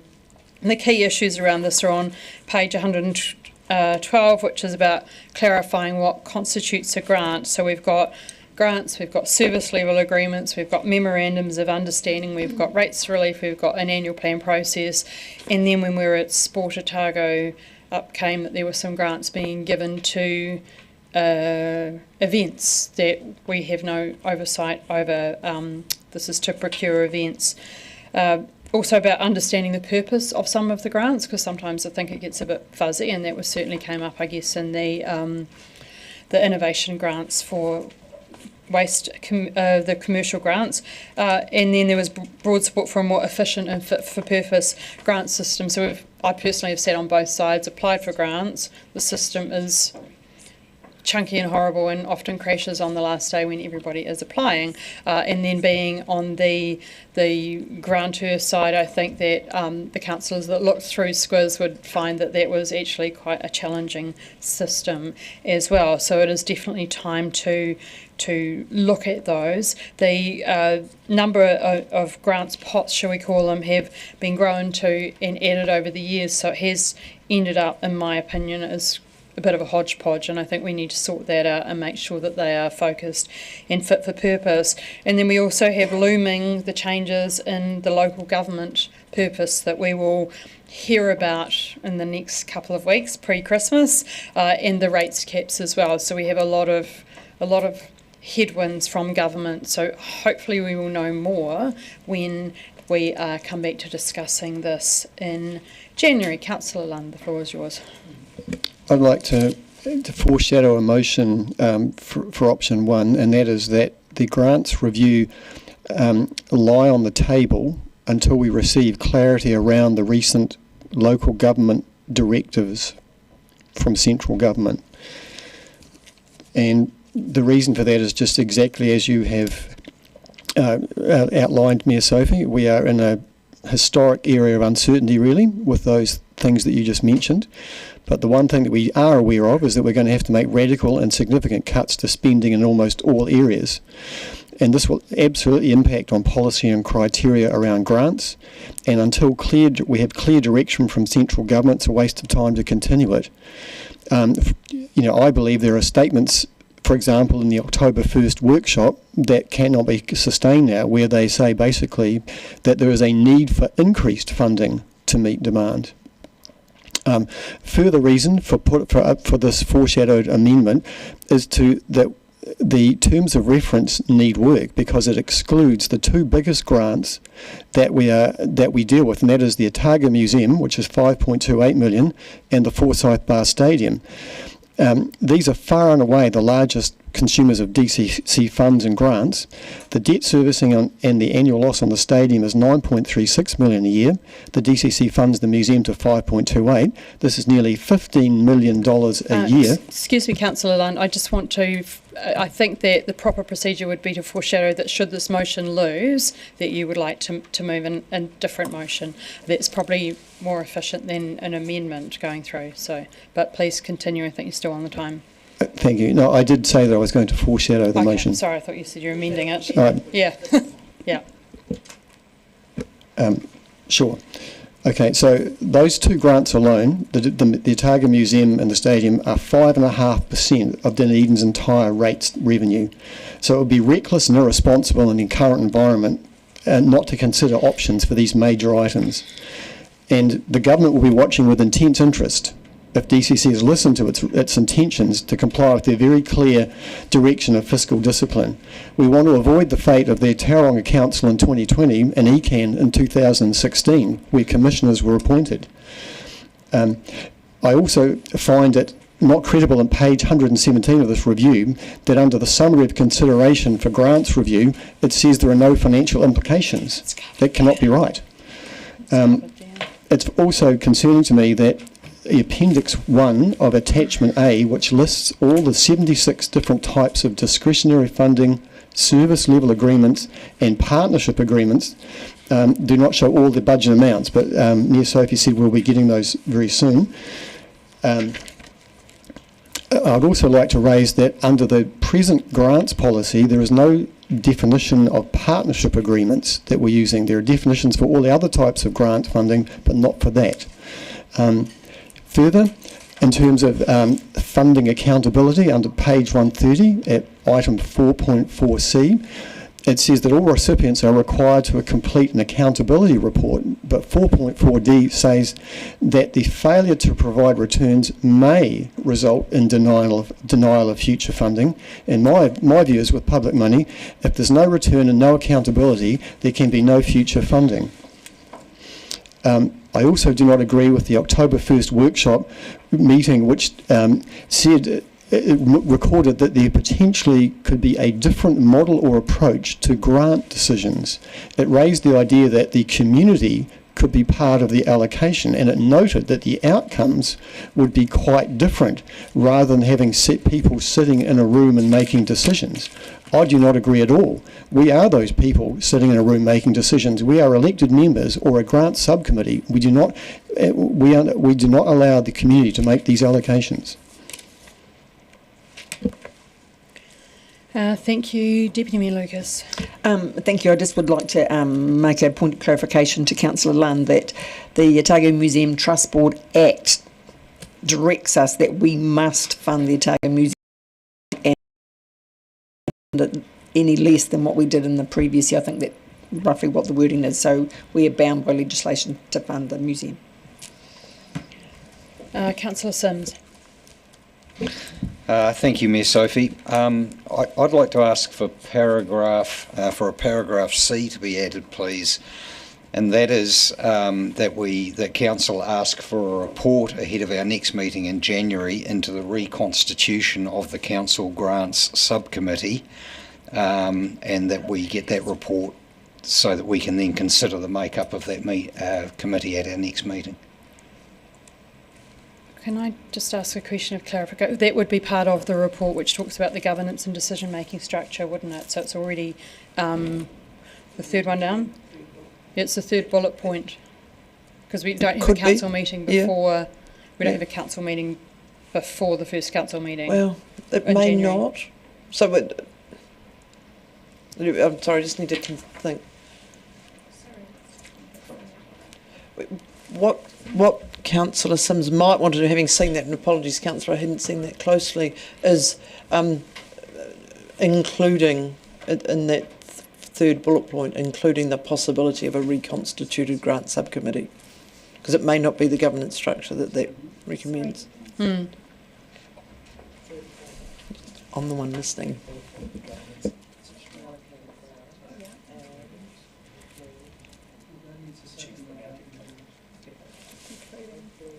Oh, I have to. Well, I've already moved it. So, and the secondary, you amenable? Yeah.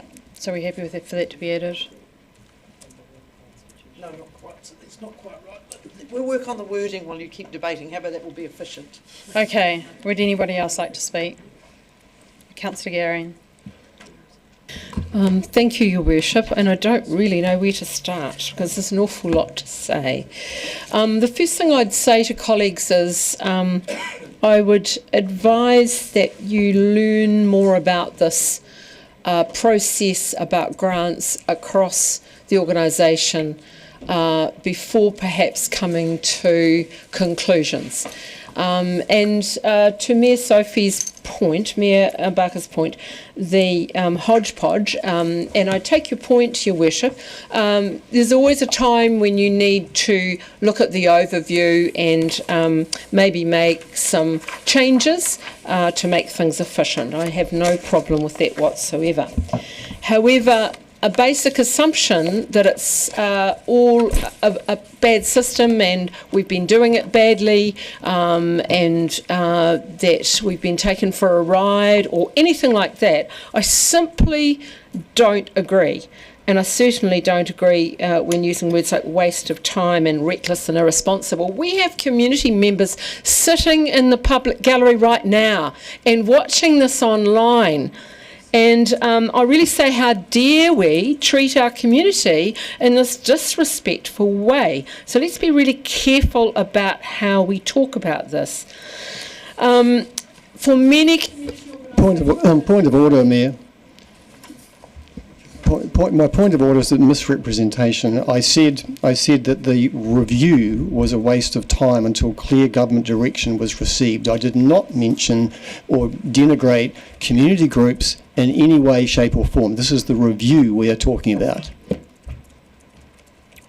I'll just take an adjournment. I move, and please don't leave the table unless you need a loop.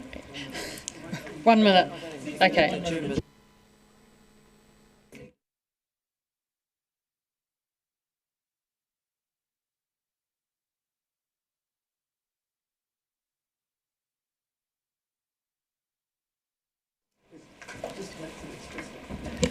Thank you, Your Worship.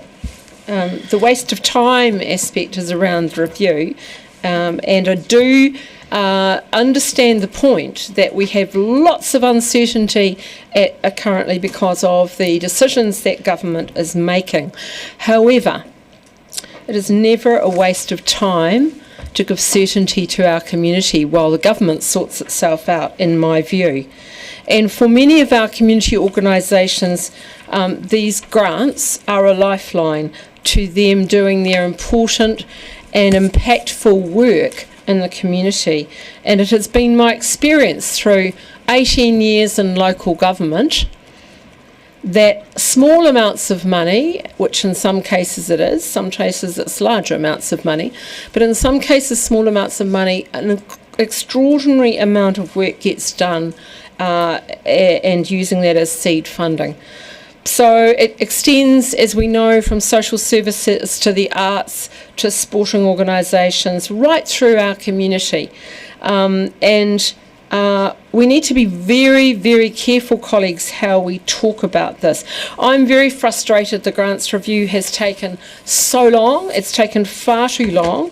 I look forward to when this is finished, and I remind you that the direction of travel, which I've talked about before, I've mentioned a workshop, a community hui we had 3 or 4 years ago that was Vu Lee, who talked about the direction of funding across the world, which was a higher trust model.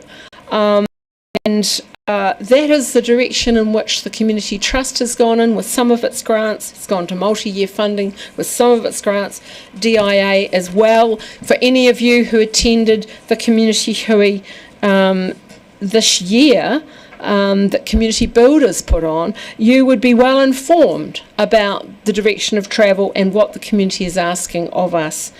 Our community reps on the grants subcommittee and Mana Whenua reps have informed our decisions hugely in the past, and they need to continue to be able to do this because we cannot be across every part of this. Yes, we are responsible for the money.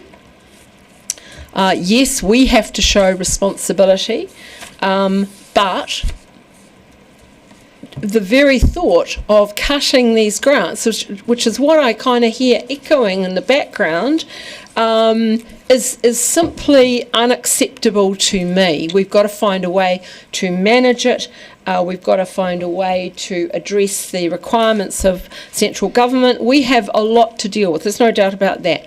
But let us give respect to our community groups as we go through this review. Let's get this review done. And I'm a bit alarmed, Your Worship, to hear you mention the 9-year plan, because that's a little ways away. I would hope this grants review will be over soon and we can get on with it. And just by the way, I had comment made to me from the community. There was a question at the last council meeting around our processes and criteria and so forth and how they matched. I think it was the Lion Foundation that was mentioned. I understand from someone that sat on both that and DIA and our grants subcommittee that ours is actually shapes up really well. It's particularly good quality. So not to put too fine a point on it, I think we can be very proud of our processes, but they can always be improved. Anybody else wishes to speak? Yes, and I'll be concise, and I think one of the things that should be emerging out of today's sessions is that some people have an awful lot to say about grants, and many people have voiced a whole range of opinions around the table. And so if council as a whole was to review and decide the grants on an ongoing basis, we would have to allocate many days to the process.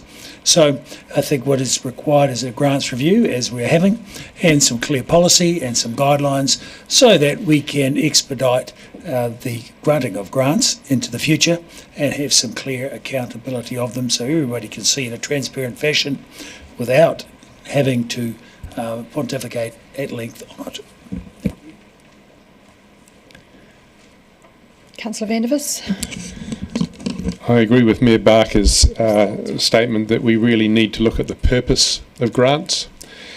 But I also believe that we cannot at this stage progress the purpose of the grants, whether you see them as a lifeline for community or whether you see them as simply a silencing of squeaky hinges groups. We cannot progress that until we know what the government policies are going to be in the next few months. And for that reason, I think that we need to pause any further work, because anything we do now is going to be made probably irrelevant by decisions from government, and they will be here in the next couple of months. I think that we should pause this as per Councillor Lunn's foreshadowed motion, that it's not worth carrying on, because we are going to find ourselves in a position where we're going to have to cut grants and cut an awful lot else as well in order to meet the new government requirements. Councillor Treadwell. Tēnā koe, Your Worship. I would just like to mihi what Councillor Gary has said about the impact of grants and the power that they have across our community. In addition, mihi the staff and the members of the grants committee for the work and the skill that they have demonstrated in getting those out into the community. Also like to mihi Andrew for or Councillor Sims for specifying the possible reconstitution of the grants committee on the agenda. Speaking to potentially putting off this decision or this review because of potential government advice, I disagree with it based largely on time frame. We firstly shouldn't comply in advance with something that we think is going to harm our community, which this explicitly would, but also there's not much guarantee that we will have this information in a timely fashion, whereas we will be allocating or required to allocate grants into the community in the quite near future. So we can't stall this for 6 months, a year, when we know that there are community groups who are preparing for funding and who need that funding prior to the time. So I disagree with that based on the timeline of it. Thank you. Councillor Mayhem, then Councillor Walker, then Councillor Weatherall. I'll be very brief, and I agree with Councillor Gary and echo the sentiments of Councillor Treadwell around the impact of the grants and the lifeline that they are to our community groups. To be honest, I feel actually sick to the stomach. I feel like things have been very chaotic today, and Councillor Vandervis, I disagree with your sentiment about silencing squeaky wheels. I feel that you've failed to grasp the actual intent and the purpose and the impact of these grants on our community and their importance. Thank you. Councillor Walker. Yeah, thank you. Listen, if truth be told, if we agree to stop for government policy change, we'll never do anything. I mean, it's a moving target at the moment. It's ridiculous. And if we want to go down that road, the Councillor Vandervis suggests, the changes that this current government is making will definitely do one thing, and that is it will highlight the even greater need for grants funding to the community a community sector that is literally creaking under increased workload and ever diminishing pools of funding, and the consequences for cities across the Motu and for this city will be dire, to be honest. I fully support the additional addition to bullet point 3 in terms of possibly reconstituting the grant subcommittee. Today, to be quite frank, has been a dog's breakfast in my mind. And from my experience as a past member of the grants subcommittee, none of the community reps who sat around the table with me and others would have tolerated the mess that we've witnessed today. Thank you. Councillor Weatherall, then Councillor Ong. We cannot play Father Christmas here. Sorry.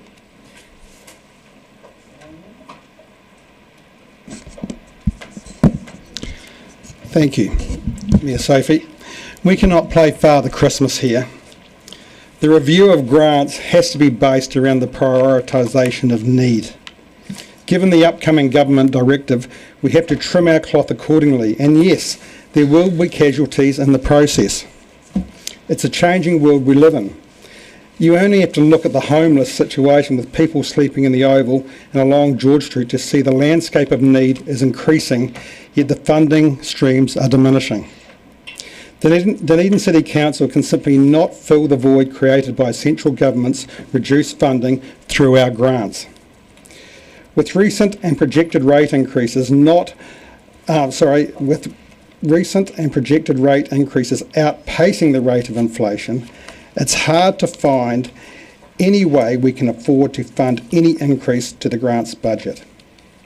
Anyway, the government will dictate how generous we can be going forward. I will be supporting this. Thank you. Councillor Ong. I just want to highlight perhaps there is some commonality in the points made on both sides of a figurative and perhaps literal table.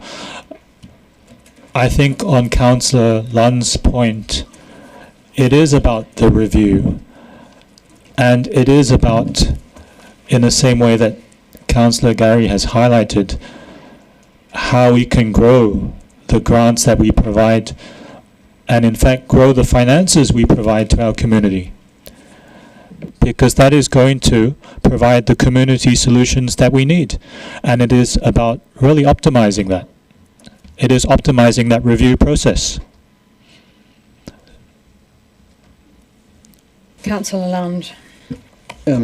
Following on from what Councillor Ong has just said and what Councillor Treadwell and Councillor Walker have mentioned, the sky will not fall in if we delay the review process. The grants process will continue.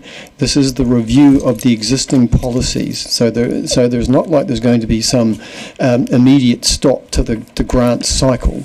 It's simply that it is not efficient to continue it at this time for the reasons that we've heard of. All right, my right of reply, which will be pretty simple, is based... Oh, sorry, Marie. Councillor Fiso. Tēnā koe, Your Worship. I'd just like to record, as Councillor Gary did and other colleagues, I would just like to record my heartfelt thanks to all the community reps and mana whenua reps on the grant subcommittee since I've been involved in particular since 2016 in the grant subcommittee, and of course all the staff, all the officers who have the relationships with applicants and who are very, very experienced in navigating those relationships and coming to a point of being able to write the assessments. So just to be very clear, there is staff have always prepared assessments for grants, the grant subcommittee, according to policy. They're always following policy. And the review, I mean, as probably been said in the report, I just want to record my frustration and community members that I'm aware of and mana whenua reps that I'm aware of. They're frustrated and waiting for this review since 2022. And so you may say that you're not, the sky won't fall in. The sky is already falling in and has been falling in for generations for some of our communities in whānau. We talk about the livability of the city and improving it. There are hungry people, there are homeless people. How can we say we're a livable, great city? The grants quantum that we're talking about is 2.76%, I think, of the total rates take. I think, and I'm immediately conflicting with Councillor Lund, that it should be increased to 5%. I don't personally care about the money. It isn't about the money. People value the dollars, but we have to value our people and our people's well-being. And I don't personally care about the central government's imperatives either. They have shown in the last whatever that they are totally heartless for children, for Māori, for everybody. And I think we should resist. Right, I think I was, sorry Marie for interrupting. My key thing is to get the review done. The review, it was signalled in the 2013 social wellbeing strategy that we needed to sort out the funding, etc. As Councillor Fiso said, this review has been going on since 2022. It needs to get sorted. It needs to get done. Yes, there are changes in what what central government are doing, but this is our city, and I think we will be deciding what we want to do for our community. When we look at a lot of the community groups who are applying for this funding, who are volunteers, and the huge amount of impactful volunteer hours that go into serving our community, we look at some of the ones that applied today. So we've got Cancer Society, the SPCA, bowel cancer, social services, deaf, disabilities, Curtin Bank, homelessness, community events. These are all people and organisations working in our city, and we need to do our part to serve them. Those small grants that we're talking about, they make a huge impact, and even the larger grants make bigger impacts as well. A lot of people around this table talked about homelessness when they were campaigning, and this, through some of the grants that we do to help charities, to help volunteers serve our people, make a huge impact. So that said, I will move that I will put the motion. All those in favour say division, aye. Please. Division, okay, thank you. Councillor Chambers. Aye. Councillor Gary. Aye. Councillor Hall. Aye. Councillor Lefiso. Councillor Lucas. Aye. Councillor Lund. No. Councillor Mayhem. Aye. Councillor Ong. Aye. Councillor Raddick. Aye. Councillor Sims. Aye. Councillor Treadwell. Aye. Councillor Vandervis. No. Councillor Walker. Aye.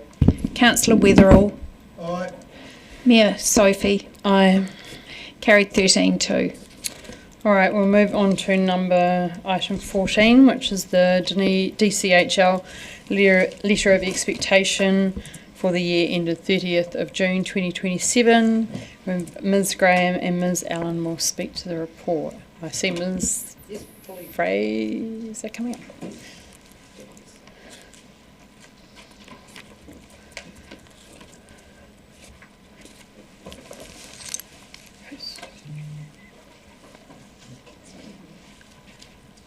Kia ora. Do you have any opening remarks? Kia ora, we're happy to take feedback. Are there any questions, Councillor Gary? I think this question is for the Chief, and it relates to my earlier questions of Mr. Lone when you were out of the room, Ms. Graham. So it's around the public forum presentation from the Writers and Readers Festival and the Community Access Grant, the issue of bookings potentially being bumped for commercial bookings.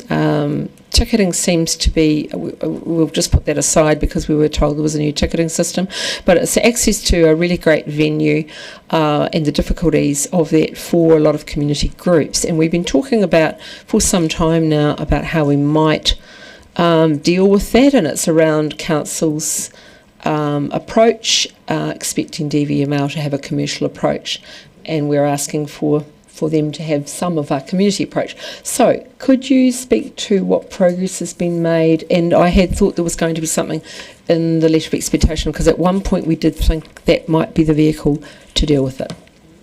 And I feel at a slight disadvantage because I'm not sure what Mr. Lone said. I'll just tell you what he said. So he said, you know, he talked about the ticketing system and he talked about working on that with DVML. But I made the point that it really requires council to change its approach to some degree in terms of that commercial imperative, overall imperative. So I'm open to what we might do, but we need to do something that's been a long time. Well, and councillors, I've forwarded Councillor Gary an email, a confidential email I got from Mr. Dawn, which I will forward to you all as well, following his watching of the public forum, where he provided some helpful background. But there are some elements of that. The ticketing's been dealt with, but there is a tension. We have a stadium that council requires to operate commercially. You're already heavily subsidising it as a council, and so. And that's the tension he manages. In his email, he does talk about how they do their very best to provide certainty and not to bump community groups. But if they get someone who is prepared to pay commercial rates to hire the facility, then they have to balance that. And so that's the tension. They work as well as they can to do that. And council does give $750,000 to that effect as part of the community access grant. So there is a good amount of support provided, and I get the lack of certainty, but there is a tension, and we need the stadium to operate and the stadium facilities on a commercial basis.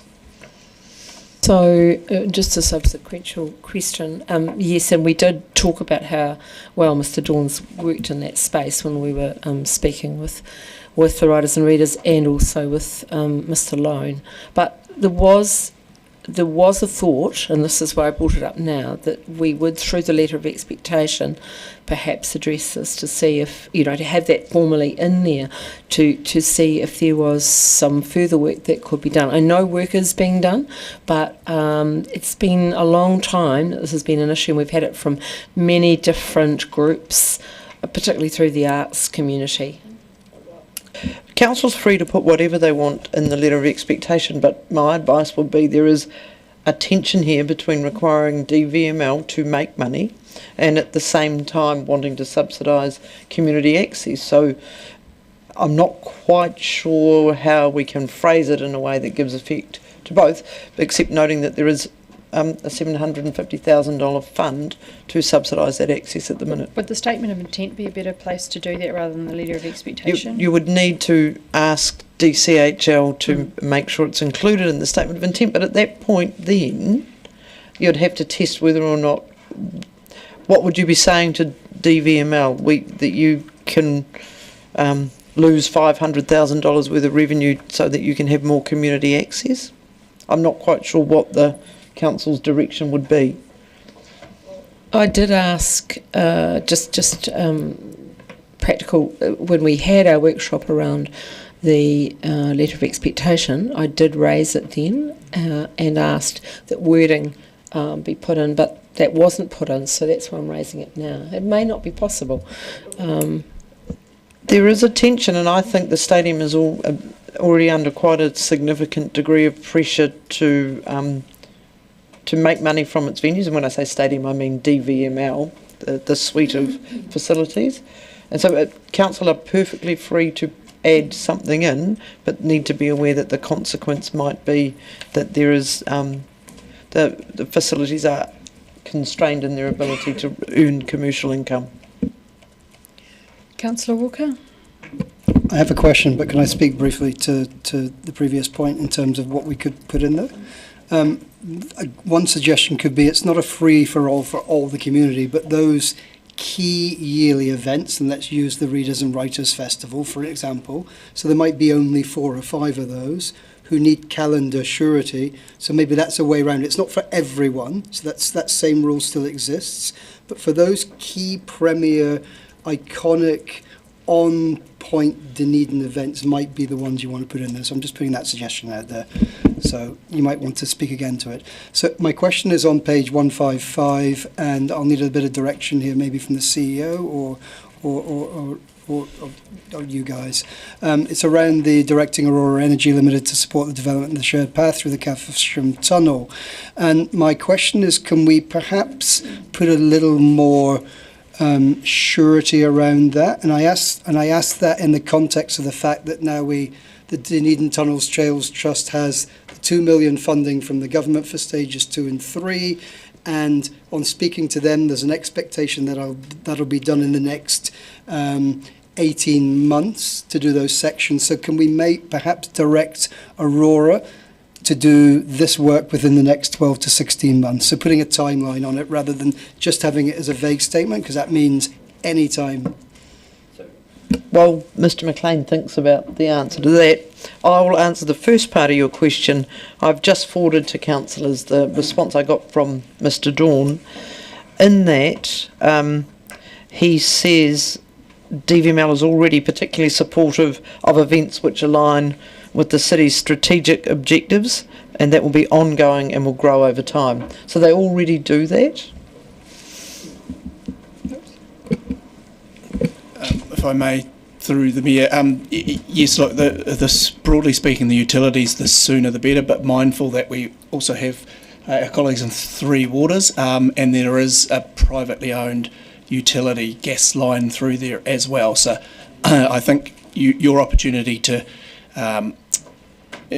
move Aurora in that direction is entirely your decision to make, but for all of the utilities in the next 16, 18 months would be great. Yep, I fully understand that. So can I formally then request that for Aurora we put in that caveat of with 12 to 16 maybe? Thank you. Much appreciated. Councillor Sims? Thank you, Mayor Sophie. And I think, I'm not quite sure who this question is directed to, but I would like to see added to the letter of expectation that this council directs DCHL to retain governance of DRL, DVML and DSPL. I'm not sure that this letter is the place, and then I'm secondly not sure quite how that would be added, but I guess under the paragraph of general expectations of DCHL, but I think that we should signal resistance to the proposal from Mr Lone to unload those entities onto somebody else. I think that comes under the investment plan. Yeah, no, I just need a minute or two to think about that, because any change in ownership is a council decision anyway, and so they would have to come to you anyway, and we've got something about the investment plan. So if you can just give me a minute to think about whether that's appropriate here or if there's a different mechanism, I just need to turn my mind to it. So are there any other questions? I might just call, if I can trust everybody, 10-minute break, because I'm aware that we haven't had a loo break for a while. So I'll move that we have a 10-minute break. Please be back here at 4:10, seconded by Councillor Walker. All those in favour say aye. Anyone against? That is carried.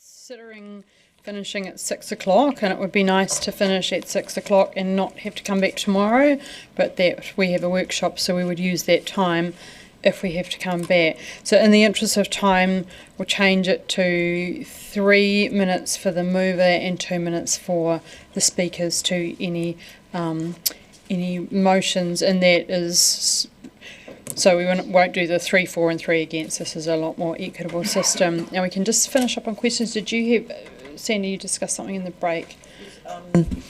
I've discussed with Councillor Sims, and it won't be possible to amend the statement of intent in that way. Okay, thank you. Did anyone have any more questions? Okay, therefore, Councillor Van Vis, you happy to move? Would you like to speak to it? Thank you. Seconded, Councillor Treble. Okay, would anybody wish to speak? Councillor Gary? Just on the matter that I raised in relation to the letter of expectation, and I wanted to express my thanks to the Chief Executive, having read the letter sent through from Mr. Dawn and knowing the work he's been doing, which I acknowledged earlier. I believe that there's some progress being made for our community access to our beautiful venues. I'd encourage for that work to continue. So we don't, I believe this is not the place to put a comment in after taking advice, but did just want to mention that in passing. Thank you. Councillor Chambers? Yes, thank you. Yeah, I'd like to support the letter as written. I think it incorporates all the changes that we discussed at the workshop. And particularly, I'm pleased to see you mentioning there about the Waipori Fund statement of intent of investment policies and objectives. Again, we get very limited return from that large investment fund. And I'm sure there could be some slightly different risk profile could get us some more investment returns from that fund, and which I'm sure our investment banker, Crystal Ong, would appreciate, because I think there are other possibilities without investing in things which are anything other than ethical. And also, I think I'm pleased to see the Aurora comment about in the Aurora bullet point about getting some work done in the Caversham train tunnel. So that's all. Thank you. Councillor Van Der Vis, your right of reply. Just pleased to see that they are still planning on giving us the $11 million dividend, -2 for stadium, and the 5.9 interest payment, as was sort of heavily negotiated last year. That's still on the table, and that the increasing returns from the companies, quite low level, look like they're going to be able to support that with less debt. Thank you. I'll now put the motion. All those in favour say aye. Aye. Anyone against? Abstentions? I declare the motion is carried. Move to item 15, the lead and soil update, and welcome Mr. Henderson and Mr. Worthington to speak to the report.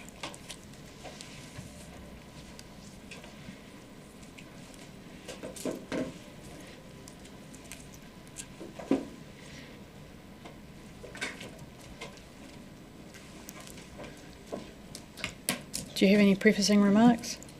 Thank you, Mayor Sophie. No, I'm expecting some questions. Thank you. Any questions? Councillor Walker. Having read the papers, and the obvious question is, you'd agree that the response from MFE is unequivocal in terms of the fact that we're doing currently the right thing?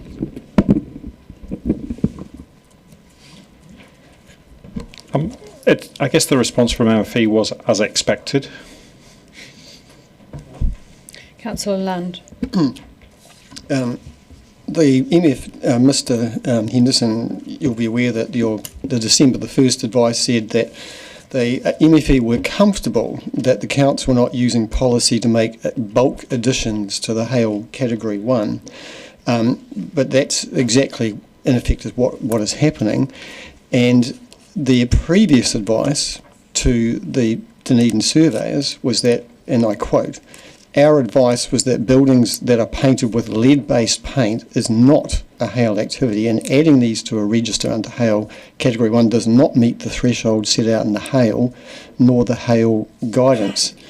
And secondly, would you agree that the lead guidelines that are used, the 210 micrograms per kilogram, are safety standards for growing vegetables? The only risk to human health is if vegetables are grown in that soil and consumed. I think that, well, in response to your first question and the bulk addition, we're not bulk additioning, if that's a real term.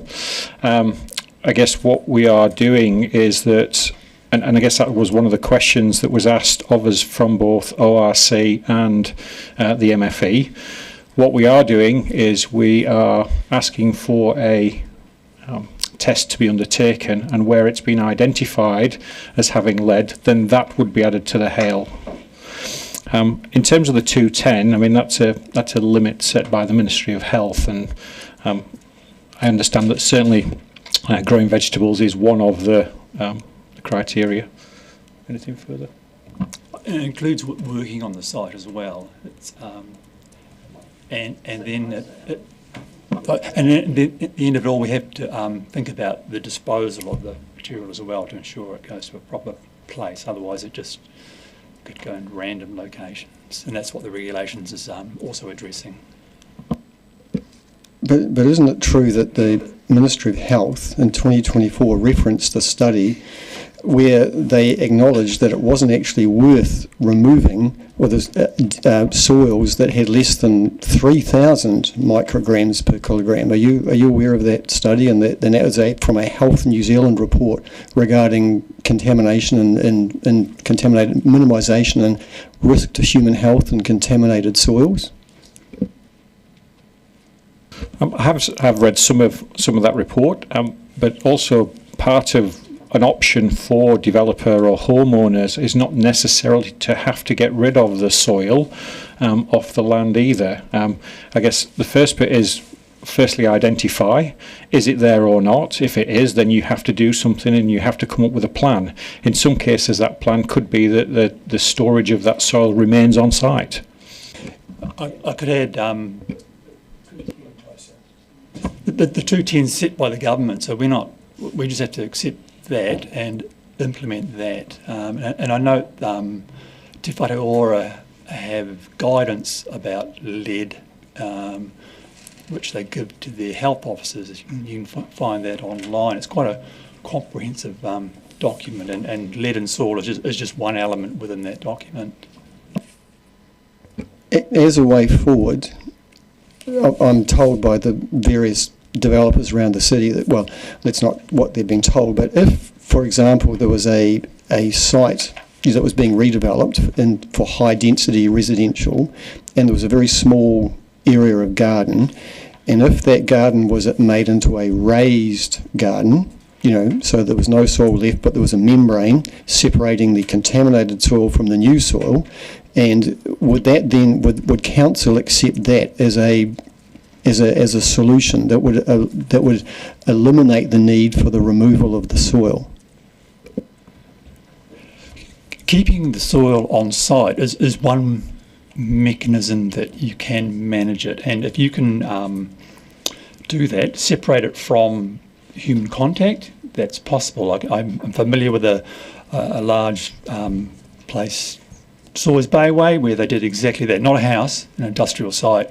They just put all the contaminated soil underneath a bund at the front of the property, and it serves as landscaping, and it stays identified in the property record, so we know where it is, and it's not doing any harm to anybody as it stands. So the same thing can be done on residential properties, as long as it can meet the appropriate conditions and manage that risk. Then yes, it is possible. Given that you've taken this particular approach and 35 other councils haven't, surely either the Dunedin Council is correct in its interpretation, or the other 35 councils are, because they do it completely differently. They can't both be right. So, but the Ministry for the Environment are not pursuing or challenging the decisions of the other 35 councils. So do you not find that extremely odd? I can't speak for the Ministry. What I can speak, though, is that obviously within Dunedin we've identified a risk. That risk has been assessed by the technical experts. That's also been reviewed by the legal team, external legal team as well. And on that basis, that risk is identified. And we believe that it does fall within the regulations, where it's more likely than not for specific pre-1945 weatherboard properties that there is a risk there, and from the data that we're seeing, that's correct. Your expert, which is Stantec, who wrote the report, it said that under the high density residential rules, there was insufficient evidence to show that there was any risk at all, because that was a 0% garden area. But yet, in their recommendations to council that you are following, they said if there's a garden of any size at all, even 1 square metre, they would require testing and removal. Is there no way that council can go to medium density developers in this city and, well, firstly accept a covenant that if the gardens are not used for growing vegetables, which is the critical risk to human health, but instead are landscaped, and have a covenant for that, would council not accept that? As I alluded to earlier, if a condition can be identified to mitigate the risks to meet our obligations in implementing those regulations, then yes, something like that is possible. So they could, like in an area where a raised garden for whatever reason wasn't practicable, and it was a small landscaped area, and there was a covenant, much like a no complaints covenant that other councils use around the country for noise and so forth, then would planning accept that? We would consider each one on its merits, and as I said earlier, if it can mitigate the effects, then yes, something could be considered as appropriate. But it is a case by case, and we need to see that. Some of the cases where they've removed a very big area, so that solution wouldn't work in that situation, but under some other situations it might work. It's already dependent on the detail. And I have seen one in South Dunedin as an example where the contamination was extremely high, and they have gone ahead and built a modest 2-bedroom house on that, and they haven't. I don't believe they've taken stuff away. They piled and put concrete ground beams and put the house on bearers and joists, and that meant they could carry on. Very familiar with that method, Mr. Worthington. We did the same thing when we built the Countdown South Dunedin on New Zealand's most contaminated site. I'm somewhat heartened by the response that we can look, because it is just the garden areas that are the issues in question. So, for the sake of time, I'll leave it there. Councillor Sims, then did you have your hand up, Jules? No, okay. Councillor Sims, and Councillor Gary, and Councillor Treadwell. Thank you, Mayor Sophie, and Mr. Worthington and Mr. Henderson for coming along. I'll try and be as quick as possible. Probably aimed at Mr. Henderson, I think, but would you support under urgency a developer's hui being constituted, and I'm putting my economic development hat on here, I guess, and whether or not we can have a hui with all of the developers. My antenna's gone right up now that I've been contacted by a community housing provider to say it is just too hard over a number of matters, and once they're saying we're going to go and build houses in Milton because it's too hard in Dunedin, then I think we've got to really sit up and take notice. So I'm asking you whether you would support a developer's or an interested party's hui, and secondly whether you would support that being held with Chatham House rules. Absolutely. Councillor Gary. Thank you, Your Worship. Tēnā kōrua, gentlemen. On the hui, I understand from Mr Ward that developing relationships with developers is part of the plan, so that's already in train. And I just want to check with you.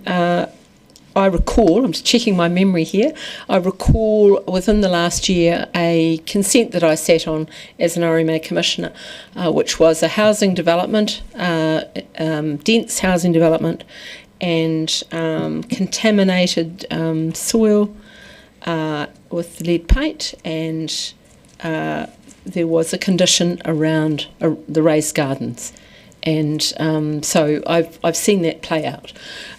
However, I've also seen play out irresponsible developers spreading contamination across the site. So I want to come back to that issue of lead and health, and you might be able to help me with this.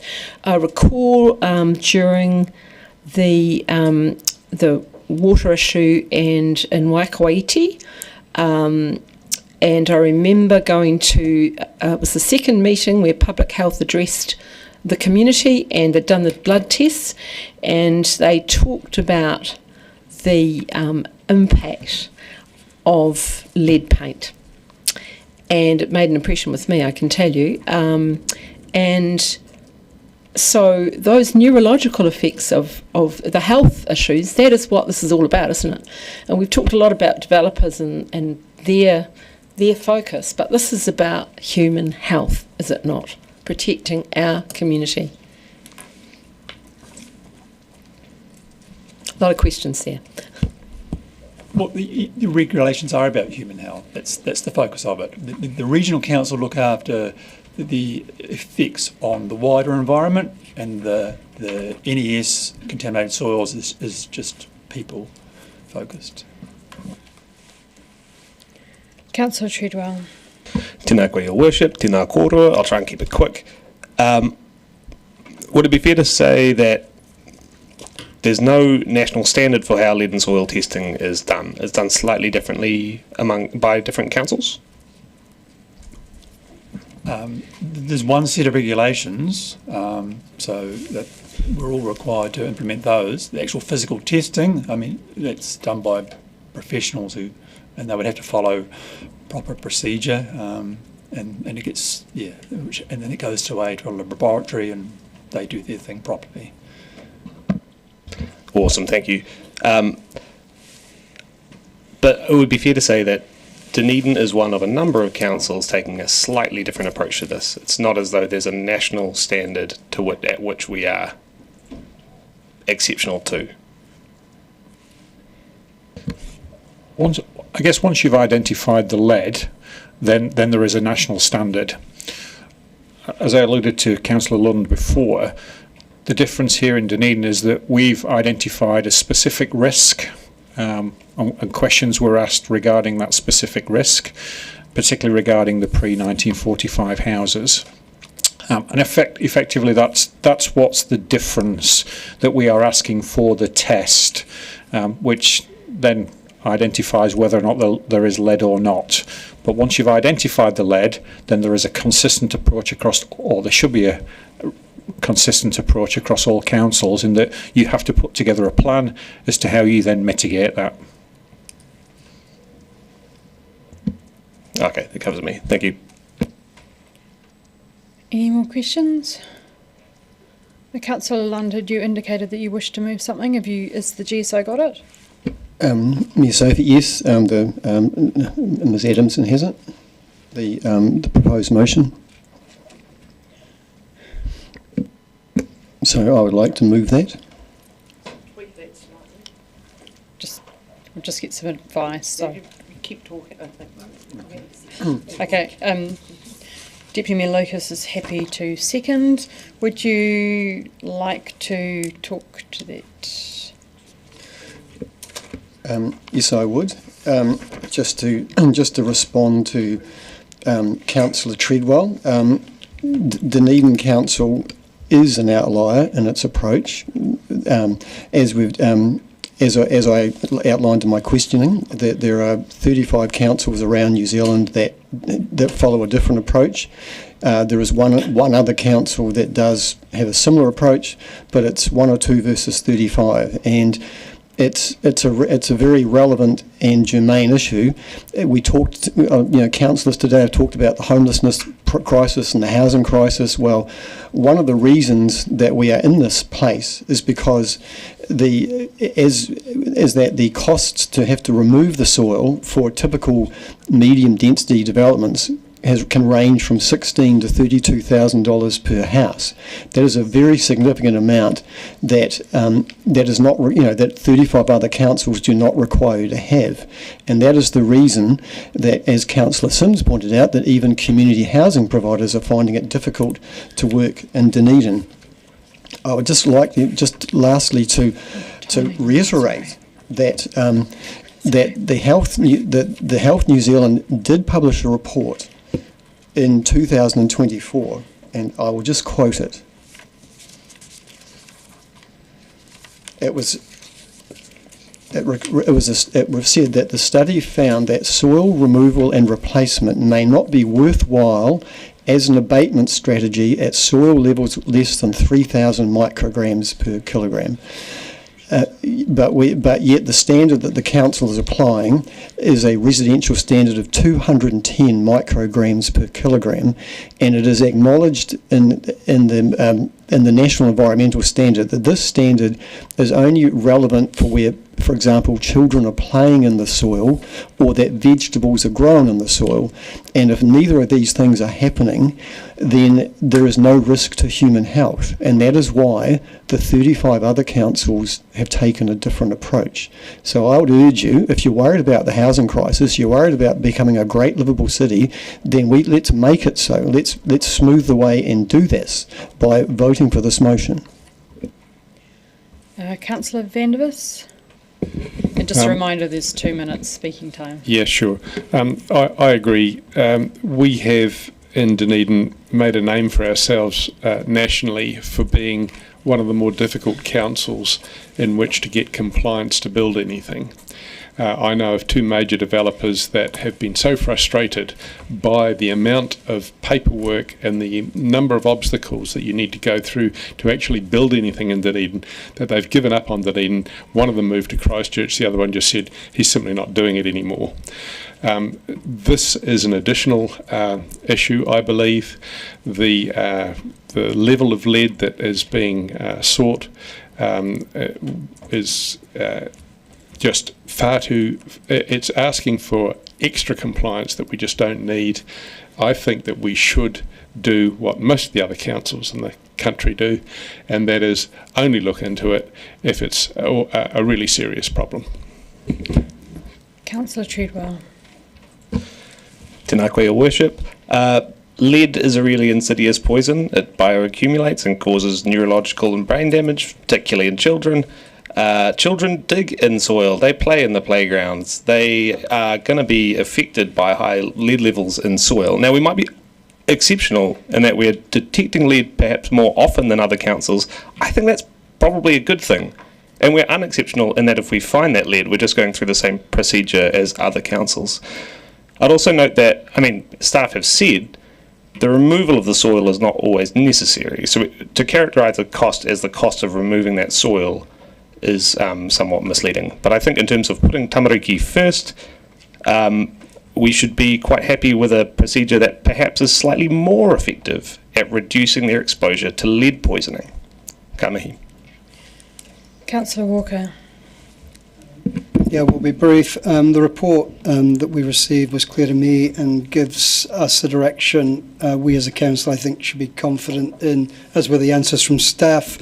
And to Councillor Lund, I and probably everybody else am worried about the housing crisis, but I'm also worried about any regulation that allows even one person the potential of suffering the effects of lead in the environment, so I won't support this.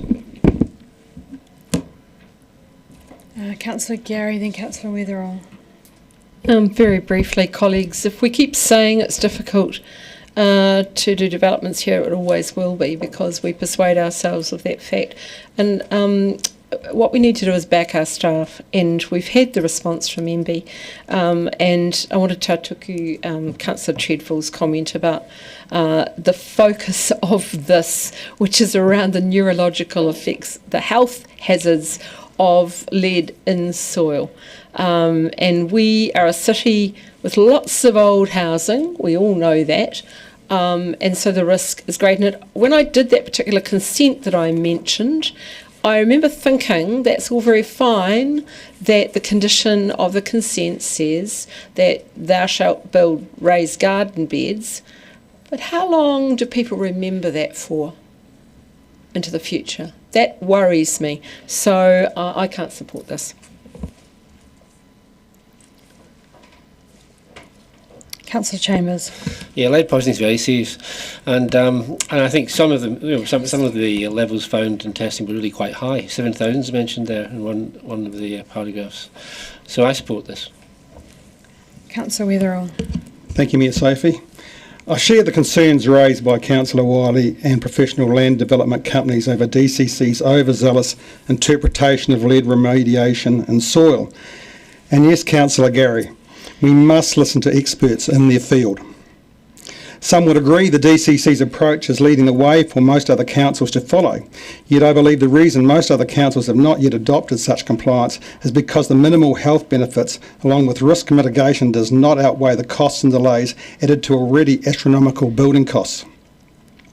I agree you shouldn't sprinkle lead on your cornflakes or lick your school pencil, but seriously, I have seen no evidence up to now that we have had Dunedin residents falling ill because they have lived, grown vegetables and flowers, or made alterations to pre-1945 dwellings.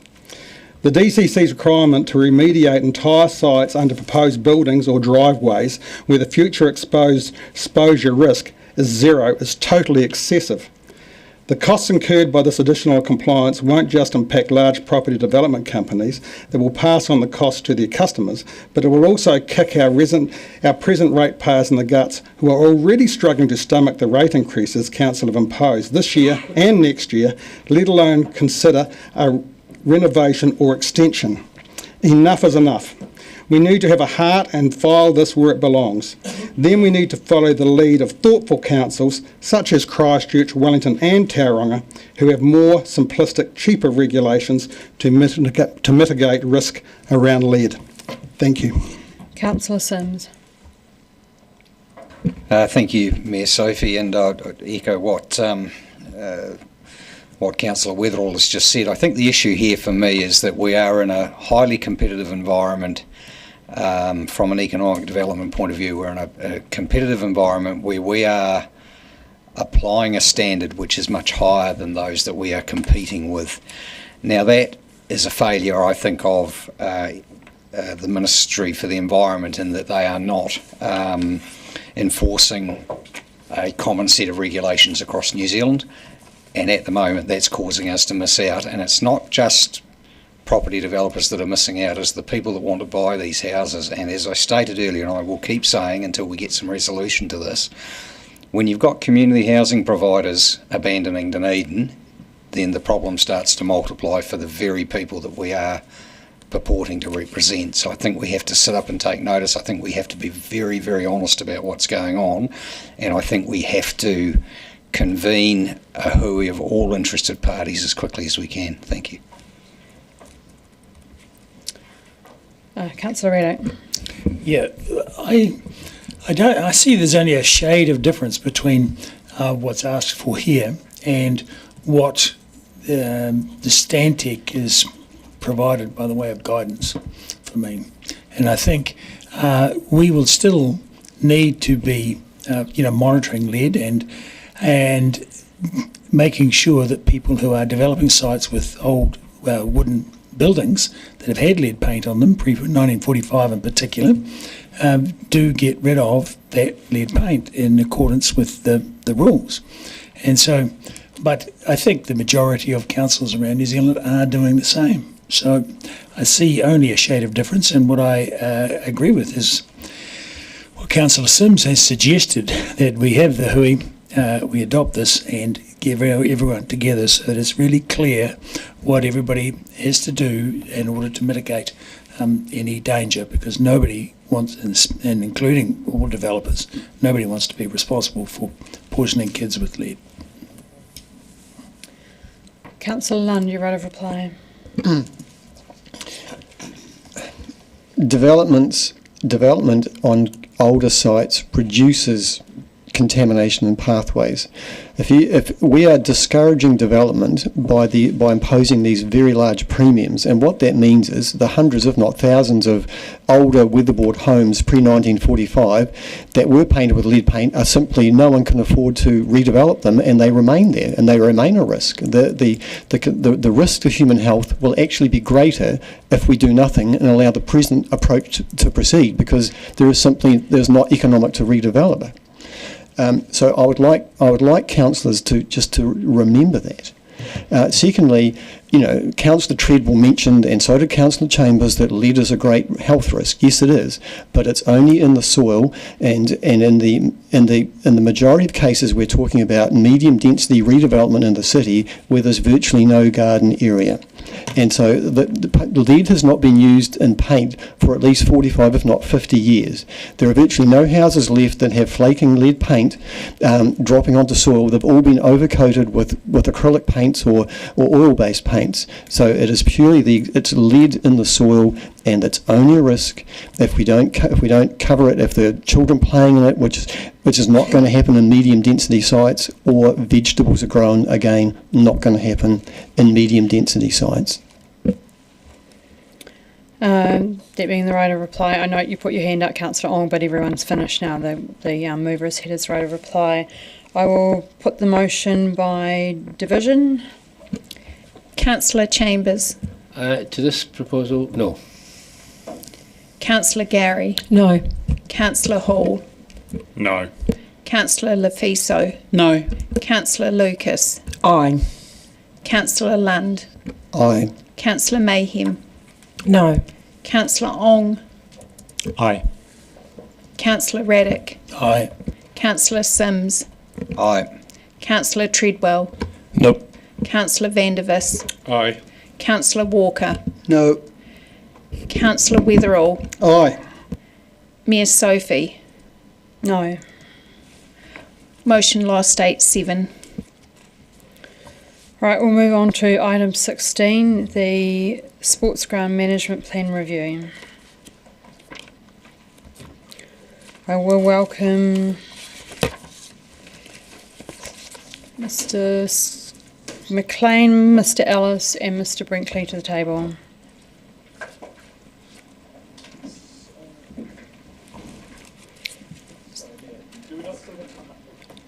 Do we not still have to pass or consider the other motion for the lead and soil, that the report be Noted? noted? Oh, sorry. We'll just pop back to that. Then I will move that the council notes the responses received from MFE, notes based on the MFE responses, expert technical legal advice and data collected to date, DCC should continue its existing approach in line with the regulations. And I will... We have to go through speeches again. Is there a seconder? Seconded by Deputy Mayor Lucas. Would anybody like to speak to this? Councillor Vandervis, Councillor Lund. I don't believe that the MFE response actually really does support what we're doing. It just says that what we're doing isn't something that they can basically object to. I think the way that it's characterised in the report is very supportive of an extreme situation that we find ourselves in compliance-wise. MFE is obviously very happy with the majority of the way councillors do it elsewhere, and for these reasons I can't basically vote for noting the report. I don't think it's accurate. Councillor Lund? Nothing to add. Okay, thank you. Anyone else? Therefore I will put by division, please. Demotion by division. Councillor Chambers. Aye. Councillor Gary. Councillor Hall. Aye. Councillor Lafiso. Councillor Lucas. No. Councillor Lund. No. Councillor Mayhem. Yes. Councillor Ong. Aye. Councillor Raddick. No. Councillor Sims. No. Councillor Treadwell. Aye. Councillor Vandervis. No. Councillor Walker. Aye. Councillor Weatherall. No. Mayor Sophie. Aye. Carried 9-6. Right, we will now move to the Sports Ground Management Plan Review. Did you have any opening remarks? Thank you, Mayor Sophie. Just very briefly, for the benefit of the new councillors, the Reserves Act requires us to consult the public twice on any review or creation of a management plan. So this is the first step. So this is a statement of proposal. It's our notification to review the 1999 Sports Field Management Plan. The second stage in the process is taking that feedback, creating a draft, but also that allows us the opportunity to directly engage with people that have submitted the first time round. One of the advantages of it being a sports ground management plan is we know who a lot of our stakeholders are already. Not all of them, but we know a lot of them, and they are the users of the sports field. So we will be directly engaging with them in the second stage. I'm happy to take questions. Councillor Walker, then Councillor Lucas. Thank you. And Mr McLean, you've sort of answered my first question: is how do we feed this out effectively to sports groups? For example, can we use things like the New Zealand Masters Games database, etc., etc.? So, There were a whole range of channels, Councillor. Presumably, I know the answer to this, but I'll ask it anyway. This is not just about the sports centre. It's an opportunity for everyone to submit on this, and even groups, because I sit on the music advisory panel, they could submit because there's been suggestions that they could liaise to use sports fields, etc. So. Yes, this is a full public consultation. Right. And Mayor Sophie, I'm happy to move this. Thank you. Deputy Mayor Lucas. Thank you. Is this the forum to direct sports groups where they want to input into sports fields allocation and the issue over ownership of lighting and things like that? Is this a place for that? Because I've already been messaged about this. I'm just wondering. I'm just trying to either cut them off at the pass or direct them your way.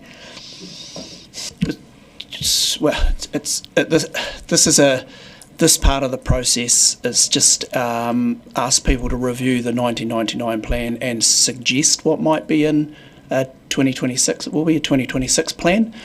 So yeah, we'd encourage anyone with some thoughts about that. But what that results in, we don't know yet. Yeah. Councillor Lund. Mr McLean, at page 214, relating to the Logan Park policy, I was very alarmed to read about the proposal there. It says that demand from Otago University for sports fields in North Dunedin for tertiary sport and provincial national competitions has changed the focus on the purpose of Logan Park and the future management of the area.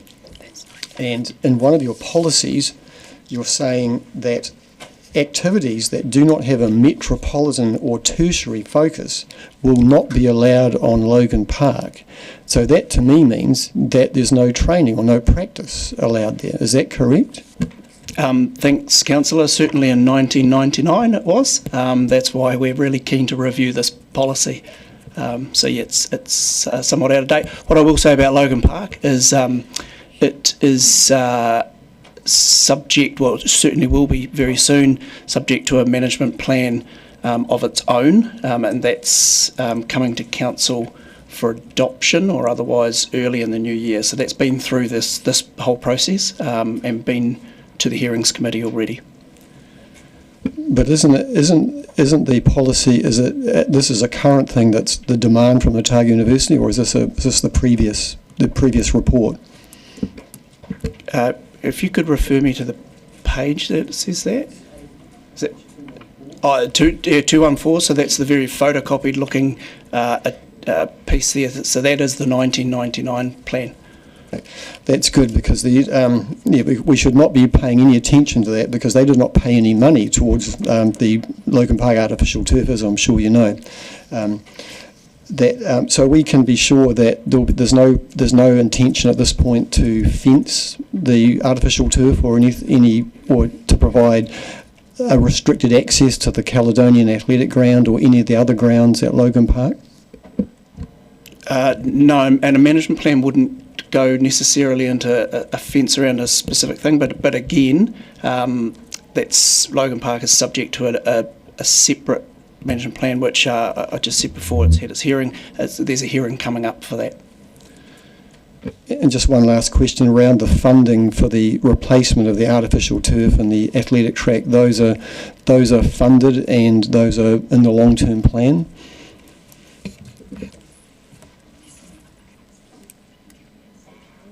Yeah, they'll be a depreciating asset, so that's more of a budgetary process. I can't recall if it falls into the 9-year plan or not. We'll have to check. I think the Kelly might, but we'll check, and we'll just have to check with the turf at Logan Park. But someone will do that, and we'll circulate the answer to that. Councillor Ong. Thank you, Your Worship. I would just ask, what are the financial measures that we have at the moment on the 50 outdoor sports grounds that we have, and it includes 156 grass playing fields and 4 artificial surfaces? What is the financial breakdown that we have readily available? And I just ask that in a similar way to, from the accounting side of things, there would be, for instance, a segment analysis of both the reported asset value and also the outgoings and incomings from each of these. So from that similar way, to just look at this and say, how can we optimize it further? Do we have that financial breakdown available? I'll attempt to answer your question, Councillor. We know what our maintenance costs are. We, broadly speaking, hire the grounds out to sporting codes, so we know what our revenue is, and that's all detailed in the annual budgets. So if that's what you're asking, the financial breakdown, that we can certainly provide that for the current year and projected into future years. Projections are very subjective.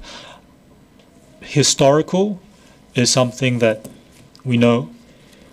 Is that available, and is that on a consolidated basis in the sense of everything, or is it specific to each ground? And some grounds, of course, may be above a certain threshold, a certain size. And then, of course, in a similar way to on the accounting side of things, on our financial statements, we don't necessarily need to have the line-by-line items that are below a certain threshold, but we should know what are above a certain threshold so that we can be well informed. Is that available? And could I just, the paper is actually on the statement of proposal in the management plan feedback form in the public consultation process, so perhaps you might like to ask those questions later on in the financial bit rather than the statement of process. So does anyone else have any other questions? Can I just add one more thing? Is it on the statement of proposal in the sports ground management plan feedback? It is connected to feedback. Everything connects to feedback in terms of, financials. And this is not on the financials. This is on a statement of proposal to go out to the community. Yeah. If you want to ask a financial question, there are financial pages coming up at the end. I think the community would ask financial questions, but because finance is... Okay, thank you. We will Councillor Chambers? Yes, Dunedin's very fortunate to have lots of sports fields compared to some parts of the world where children literally play in the traffic when they're just trying to have some sporty experience. Now, could you perhaps give us a couple of examples of why this is a timely process at this time? What's changing in sport that this review would be timely? Thank you, Councillor. So the plan that we're asking to consult on for updates is from 1999. So there's been a lot of changes in sport since then. A really significant change will be female participant in sport. So a lot of the grounds and changing rooms and whatnot have been set up initially just for male participation. So not only for the teams playing the sports, but also referees and things like that. Would be one major change that I could point to there. And the report also refers to there is kind of a move towards more casual sport as well. There's definitely more casual than, not more than, but a trend towards more casual sport. Right, Councillor Walker has indicated that he wishes to move, and I remind councillors that we have basically an hour and 5 minutes, and I just counted the reports, 8 reports left to get through if you don't want to come back tomorrow. Did we have a seconder? Deputy Mayor Lucas? Councillor Walker, would you like to speak to it? I will do, thank you.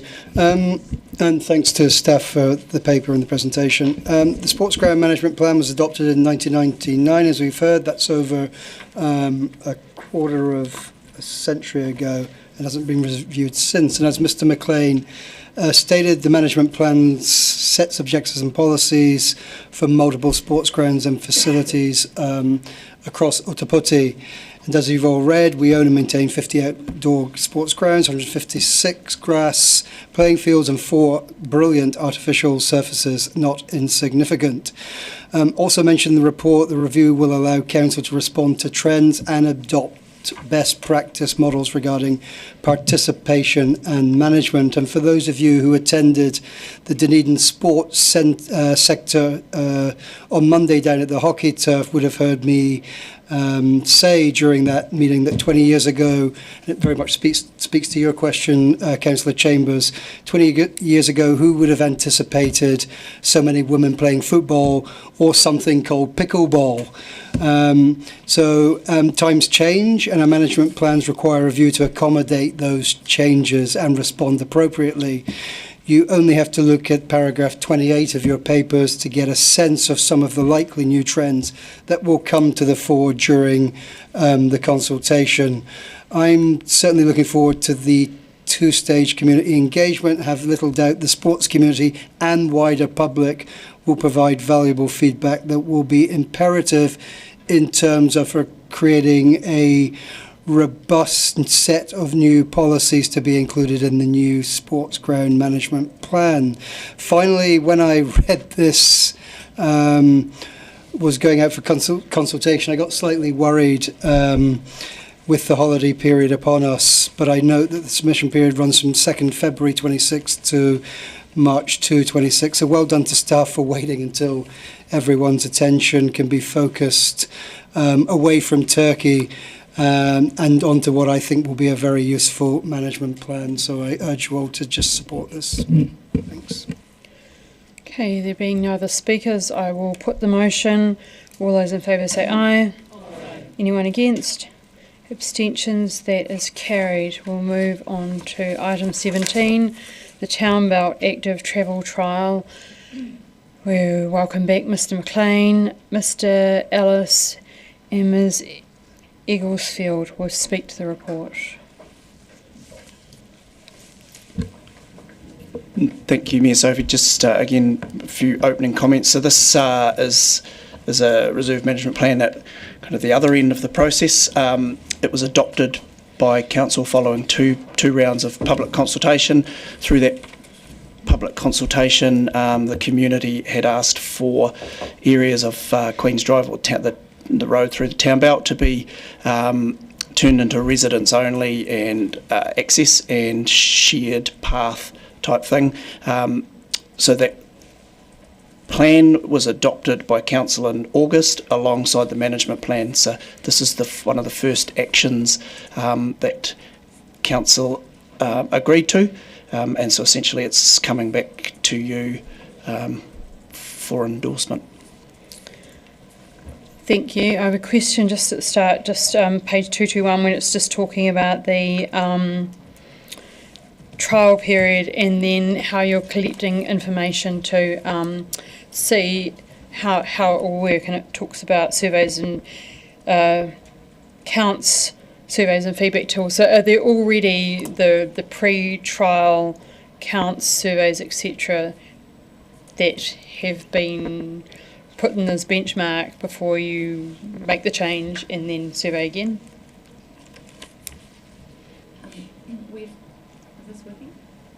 I might be dying because it's a long day.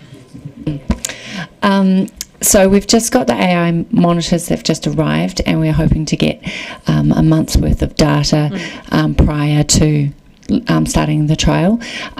Also, I meant to mention that because of the changes to the council meeting and when we've come, the trial date will need to start on the 26th of January because our contractors will be available to install road changes at that time. So just an update to the report there is the 26th of January will be the start date of the trial, and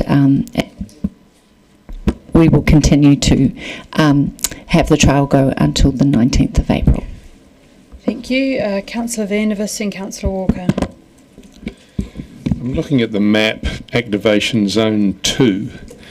Formerly it's been a road that has been used obviously for normal traffic, but it's also been occasionally cut off for car rally sprints. Would car rally sprints still be able to be held on this section of road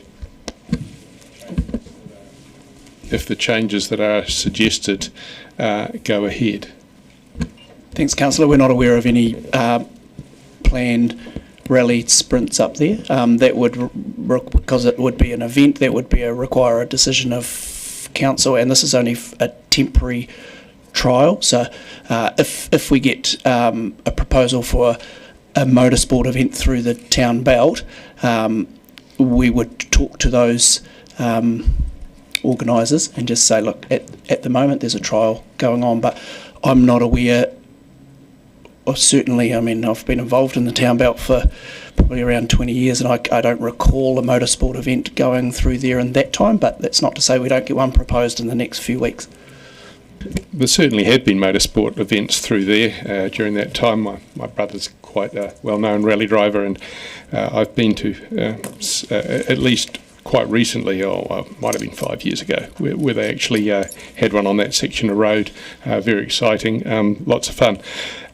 Do I take it then that when you did consultation for this proposal, that you didn't contact or you didn't consult with the AA or with the car rally sprint organisers?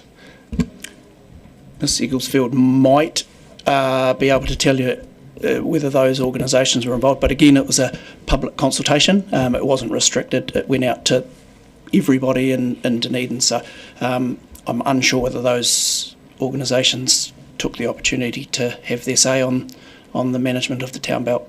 So this arises from the town belt management plan. Yeah, I would add to that the point of this trial is to formalise the project in itself and to discuss with the community. So it's a great chance for the AA and the motorsport community to come and talk to us about how the town belt could be used, because it's a trial and we want everyone's feedback. Before, the town belt RMP dealt with the entirety of the reserve, and it wasn't focused on this specific project. So this is the moment where we would consult with those people, and I look forward to hearing from them. So what you're saying is that you haven't had any consultation yet, but you have this quite developed plan. So I'll jump in there. So we did consult on the town belt management plan, and one of the things that came through strongly from the community is that they wanted some parts of the road closed except for residents access, and to develop a shared path and an area that could be activated. So we didn't go out and consult specifically on this. This was adopted by council as alongside the implementation plan, which said we would develop an option for a shared path and an area of road that could be activated, but with residents-only vehicle access, if there was residents-only access required. So we're not consulting on this. You've already, through your adoption in August, you've already asked us to do this, and this is just bringing it back to you. So is this plan basically to respond to the residents who wanted residents-only access on a public road? No, this responds to your adoption of the Town Belt Management Plan and Implementation Plan, which identified doing this sort of thing as an action. So we are giving effect to your decision, which was only in August. Yep. Okay, Councillor Walker, then Raddick, then Mayhem, then Hall. Thank you. Just in terms of the 15k, which of course is indicated in the papers comes out of existing budgets, and the suggestion there that there's support from Sport Otago NZTA, just to be clear, there's no financial support, it's in-kind support for some of the activation stuff. Yes, that's correct. Yeah, they've Sport Otago are helping us with some of the play elements that will be put onto the road, and we've been looking at getting some old assets of the NZTA to provide like free assets essentially for us to install the trail. Yep. Councillor Raddick. Yes, I draw your attention to page 219, where we're talking about the opportunities section here, 610 and 611. Can you explain how providing, taking a road, an actual well-used road by motor vehicles for other purposes, for a shared path route, it provides minimal impact on the status quo, because that was the intent of that opportunity section. Thank you, Councillor. Well, a couple of things to that. Firstly, the Queen's Drive was identified as a potential route, which you'll see in the policy section 8.10.1.12, just underneath that. And secondly, we've had Transport identify, had a look at the use of Queen's Drive, and you'll see some diagrams about the exact route, which are attachments to this report, which actually have not come out very well on when it's not colourful. But essentially, when they've been looking at the way that people travel from, say, Mornington over to Roslyn, the route's used by 2.3% of drivers travelling that route of 100%. And then again, when they've looked at routes going the opposite direction, we've seen that it's 3.4% of users use that route. So it's very low use corridor, and it's and that's the purpose again of this trial, is to see the effects and if we can do without. And finally, I would just note that that the Queen's Drive is designated as a reserve, and that it's not a road, but we actually use it as a road, but it's technically, legally described as a reserve, and so we at reserves quite like our reserves to be used for recreation purposes and not for thoroughfare. Would it be fair to describe or to make the connection between the name of this asphalted path through the reserve with its intended purpose, namely Queen's Drive? It was a road built for the Queen to drive along on her visit to Dunedin, was it not? Or be driven along. I'm not entirely sure of the intent behind the naming of the road over 100 years ago. Sorry, but it's the town belt's had many iterations, and the community have asked us to look into this. So that's what we're doing. When I read point 26 of those, 75% expressed support for the concept. Was that concept clearly spelt out that it was going to be taking the road rather than minimising impact on the status quo? So I think, to me, people would have thought that there would be a separate walking and cycling path through the town belt. Well, when we did the draft RMP and it went out, there was, I don't know if you remember this, but we had, there was a news article that was actually done on right after the council meeting, because there was a lot of discussion about this at the time, and so we did end up having a large amount of respondents in the draft plan specifically speak to this issue. Over 50% of the people who gave us feedback on this in the second iteration gave us feedback on this topic, and we had 75% people in support of it. So, which we worked out it was 36 responses specifically on this issue. 27 responses were in support, and I just make the note that that's groups. It's not just single people. Page 227, I'm just trying to reconcile page 227 with page 219, item 24, or paragraph 24. Paragraph 24 says that nearly all vehicles exceeding the safe speed, some reaching up to 80 or 90 kilometres an hour. But the graph that we can see on page 227, I don't see any vehicles. Oh, the speed range, yes, I can see that just barely there. Some people have gone high, but certainly the upper limit of most drivers is well below. It gets to 60, but it's not hitting that high point. Yes, so you've got the straight line along the bottom of that graph shows what's a preference to drive through the Queen's Drive. That's a 30k zone. The line that kind of is in bold and moves, that's the kind of the average upper speed limit of most cars, and then you'll see that there's a higher limit along the top where we've got up to about 95 kilometres per hour at midnight and between 9 and midnight on the graph there. So we do see in the evening hours that people speed quite very quickly, but equally in the middle of the day there have been recorded instances of people going up to 80 kilometres an hour. Yes, possibly balanced up by a whole lot of people going at 10 kilometres an hour.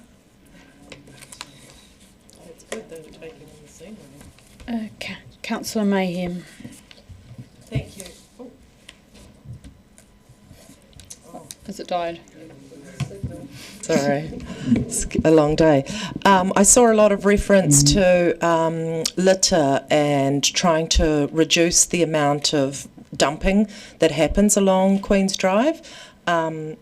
I just wanted to offer support, and I had a meeting at lunchtime with Keep Dunedin Beautiful, and we have regular groups every month who want to do cleanups, and if you wanted us to provide you with the data, we've got a church group that we've already directed that their cleanup for this month should be on Queen's Drive, and then we would try to do some more each month over the trial period and then bring the data back to you for comparison, just as par for the course, because it's something we would be doing anyway.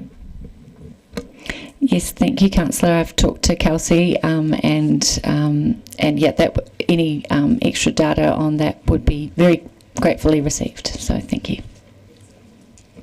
Councillor Hall, Lund, then Vandervis. Councillor Hall. Thank you. Did I hear AI cameras?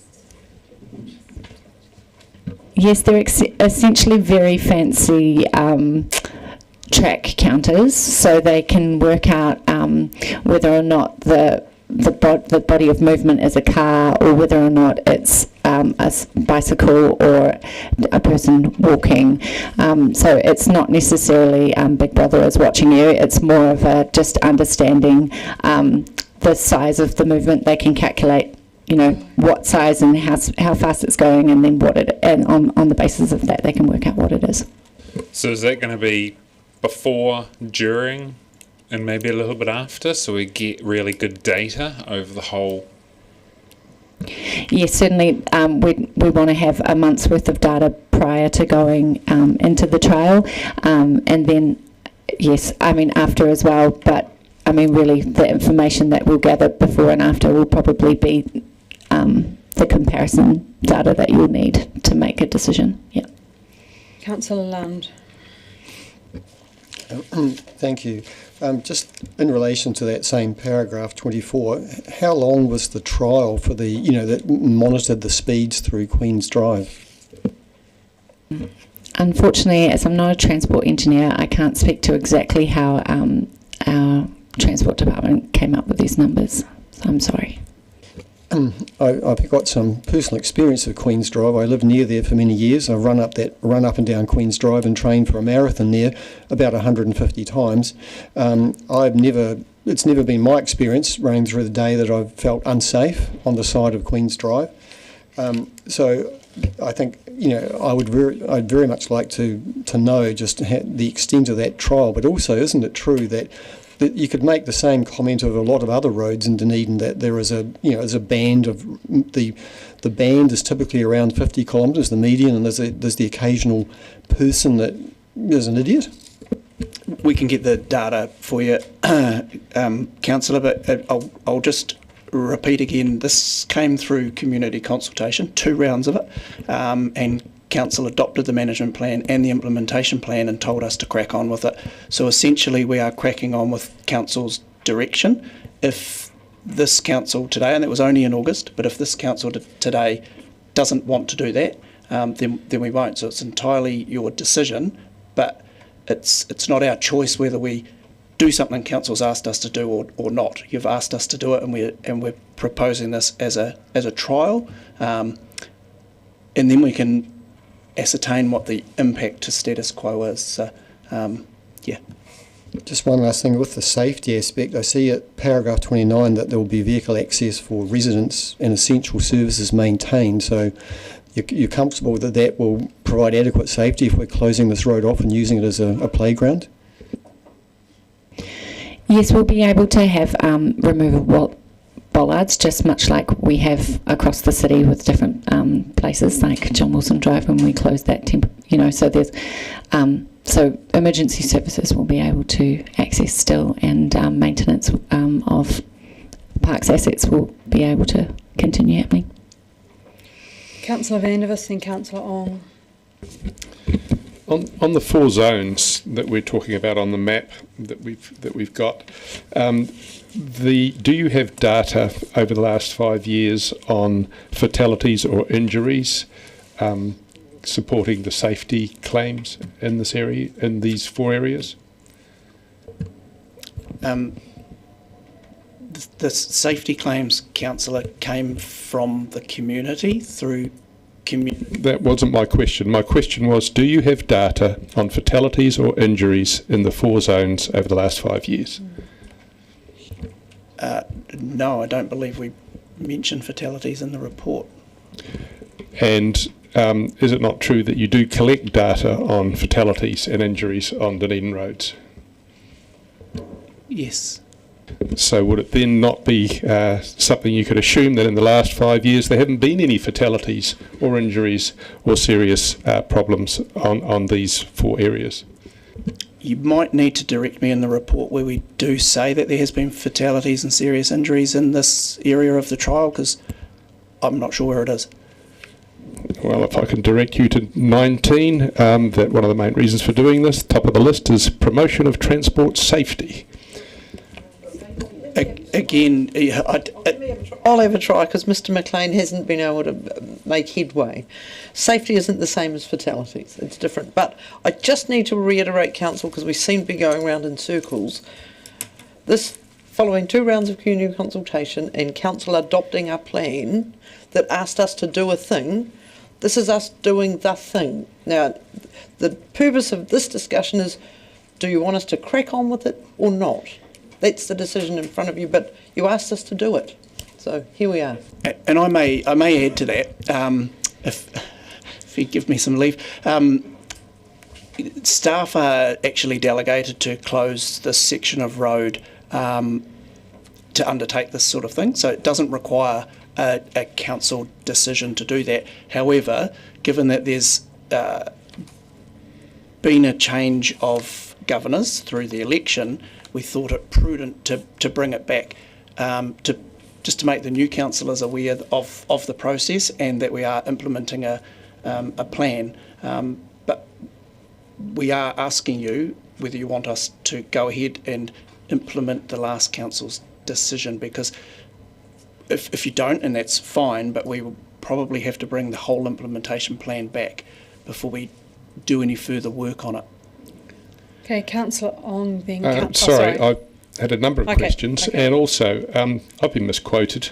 The Chief Executive says she doesn't equate, that you don't equate safety with fatalities. I didn't. I said fatalities or injuries. And I believe that if you've had no injuries and no fatalities, then the safety issue is quite seriously not there. My other question was, how many in the last 5 years in these 4 zones, how many tickets have been issued for illegal parking? Is illegal parking really an issue there? I don't remember seeing any of it in my many years of traversing this area.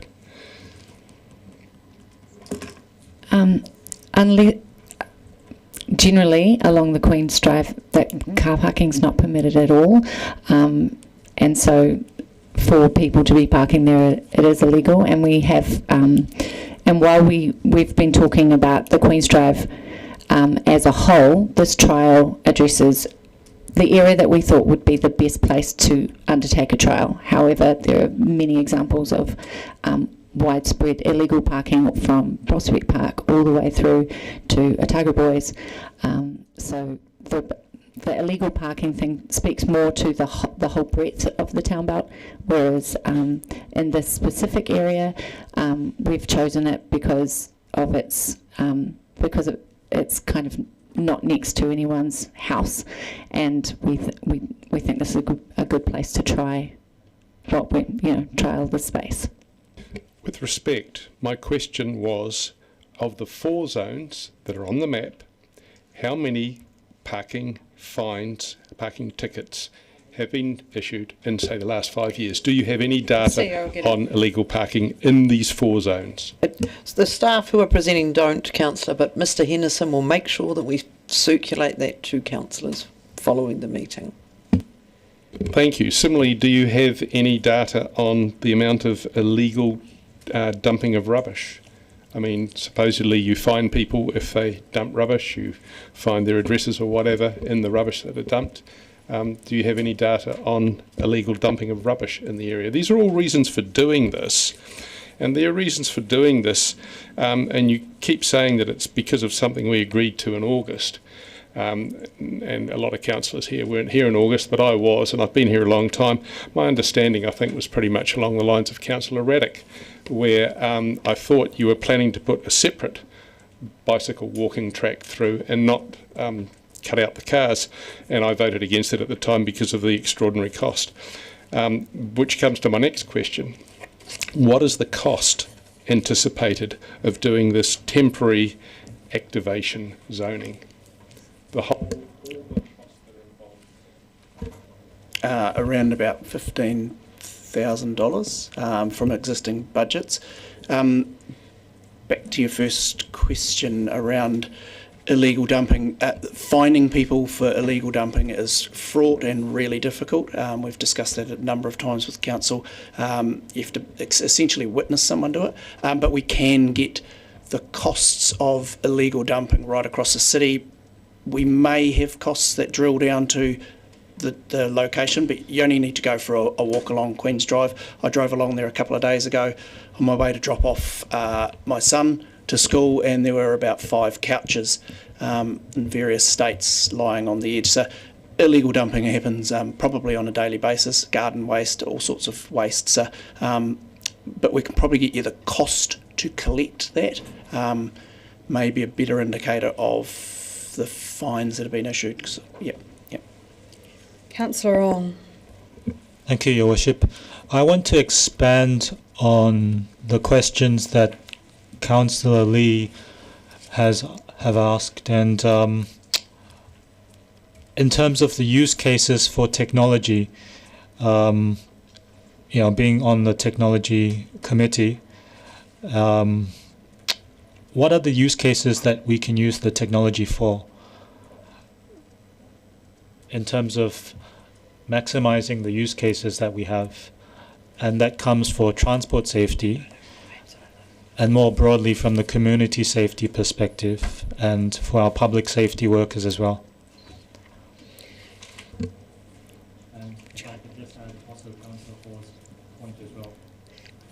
If I could just add, that's also on Councillor Hall's point as well. I think the clarification was around using AI to count people. It was Councillor Hall's initial question, and then also following on from Councillor Lee's use cases, in terms of illegal dumping of rubbish as well. So I think it's quite broad in terms of what that could be looked at, and it's about maximising our usages from a particular cost that is incurred. I think that might be a difficult question to answer. Or just more broadly, how do you cooperate amongst the different types of usages? The AI technology we would be able to use for different things, such as in the transport network, but also in our tracks network. I wouldn't be able to say whether or not that technology is able to monitor whether or not people are dumping waste, but I think that's more a CCTV kind of thing. But once we've used them on this trial, there'll be plenty of other opportunities to use them for other things. Councillor Mayhem. Thank you, Your Worship. Could it be true that Task Force Green spend upwards of $300,000 a year dumping, removing illegal dumping? And could it also be true over 10 years, Keep Dunedin Beautiful has done constant cleanups on Queen's Drive, and I couldn't even estimate how many tonnes of rubbish that Task Force Green has agreed to take away from us, and Prospect Park, because it loops around and has that wonderful hidden area, is one of the hot spots. In fact, the whole of Queen's Drive is a dumping ground, sadly. I'm happy to move option one. Councillor Walker's indicated that he's... Happy to second. Okay. Moving Councillor on. Reddick.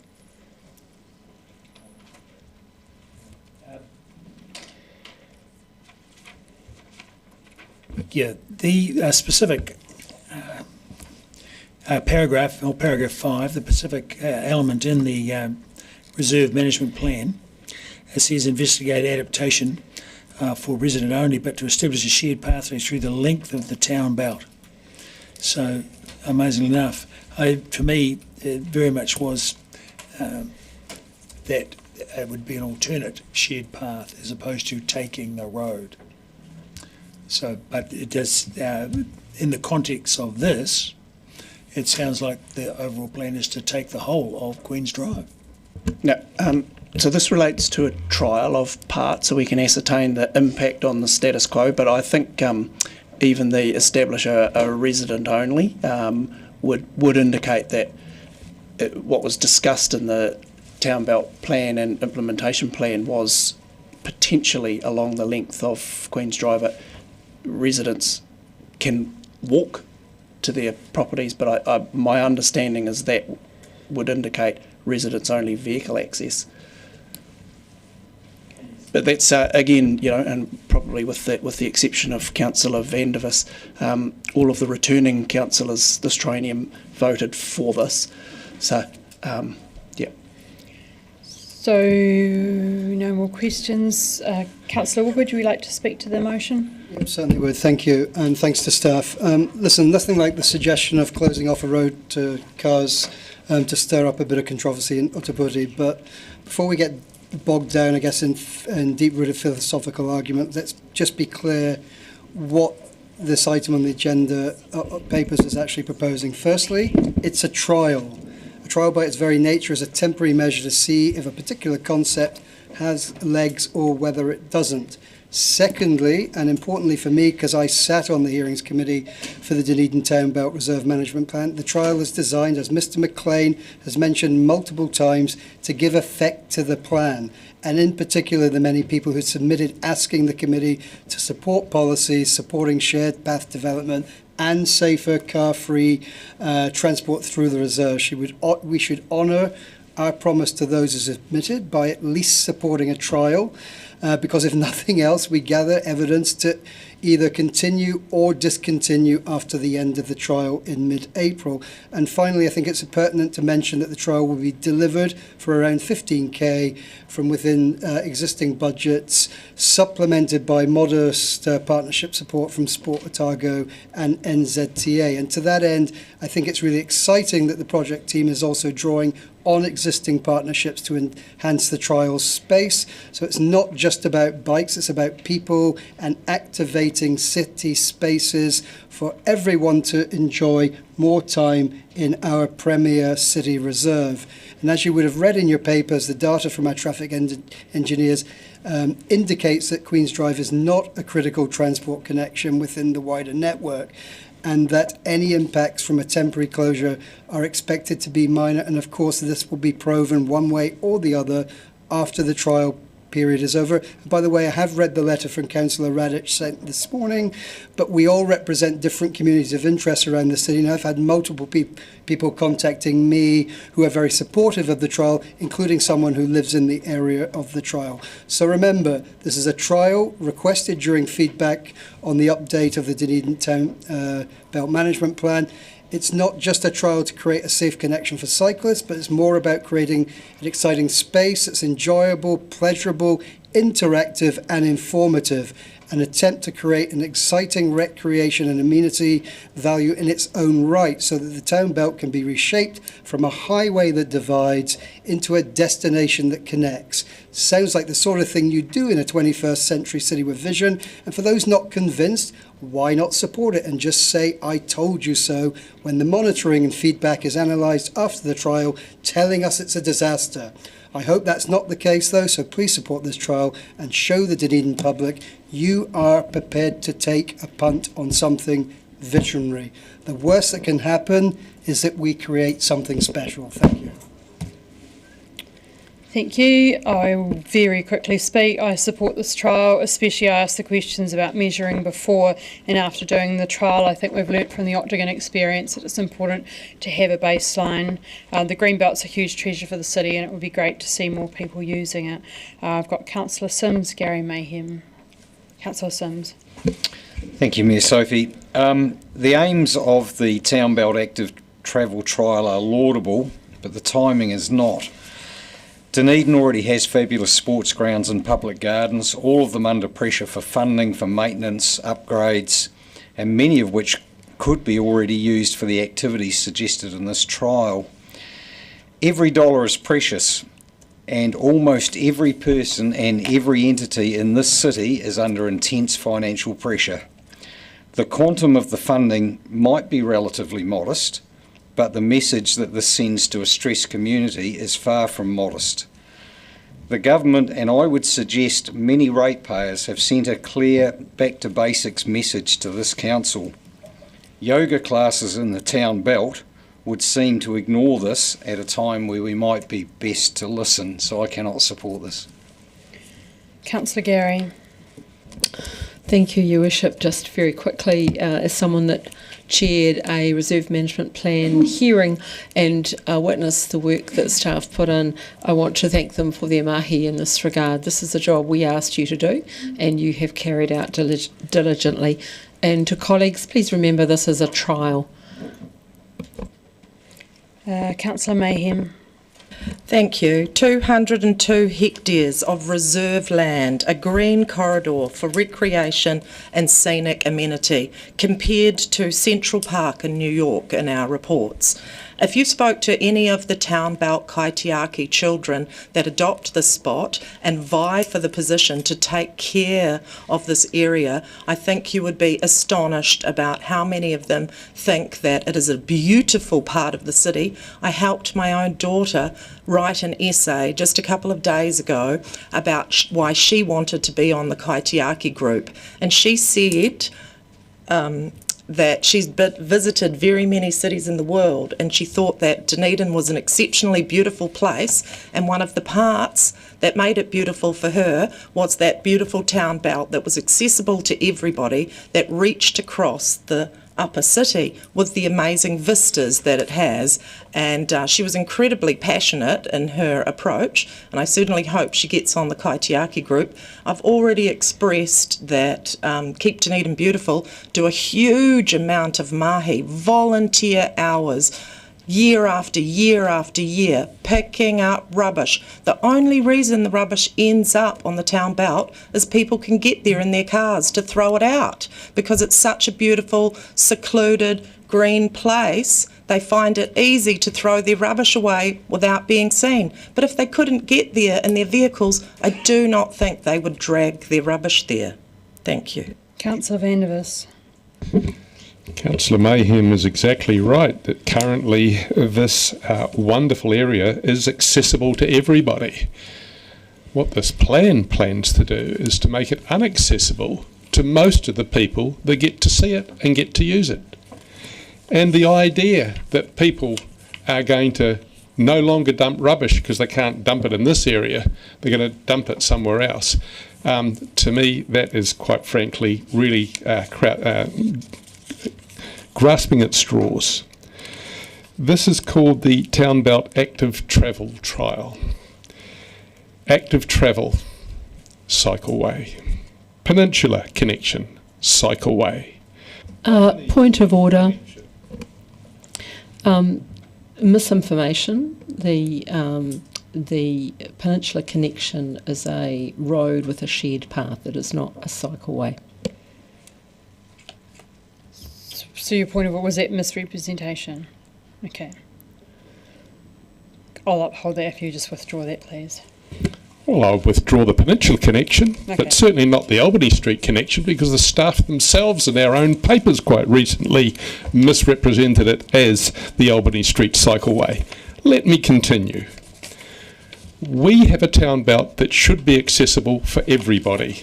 This proposal means it will not. The claims that it will promote transport safety, the only way it's going to promote transport safety is to stop transport actually happening in the first place, going through it. The 4 zones proposed. The staff have no data on fatalities or injuries supporting the safety claim. They have no data on the illegal parking in these particular areas. I know that in other areas of Queen's Drive there's certainly been an illegal parking issue, and one of the reasons it's been illegal is because there were a lot of parks that used to be available around other parts of Queen's Drive, below Moana Pool for instance, where you used to be able to park, and now there's just no parking signs there when there's an incredible need for this parking. So I believe that this is the politics of exclusion. We have a certain point of view, if you like, where cars are bad, 4 wheels bad, 2 wheels good. We are becoming known in Dunedin as the Car Cancelling Council. If you want to have a place where a food truck and picnic zone would actually be welcome and you'd actually get people to go there, put the food truck and picnic zone down by the dinosaur park. The food truck and picnic zone there would certainly attract a number of people. Thank you, Councillor Vandervis. It's 2 minutes currently. Pardon me. Thank you for hearing me out. Councillor Reddick. Yes. I agree with what Councillor Vandervis has to say about this, because the key thing with this proposal, it makes the road inaccessible. And throughout the document and throughout the theme of this trial, there's a very strong bias towards this trial and the effects of this trial. And there's no mention of the inconvenience to the locals, the people that use the road regularly, no mention of inaccessibility, no mention of the restrictive nature of this trial, the time consumption that's going to be required for people to make a big detour to get up to Highgate or down below to get to where they want to go if they want to go across town, and the disadvantages to regular users of that road. Instead, it's all focused on the wonderful nature of the road. Item 7, paragraph 7, a safe people-focused corridor. Item 10, fixing gaps in the city's cycling and walking network. 15, its recreational potential is currently undermined by roads that prioritise vehicles. Roads are built for vehicles. This was built for the Queen to drive on 100 years ago and has been used continuously for that. So this comparison underscores the opportunity to unlock the town belt's full potential by prioritising pedestrian and cycling access, enhancing safety and creating spaces. It waxes lyrical about the positives of this trial and of shutting down the road, but we come back to page 219, paragraph 19, section 6.11. The expectation of the councillors that voted for this was where the impact on the status quo is minimal, and this is certainly not minimal. Thank you. Councillor Treadwell. Tēnā koe. First, I'd just like to commend staff on this thorough and awesome plan. Keeping the cost down to less than $4,000 a month is honestly amazing for the breadth of what they're considering here. Now, what this gives to the people of Dunedin, and particularly young parents, is a free outdoor activity to do with their kids, which is a valuable thing in and of itself. I think this is a demographic that we often don't consider around this table, and I would like to say that it will be very much valued by them. With regards to the inaccessibility, well, there's still accessibility to either end of this short section by car, and it does create accessibility to the entirety of the road, which was previously inaccessible to pedestrians. So I would query that argument. With regards to the report not addressing the disadvantages of the plan, they are literally addressed in the disadvantages section, whereby it is noted that, where's the exact wording? It does point out that there will be a small inconvenience to the small proportion of drivers that regularly use this route. So I think staff have done an amazing job of this. I don't think anything has been left out of the plan, and it seems well communicated, and I would love to see something like this go ahead. Thank you. Councillor Weatherall. Thank you, Mayor Sophie. My interpretation of earlier discussions was to support the creation of safer shared pathways through the town belt to increase the green belt's usage. I can see the way this is going, yet if the numbers show support of this trial, I don't want roads and residents impacted. So I will support this, yet if successful, we need to investigate adding shared use tracks and leave vehicle disruption for commuters and residents to a minimum. Thank you. Councillor Walker, your right of reply. What people were saying. Yeah, thank you. I'll be pretty brief. Well, you might even make that 6 o'clock target, eh? Councillor Sims, yeah, every dollar is precious. I fully agree with that. But I think creating a space for only 15k that creates an exciting recreation area for multiple groups who can take advantage of a space is pretty good value, actually. Councillor Mayhem, you're right, the town belt Kaitiaki group are legends, eh? They're amazing. And I have little doubt that each and every one of them would fully support a trial in an area that they have helped to keep so special. Councillor Vandevers, it remains fully accessible. We're opening it up in a way more groups than currently use it can access it. And in terms of car counselling, sadly, I can literally think of no fully pedestrianised areas in Dunedin, but fingers crossed one day that might change. Councillor Treadwell, thank you for your sensible commentary. Councillor Weatherall, thank you for appreciating it's a trial and we'll see how it rolls and make decisions thereafter. And sorry, Councillor Raddick, I literally couldn't understand much of what you said, so I can't really comment, although just to be clear, it was not built for the Queen to drive on. Thank you. Right, I will put the motion by division. Councillor Chambers. Aye. Has yours died? Do you want to use mine? It's going now, sorry. Councillor Gary. Aye. Councillor Hall. Aye. Councillor Lucas. Aye. Councillor Lund. No. Councillor Mayhem. Aye. Councillor Ong. Aye. Councillor Raddick. No. Councillor Sims. No. Councillor Treadwell. Aye. Councillor Vandervis. No. Councillor Walker. Aye. Councillor Weatherall. Aye. Mayor Sophie. Aye. Carried 10-4. Right, we will move on to the Reserve Management Plan schedule with Mr McLean, Mr Ellis, Mr Brinkley. Do you want to give a very simple overview of what this report's about? Yeah, thank you, Mayor Sophie. This is we review this list annually and give councillors an opportunity to look at the list and make any changes if you wish to. Thank you. Any questions? Councillor Chambers. Mr Ellis and I attended a Waikowhati Coast Community Board meeting last night, and there's a lot of discussion there about the Tribby King Reserve and how it really does need some improvements to the toilets and other parts of the reserve, some good signage, and it really, if improved, it could be a really important tourist destination on that area. I was also interested to hear the submission this morning about the developing of the cycleway north of Dunedin and how that's an important thing for the future and hopefully going to happen fairly soon.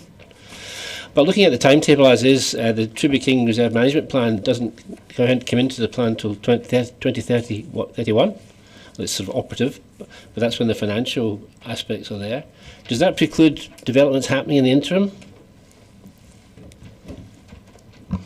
Thank you, Councillor. So the 2021 plan that was adopted has an implementation plan, and that being operative will work through that implementation plan. Generally, is the Reserve Act that requires them to be reviewed 10 yearly? Supposedly under continuous review, depending on changing circumstances, so there's no sort of defined timeline. I think your question was, does it preclude improvements being made? No, it doesn't. Any improvements that require funding are put into the annual budgets and considered by council each year. So that's how we fund the improvements to give effect to the plan. Yep. Deputy Mayor Lucas. Thank you. This is a question for you, Mr McLean. I see the Pukura Reserve Management Plan is scheduled for 2930, and I think you're aware that the Te Pukura Trust are interested in that being done a bit earlier. Can they make a start on it in conjunction with Council on the review of that? Yes, I'll probably have to come back with some more detail. We did get some legal advice, and given that it's a joint management plan, it covers DCC land and Department of Conservation land. There are some complexities to getting it reviewed, but I certainly know that the Trust wish to, so we might need to treat that one somewhat separately and maybe come back with an amendment to the list, because the board are keen. Yep. What I'd suggest is these generally get tracked in the Council Forward Work Programme, and so it might be that we just do it there rather than having a report, and if there's a change based on that consultation, capture it there. Yes. Any more questions? Therefore, I'll be happy to move that the Council approves the attached Reserve Management Plan schedule. Seconded Deputy Mayor Lucas. Just a comment that it's great to see this coming to Council for the oversight, and that we are actually catching up with the Reserve Management Plans, which had not been quite up to date. So this is good work, good process. Anyone else wish to speak? Therefore, I will put the motion. All those in favour say aye. Against, abstentions, that is carried. We'll move on to item 19, which is the proposed data collection approach and content for the census submission. Ms. Morand and Ms. Tolson will speak to the report.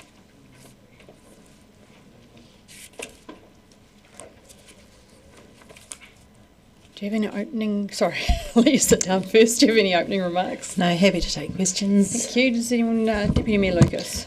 Just quickly on point 24 in our submission, which is on page 255, which relates to the proposed data releases. And one of the issues that we currently have with the census is about timeliness. Is this way we can kind of capture something more about timeliness of release of that data? I think one of the things they're doing with the sample surveys, and if you look at the discussion document, there's a timeline, is to capture that because there has been the feedback with delays from the last one, yeah. Councillor Walker and then Lund. Just a question on, if my notes are correct here, on page 268, related to the consultation question around the LGBTIQ plus communities. When we're answering a question like that on a feedback form, where within our organisation or do we go to ask those questions? Some of that is included in the priority communities and the social wellbeing strategy. Yep. Just before Councillor Vandervis leaves, I think we will probably be reconvening at 10 tomorrow morning. Would that be correct? Because we're probably not going to get through everything in 10 minutes. We'll let you know. Eh? Okay. Okay. Thank you. Thank you. Or if councillors want to run slightly, there's about, I would estimate, half an hour best case still to go. Okay. We'll go. Okay. Are you all right, Lynn? No? Yep. Fine. I might need some painkillers. Councillor Lund, and can you chair for a second? I'll just take some.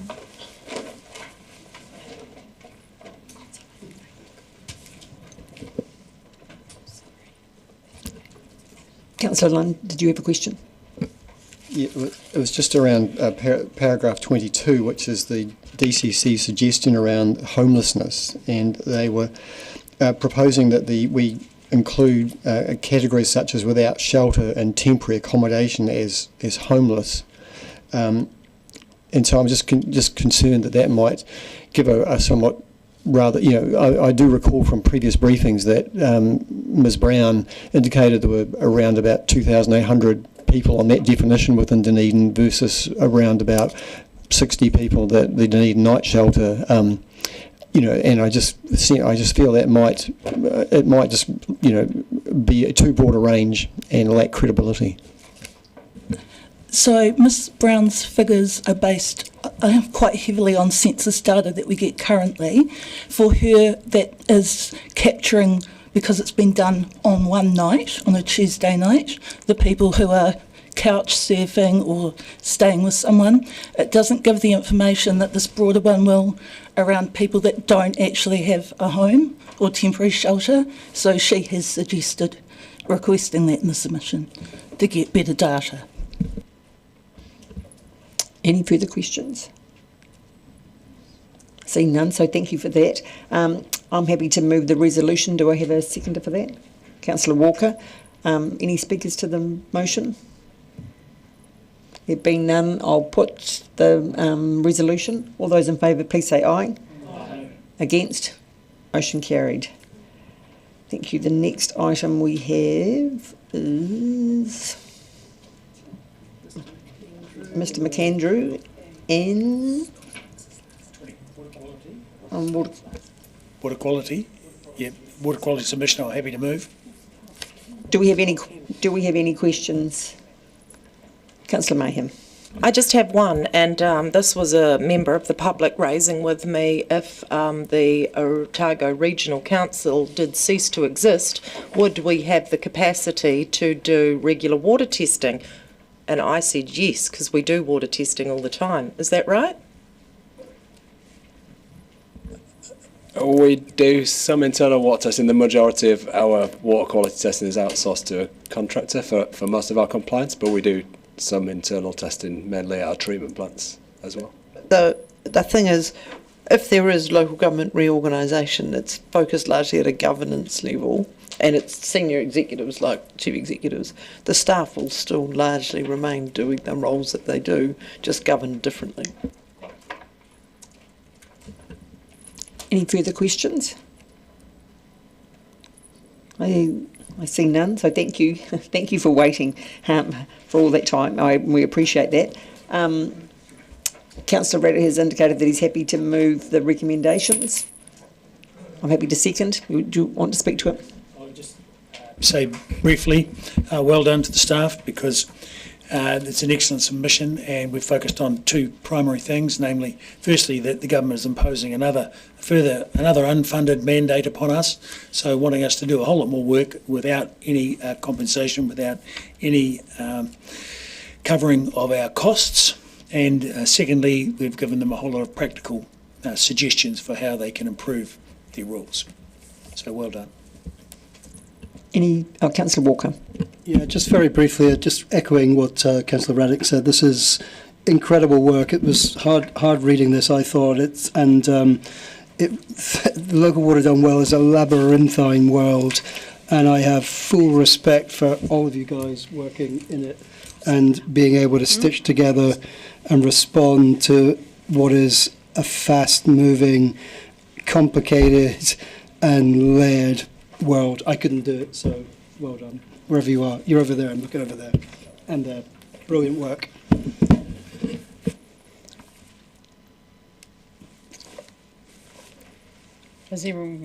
I presume we're on item 20. People have spoken to us. Yes, we are on item 20. And then we are going to put the motion? Yes. Okay, let's put the motion. All those in favour say aye. Aye. Anyone against? Abstentions? That is carried. Right, financial report. Period ended 31st of October 2025. Ms Allen and Mr McAuliffe will speak to the report.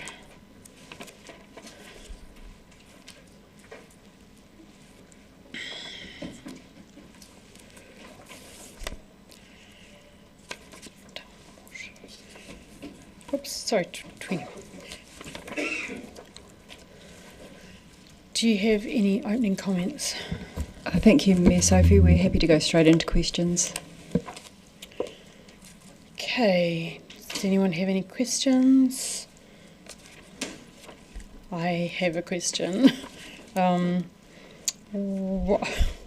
There's mention of a theatrette project, and I think I ask this every time, and I don't want to not ask it because I wonder what is happening with the theatrette gallery project, because for months and months and months it said mainly due to the timing. So when can we be expecting that project to start?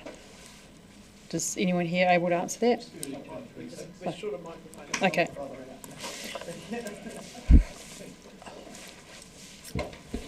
Early 2026. So the delays are both construction and creative, and so but if February we're expecting it to be complete. Okay, and following on from that, because it will be a chargeable attraction, will that be coming to council for confirmation of the charges for that, or not?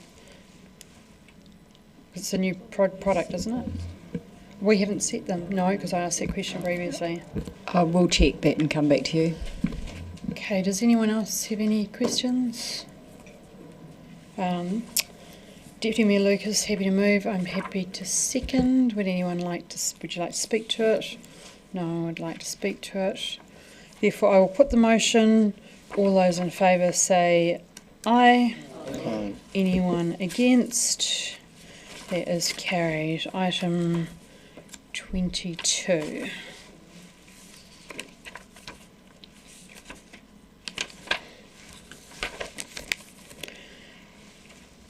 Ms Moran and Ms Harrison's not here. So Okay. it's me, I'm sorry, Okay. Your Worship. That's all right. Different to my Because schedule. unfortunately, Ms Harrison is unwell today. Yeah. Oh, sorry to hear that. Yeah. So, councillors, you'll see, if I may, this is just a report that confirms the change in responsibilities now that Councillor Vandervis has accepted a portfolio position and a co-chair, and so it means that we need to resubmit salaries to the Remuneration Authority. This matches what was presented originally in the report at the meeting in November. Does anyone have any questions? Therefore, I will move that we approve the resolution as per the papers from A to F. Oh, there we go.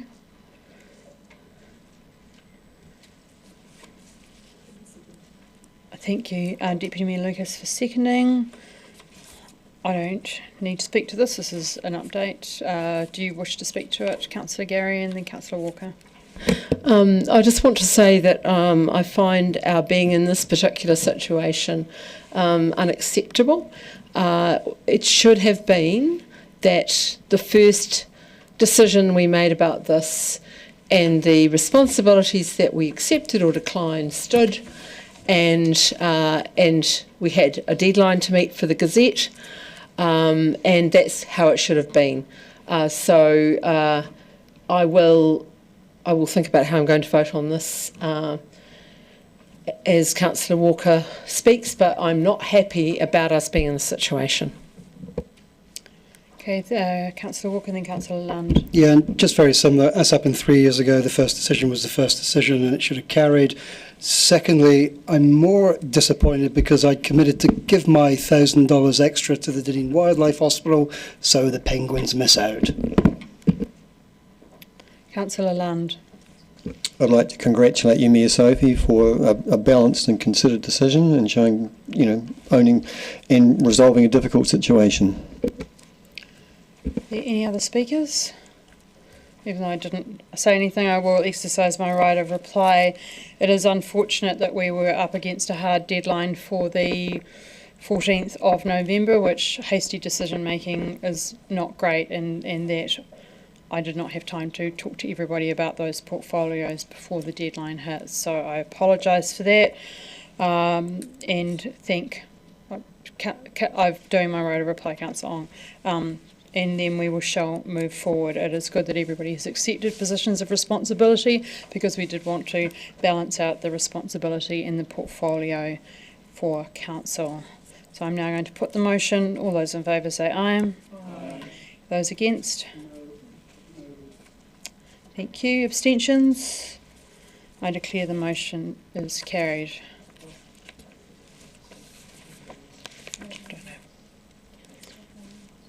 Councillor Ong, I didn't quite understand your vote. Were you voting?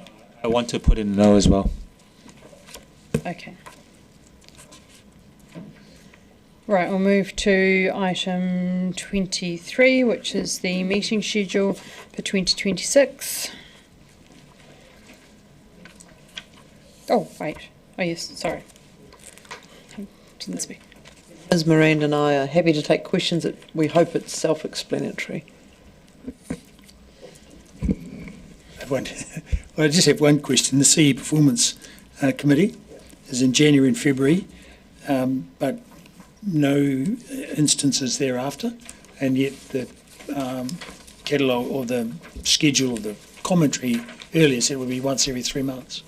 So that's I guess one in January, one in February, and no others. I can answer that because we have to go through a process to appoint the people who, the executive hunt, I guess you call them, the recruitment agency, executive hunt, a recruitment agency. So it's just making sure that we actually fit within the timelines of those recruitments. So we're lining up the timeline to make sure that we are able to meet all of the deadlines. And then subsequent meetings will be put into the calendar. Yes, they'll be put into the calendar. These were the because that doesn't apply to all of the councillors, but there will be more meetings put in. It was just that we needed to put those ones in quickly. Councillor Sims. Thank you. Just a quick question regarding the annual plan budget meetings scheduled for Tuesday the 27th of January to Thursday the 29th of January. What would be the earliest that we could expect to get the budgets ahead of that meeting? You will only get them 5 working days ahead. So whatever the Tuesday, and I'm sorry, I haven't got a calendar in front of me. Thursday. Would it be Thursday? It'll be Tuesday I'm imagining that'll be the 20th if my maths is right. Ouch. because, and I can explain more about that in non-public. Oh, okay, I get it. Yep. Any other questions? Councillor Walker.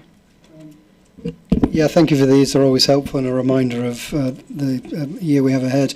The only query I do have is it's very late for the very last council meeting in December, being on the 17th. So if there was any way of moving that, I know looking at it might be difficult, but if there's not, I'll be an apology. Yeah, thanks. Yeah, I think we can look at that when we get into next year and understand some of the, yeah. Yeah, we will come, the calendar does get adjusted through the year, so thank you for bringing that one up. Any more questions, Councillor Gary? On that point, can we just be mindful of not moving the key kind of structural meetings around any more than is absolutely necessary, because I know staff do their best with it, but some of us have other boards and those meetings. I know the museum, it was always, they worked around the meetings we have. So absolutely, we acknowledge that, but at the same time, all of our main staff meetings are having to be. We've been waiting for this to be confirmed so we can reschedule all of our key executive meetings and leadership meetings as well, because this is a big change. I understand, and thank you for that.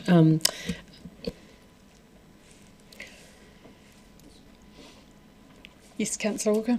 I just want to say as well, I want to applaud the decision of moving council meetings to Thursdays in terms of I'm being selfish here, in terms of the reading time ability, way better. Thank you for giving me part of my weekends back. Last weekend was... Thank you, and I think we were hoping that that would allow people to submit questions before the meetings so that staff are able to answer them as well. Don't think that's necessarily happened in practice, but perhaps that could be some people's New Year's resolutions. Indeed. Right, now I will I'll move the motion. Seconded Deputy Mayor Lucas. Don't wish to speak to it. Anybody else wish to speak? So I will put the motion. All those in favour say aye. Anybody against? Abstentions? I declare the motion is carried. So we'll move to proposed event road closures. Welcome back, Mr. McLean. I presume you don't wish to speak to it. Councillor Gary, happy to move. Councillor Walker, happy to second. Does anybody wish to speak to it? Thank you. I'll put the motion. All those in favour say aye. Anyone against? Abstentions?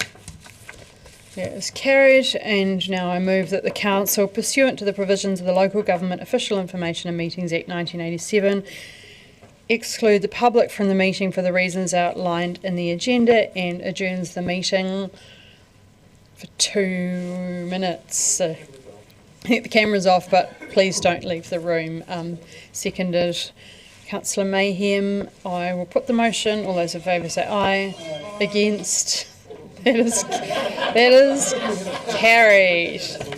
Right. Once the cameras are off and staff are out, we will move to non-public.